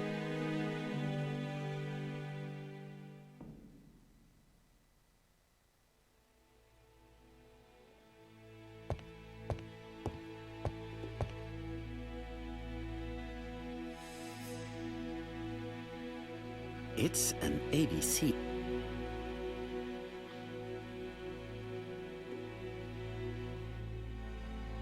A long-bladed knife. A murderer's weapon. This object would probably...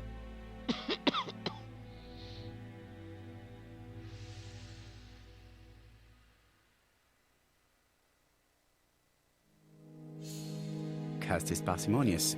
He keeps his pencils and sharpens them until there is nothing left. It is clear that he did.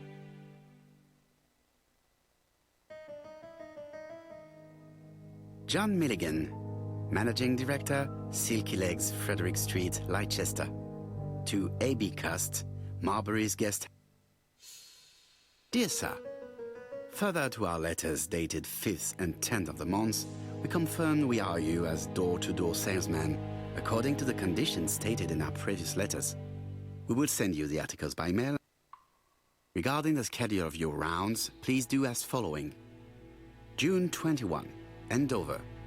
Arrive by train the 20th in the evening and get a room at...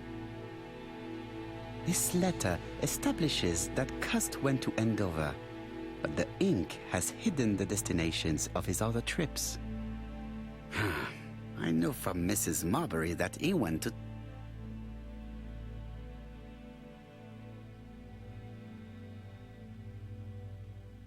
Did Cust drop it when he opened the window, or was it...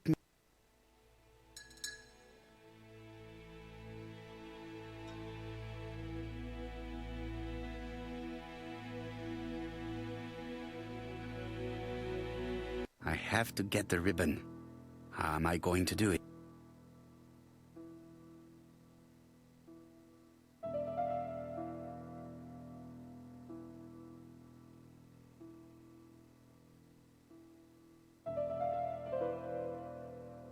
The left-hand heel has been removed.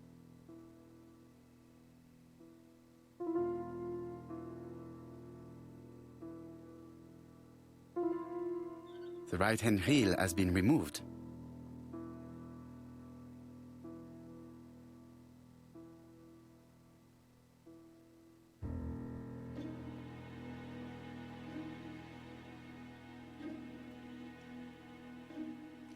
And here is the ribbon. Let us see if it was indeed used to write the letters sent by ABC. I only need the ink ribbon for my inquiry. I will let Jack clean the keyboard if he wishes.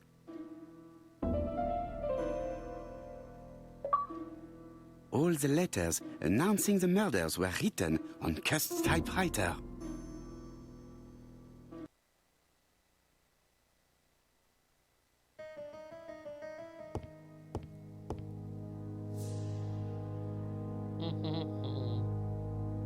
Trousers, white shirts, everything has been washed very well.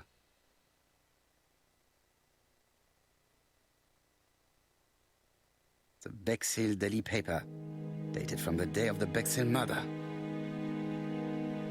Most probably the basting dress repaired by Mrs. Marbury's expert hands.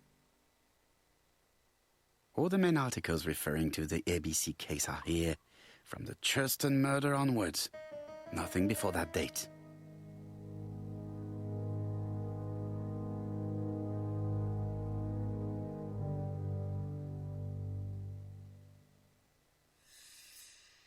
ABC guides, enough to sign about a dozen murders.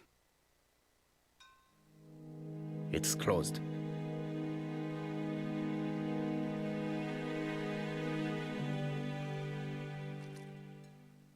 This knife is very useful. Who knows? Maybe it never cut anything other than string. Stockings. Let us now try and get our brain cells to work.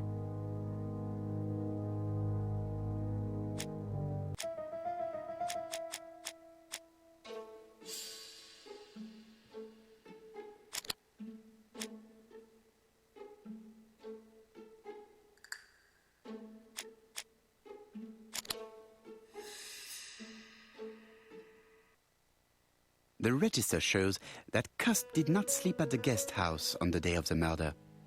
Where was he? Bexhill. The Bexhill paper reveals it. Cust bought this newspaper in Bexhill on July the 25th. No use continuing the inspection of this.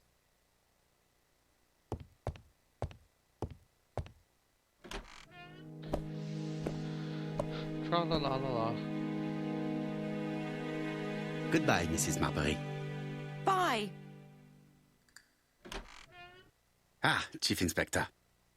Good evening, Chief Inspector. Welcome. Please excuse me, I must...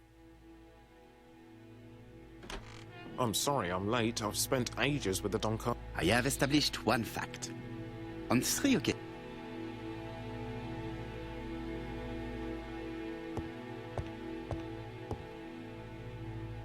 I had best talk to... I've listened closely to what you have to say, Poirot. For me, there's no doubt Cust is guilty. Do you have any element that might prove the contrary? That is what we're going to look for. Let us now try and get our brain cells to work. Yes, our brain cells.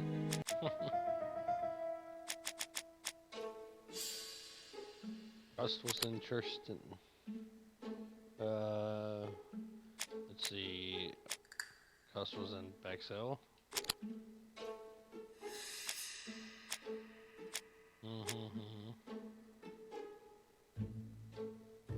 And then Cust was in Andover.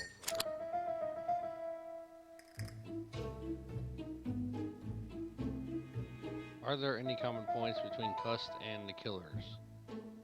Let's see here. All the letters sent to Poirot came from his typewriter. Check. He has a knife, like the one used to stab Sir Carmichael. Check. And ABC guides.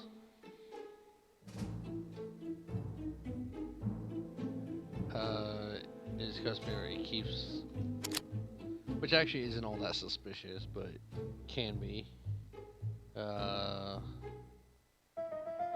he lied about where he was going.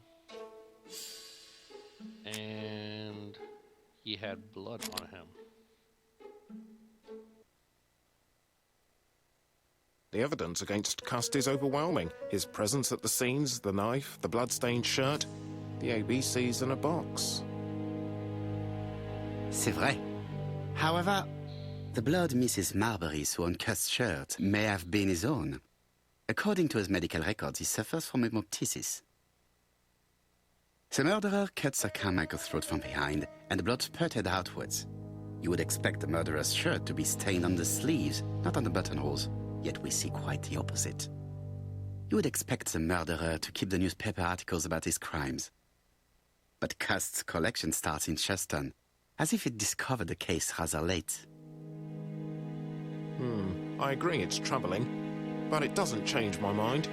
There's small details that we should be able to clear up by questioning Cust. When can you talk to him? Doncaster is sending him to us on the first train. Are they questioning him already? He says he can't remember a thing. It's plausible. Doctors say he suffers from absences and amnesia. Mrs. Marbury has confirmed this. He may have done the murders in an altered state. A familiar situation. It's not enough to clear his name. Dr. Thompson insisted that even if you don't know what you're doing, you never commit a murder without wanting to. Très intéressant. I shall remember that. Right.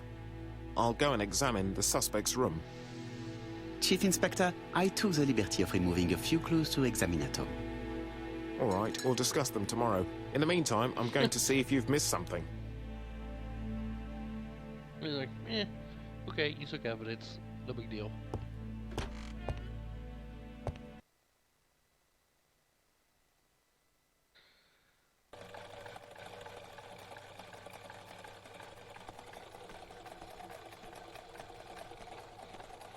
Quick, tackle the ball. To Scotland Yard.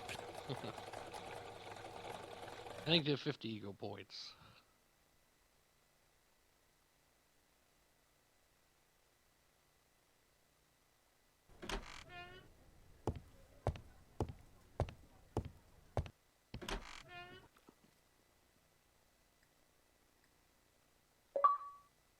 This man is not in good shape.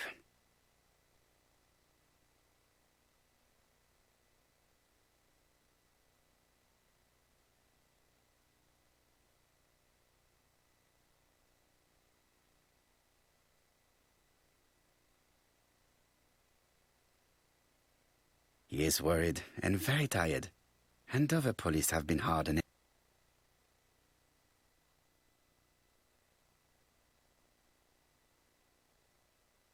What do you want from me?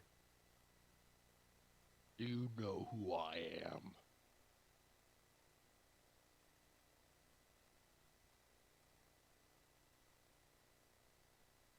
Good day, ABC. Do you know who I am? Someone who's got it in for me. I am Hercule Poirot, and I want nothing other than the truth. Ah, you're the detective.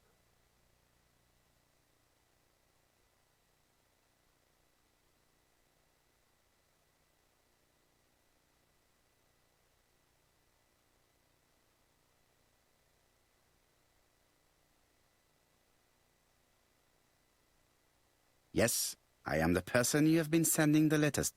I didn't write these letters. I've already said so.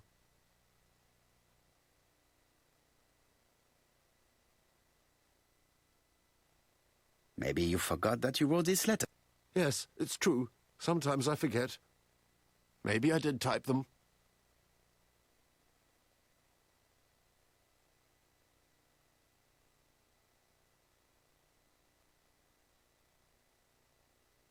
I do not believe that you are capable of murder, Mr. Cuss. I hope not.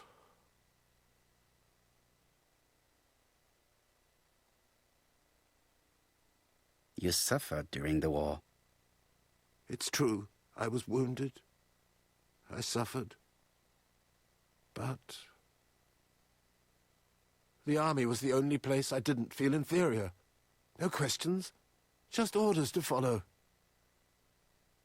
But ever since you were wounded, you have absences, bouts of amnesia. And headaches. Professor Clark treated you. Yes, a few years ago he really helped me with my burned throat.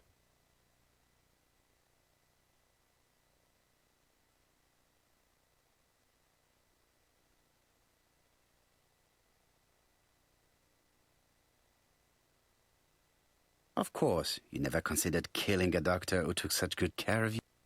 No, no, never.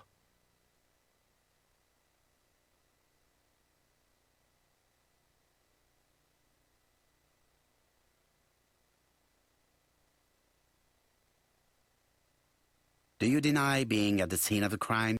So? There was no harm in being there. It was only for my work.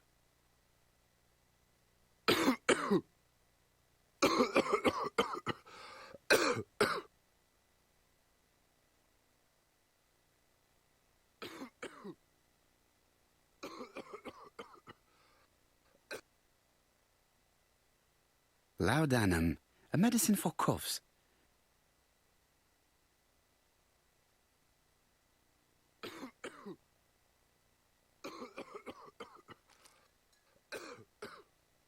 Take this. It will help you. Thank you.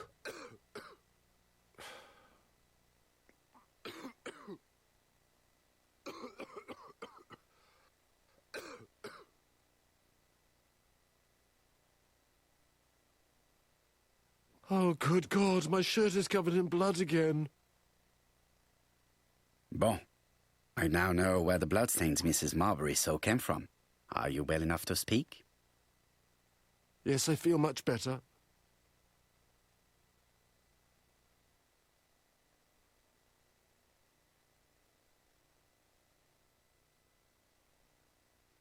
You were seen at all the crime scenes. Yes, I was. I travel a lot, but not for pleasure. I am terribly unwell in trains. But I had to respect my engagements. My employer gave me very precise written instructions about the towns I had to visit.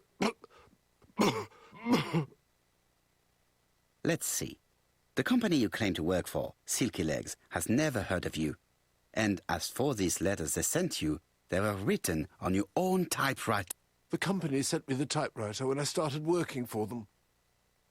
Yes, but the letters were received afterward.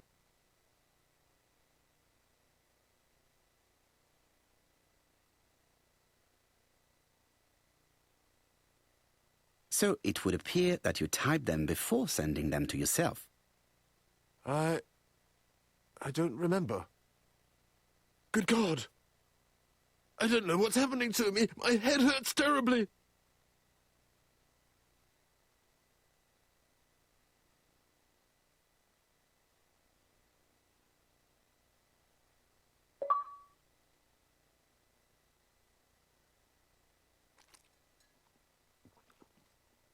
Take this. It will help you.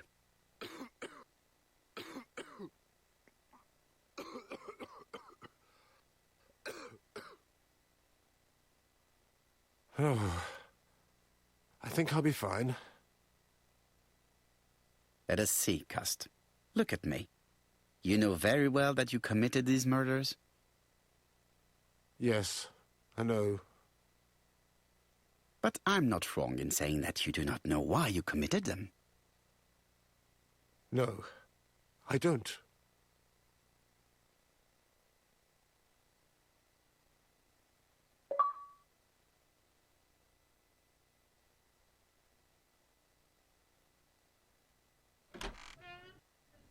And what conclusions have you drawn? Plenty. It might help us to understand him a little better. Let us now try and get our brain cells to work.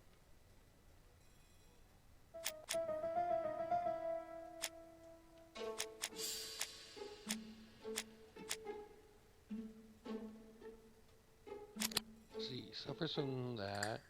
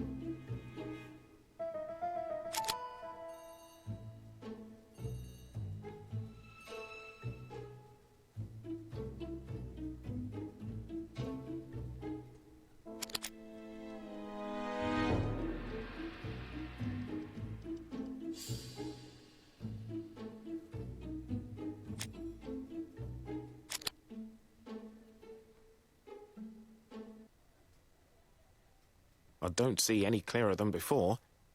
This is worse. There is one point to highlight. Worse. Oh, C'est no. curieux. Cust admits that he killed, but he does not know why.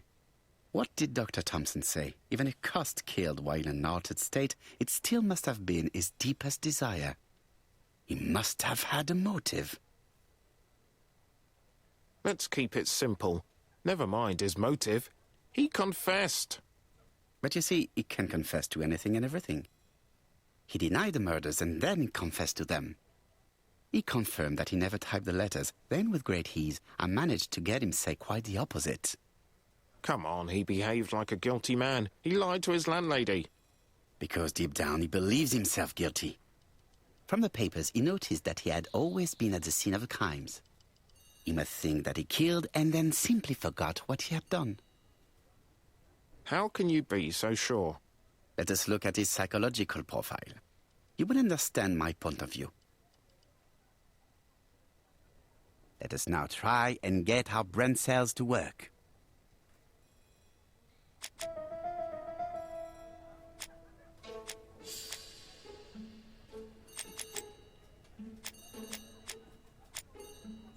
Let's see.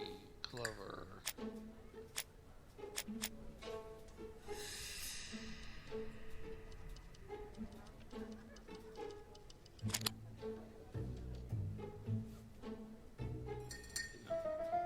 Is he sure of himself? Let's see. That doesn't help.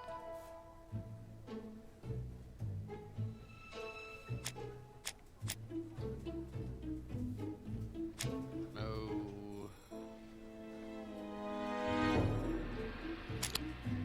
And one. Seducer. That isn't it, no.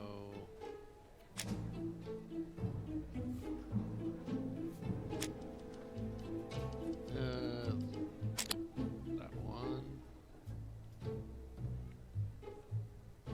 Like trains, no. Where is that?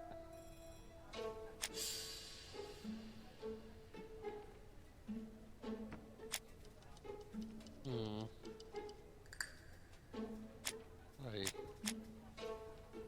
Oh yeah, always on wild trains, this one.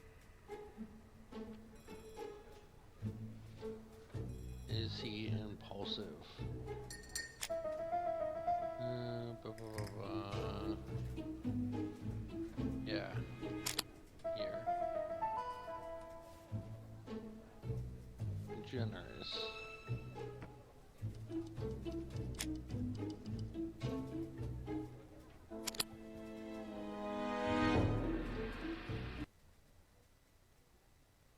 You see? Cuss' character is quite the opposite of the murderer's. But if he's a madman, can we really talk about his character? You know very well that our murderer does not behave like a psychopath. Apart from the signature, there is no ritual repetition in the choice of victims. Very well, you're right as always. So we have no confession, no culprit, no suspects, nothing. And all that after 2 months of inquiry? What should I do? Have faith. Just give me 24 hours.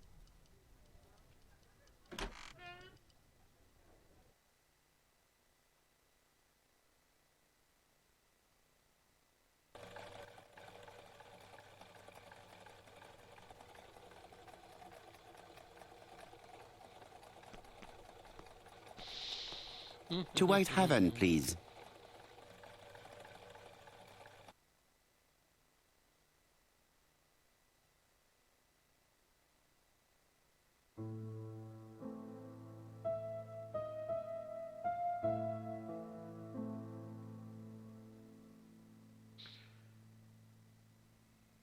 Cust's arrest is a great success for you, Poirot. It's all clear now, except maybe 1 or 2 details. Details. Ah, mon ami. The devil is in the detail, as we say. Excuse me? Patience, Hastings. Everything will be clear once our guests arrive. Best be prepared. Slip a revolver into your pocket before they do. A revolver? But Poirot, what are you afraid of? Trust me. It is important you carry a weapon for this meeting. I will lend you mine. What about telling me what you have in mind? Hell no. Surtout pas. You wouldn't be able to play your role. Wait 1 moment, I will bring you my weapon.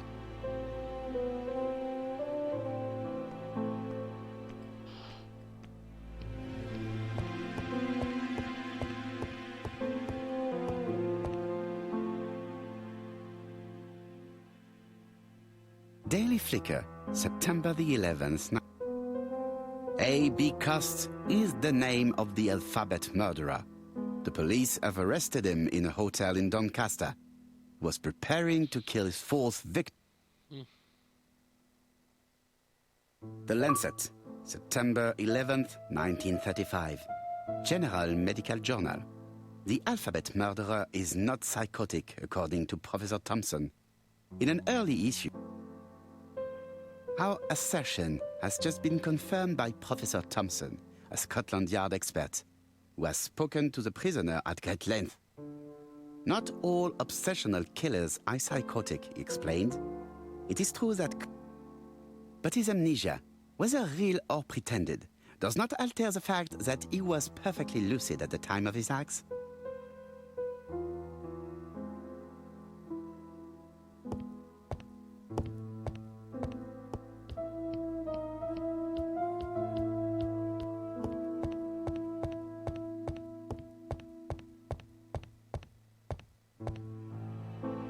The white ammunition are blank cartridges. The others are real bullets.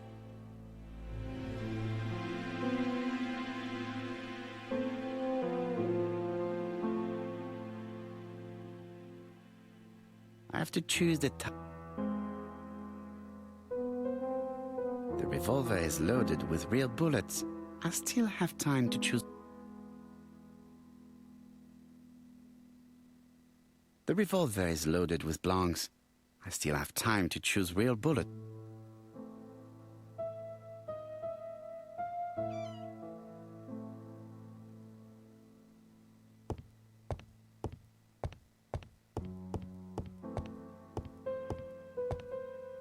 What about telling me what you have in mind? Surtout pas. You wouldn't be able to play your role. Wait one moment, I will bring you my weapon.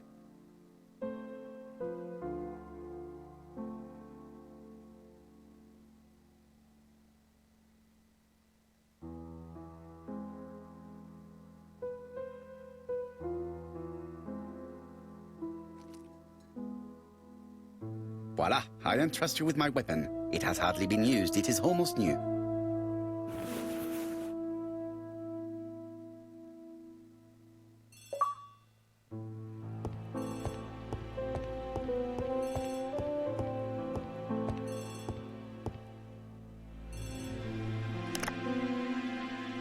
Chief Inspector, is that you? Yes. Sorry, but we have... Have you checked the typewriter? And the packaging, the letter, and the ribbon reel. We've only found... Well, never mind, I shall... So, are you still go... Of course, Chief Inspector. I can... Why have you brought us here, Mr. Poirot? Since Cuss' arrest, I thought it was all done and dusted. Miss Gray formally identified him, as well as Miss Barnard. Yes, and the stockings he sold are of the same brand as the ones found at my aunt's. This is all true. However, a case is not closed if some questions remain open. And one question is, why did the murderer send me his letters? Why did he challenge me, Hercule Poirot? Perhaps he wanted to play with you, to taunt you. Xenophobia? Maybe he didn't like you because you're foreign. I may be wrong, but maybe by provoking you, he was looking for glory? All these theories should be studied. Let us get our brain Let us cells. now try and get our brain cells to work.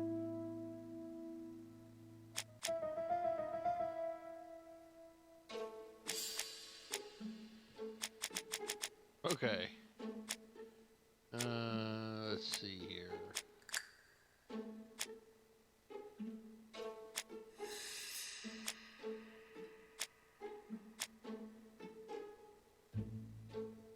You always warned them, yeah.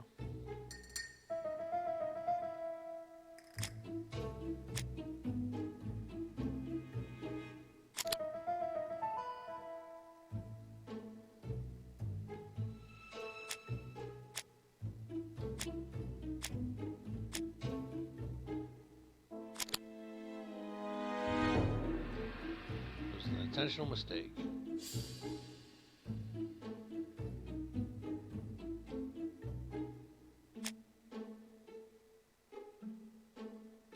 Why did he kill her son?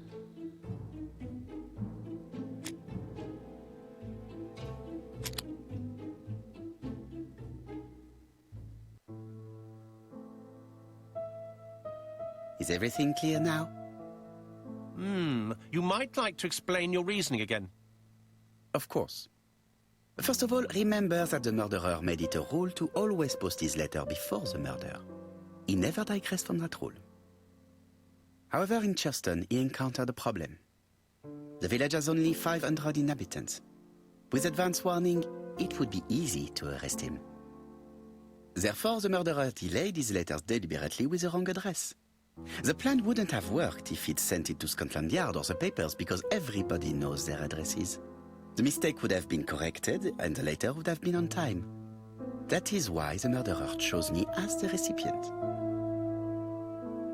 Because for his plan to succeed, it was necessary for at least one of the letters to have a wrong address and get lost. It was very cunning. Absolument. It is a very subtle plan. It matches the profile we have drawn up of him perfectly. That of an intelligent, daring and calculating murderer. But that's not how you describe Cust. You are quite right, mademoiselle. Like you, I find it hard to believe that this dull character is the clever murderer we are looking for. Do madmen...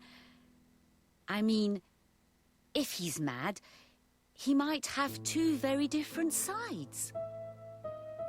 No doubt. But the murderer is not mad. All the specialists agree that he does not have the profile of the psychopath. But if Cust is not guilty, how do you explain his presence at the scene of the crimes? Mr. Clark, the answer to your question is in the medical records of your brother's patients. Documents which Cust most certainly did not have access to. Let us now try and get our brain cells to work.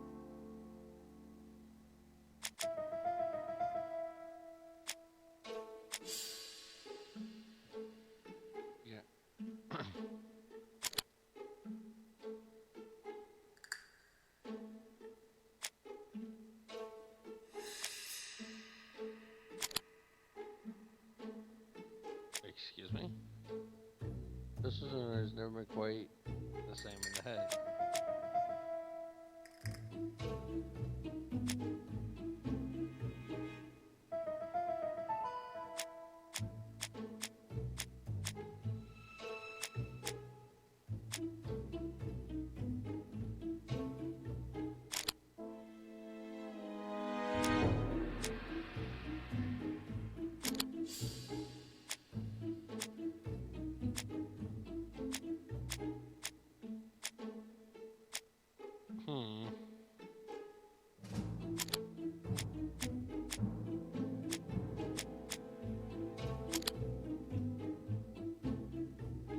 That's what it's supposed to be.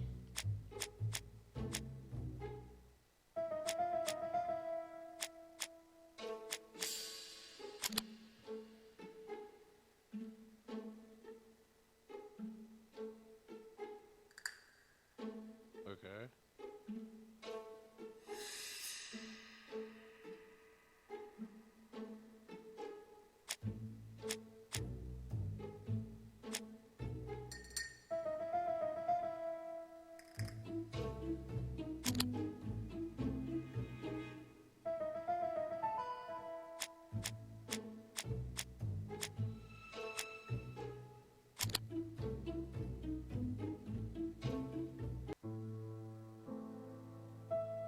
Dr. Clark's patients' records provided a very useful list of potential victims, sorted by alphabetical order.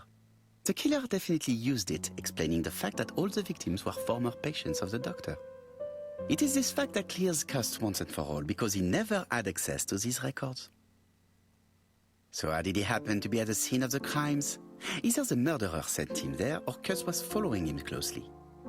Cust's highly suggestible nature leads us to the second hypothesis. The murderer was manipulating him.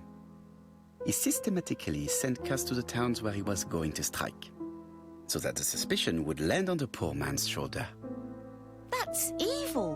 What sort of killer could have such a plan? And what would he gain from three completely different murders? Indeed, it seems unlikely that the same murderer committed all the crimes. What should we take from that?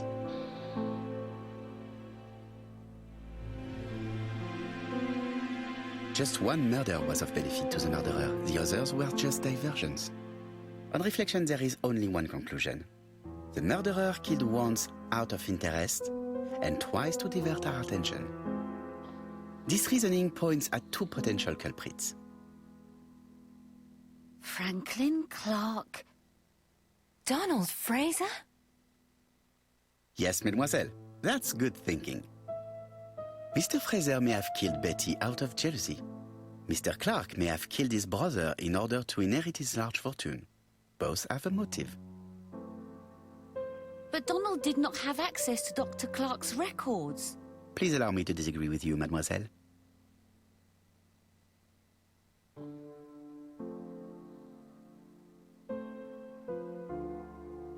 He works for Court and Brunskill, one of whose clients was Sir Carmichael.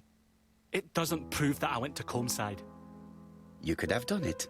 And you may have used the opportunity to take a look at Sir Carmichael's records. Do you think I'm guilty? You or Mr. Franklin Clark? That's ridiculous. Both of you have a motive.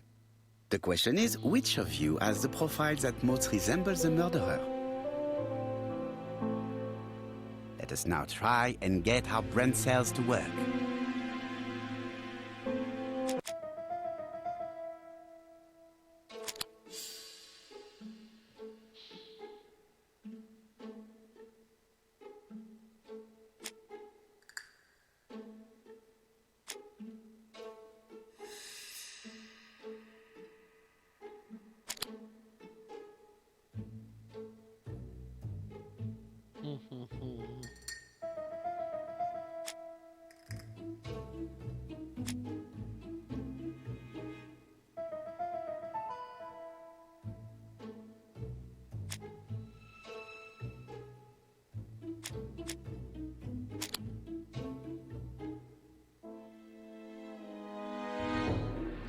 Donald like trains.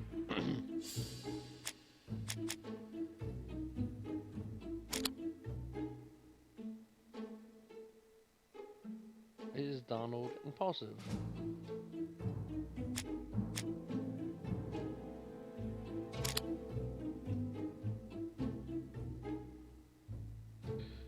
Are you generous?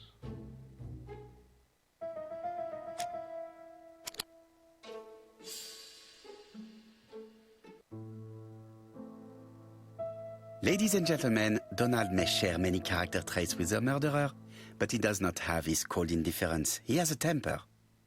It is hard to imagine him planning anything. Also, jealousy is his motive, and crimes of passion are rarely planned. Right, I suppose it's my turn to be subjected to the same scrutiny. Absolument, Mr. Clark. Let us now try and get our brain cells to work.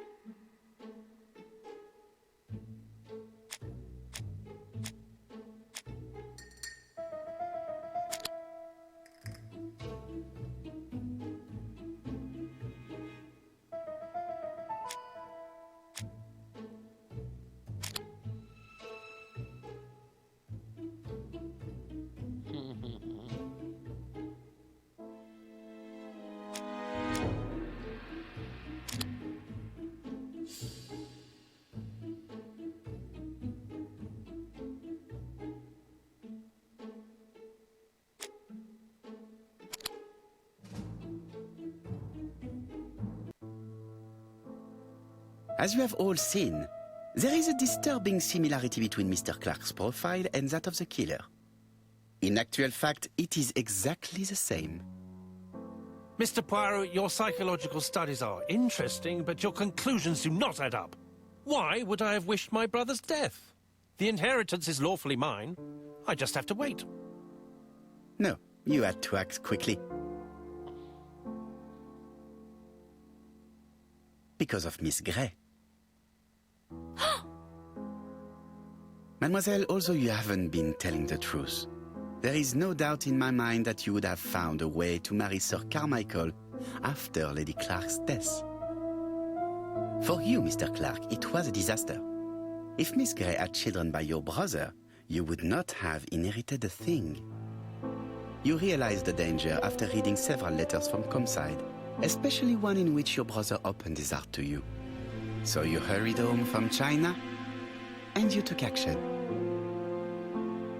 In truth, Cust was no more than a puppet manipulated by the real culprit. You, Mr. Clark. Such an imagination, Mr. Poirot. In fact, nobody manipulated Cust.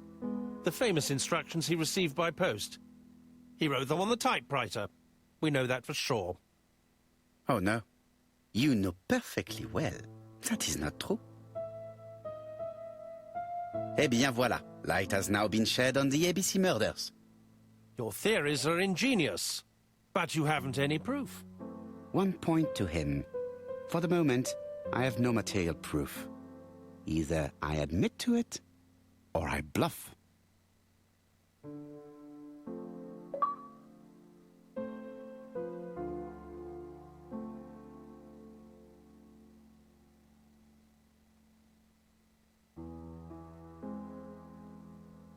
One thing proves it. The prints you left on Cust's typewriter. Enough. Oh, of course you wiped the typewriter before sending it. But not carefully enough. Scotland Yard has found your print along with those of Cust. I understand why you never wanted to lend me your new typewriter, and why you were searching through your brother's things. And the hole you dug on the moors. What did you hide there? The knife you used to kill your brother? Game, set, match. You win, Mr. Poirot. But it was worth trying.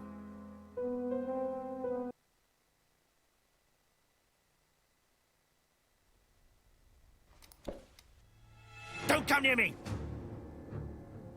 I'll never let you take me, Mr. Poirot!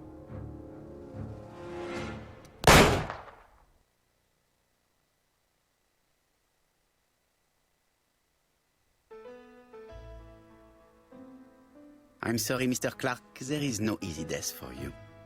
I expected your reaction, so I used blanks. I'm sorry, mademoiselle, but your second chance has been lost.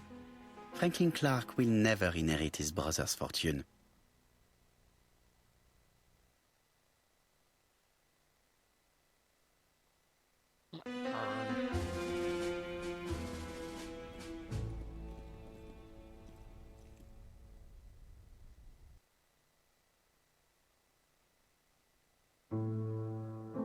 Disappointed at having missed the chance to become Lady Clark, Thora Grey left England.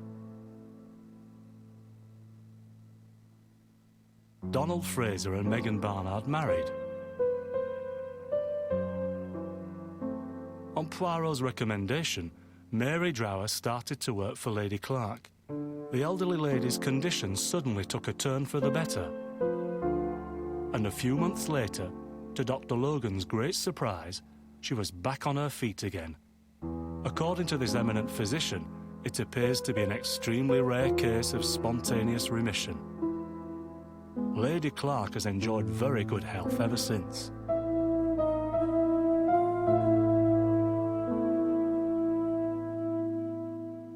Journal of an Innocent, the incredible story of ABC. As for A.B. Cust, after being advised by Poirot, he made a great deal of money by selling his story to the press. And as for me, and with business booming, the Black Swan has become the #1 tourist attraction in the whole of Yorkshire, even more popular than York Minster.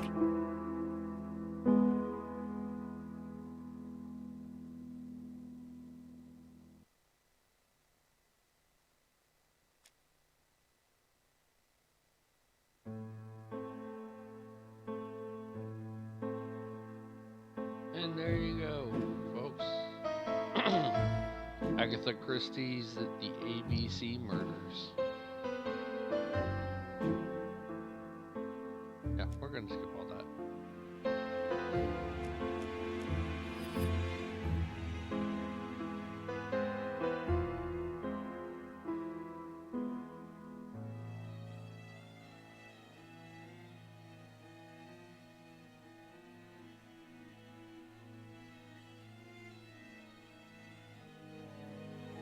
When Franklin understands that his brother's inheritance is going to be stolen from under his nose, he decides to get rid of him. In order not to be considered as a suspect, he has the idea of including the murder as part of a series that the police will put down to a madman. Franklin uses Sir Carmichael's medical records to choose his victims as well as the ideal suspect, Alexander Bonaparte Cust, who was seriously wounded in the war and suffers from bouts of amnesia. Franklin writes the letters he will send me before each murder on his own typewriter in advance. He contacts Cust by letter and offers him a job. Cust is convinced that he is working for a hosiery company.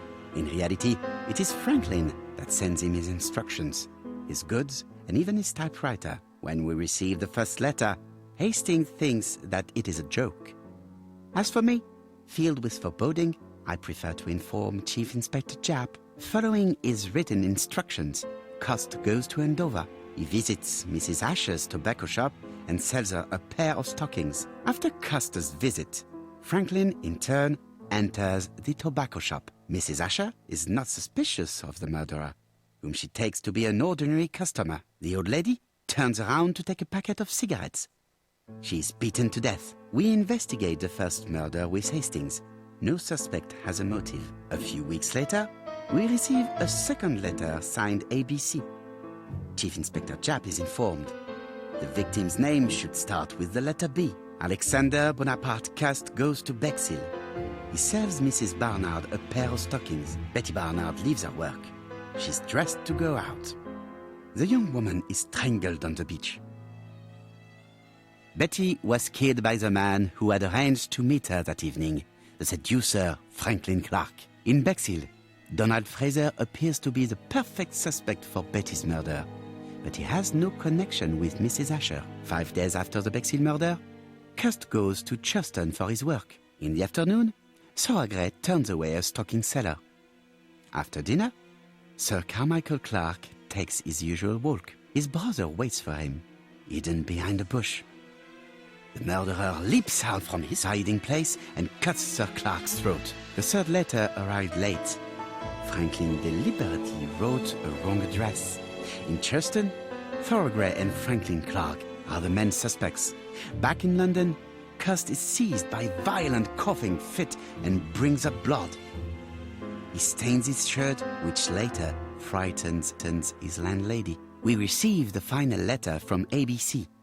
The next murder will be in Doncaster. The second general meeting in London highlights the common point between the victims: stockings and a throat condition. Cust's landlady telephones Scotland Yard to tell them about her suspicions. Cust is arrested shortly afterwards in Doncaster. Franklin had planned a fourth murder in Doncaster. He abandoned the idea after Cust's arrest. Cust confesses to the crimes he did not commit. He's an easy culprit. Too easy. Franklin Clark is unmasked. He is the true culprit and the man who manipulated Cust. And there we have it. Another case solved by Hercule Poirot.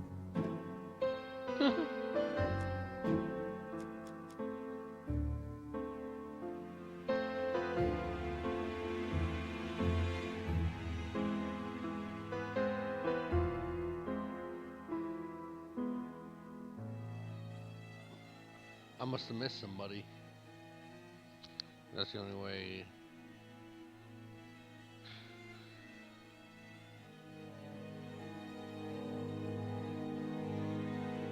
Oh, I guess it's making mistakes.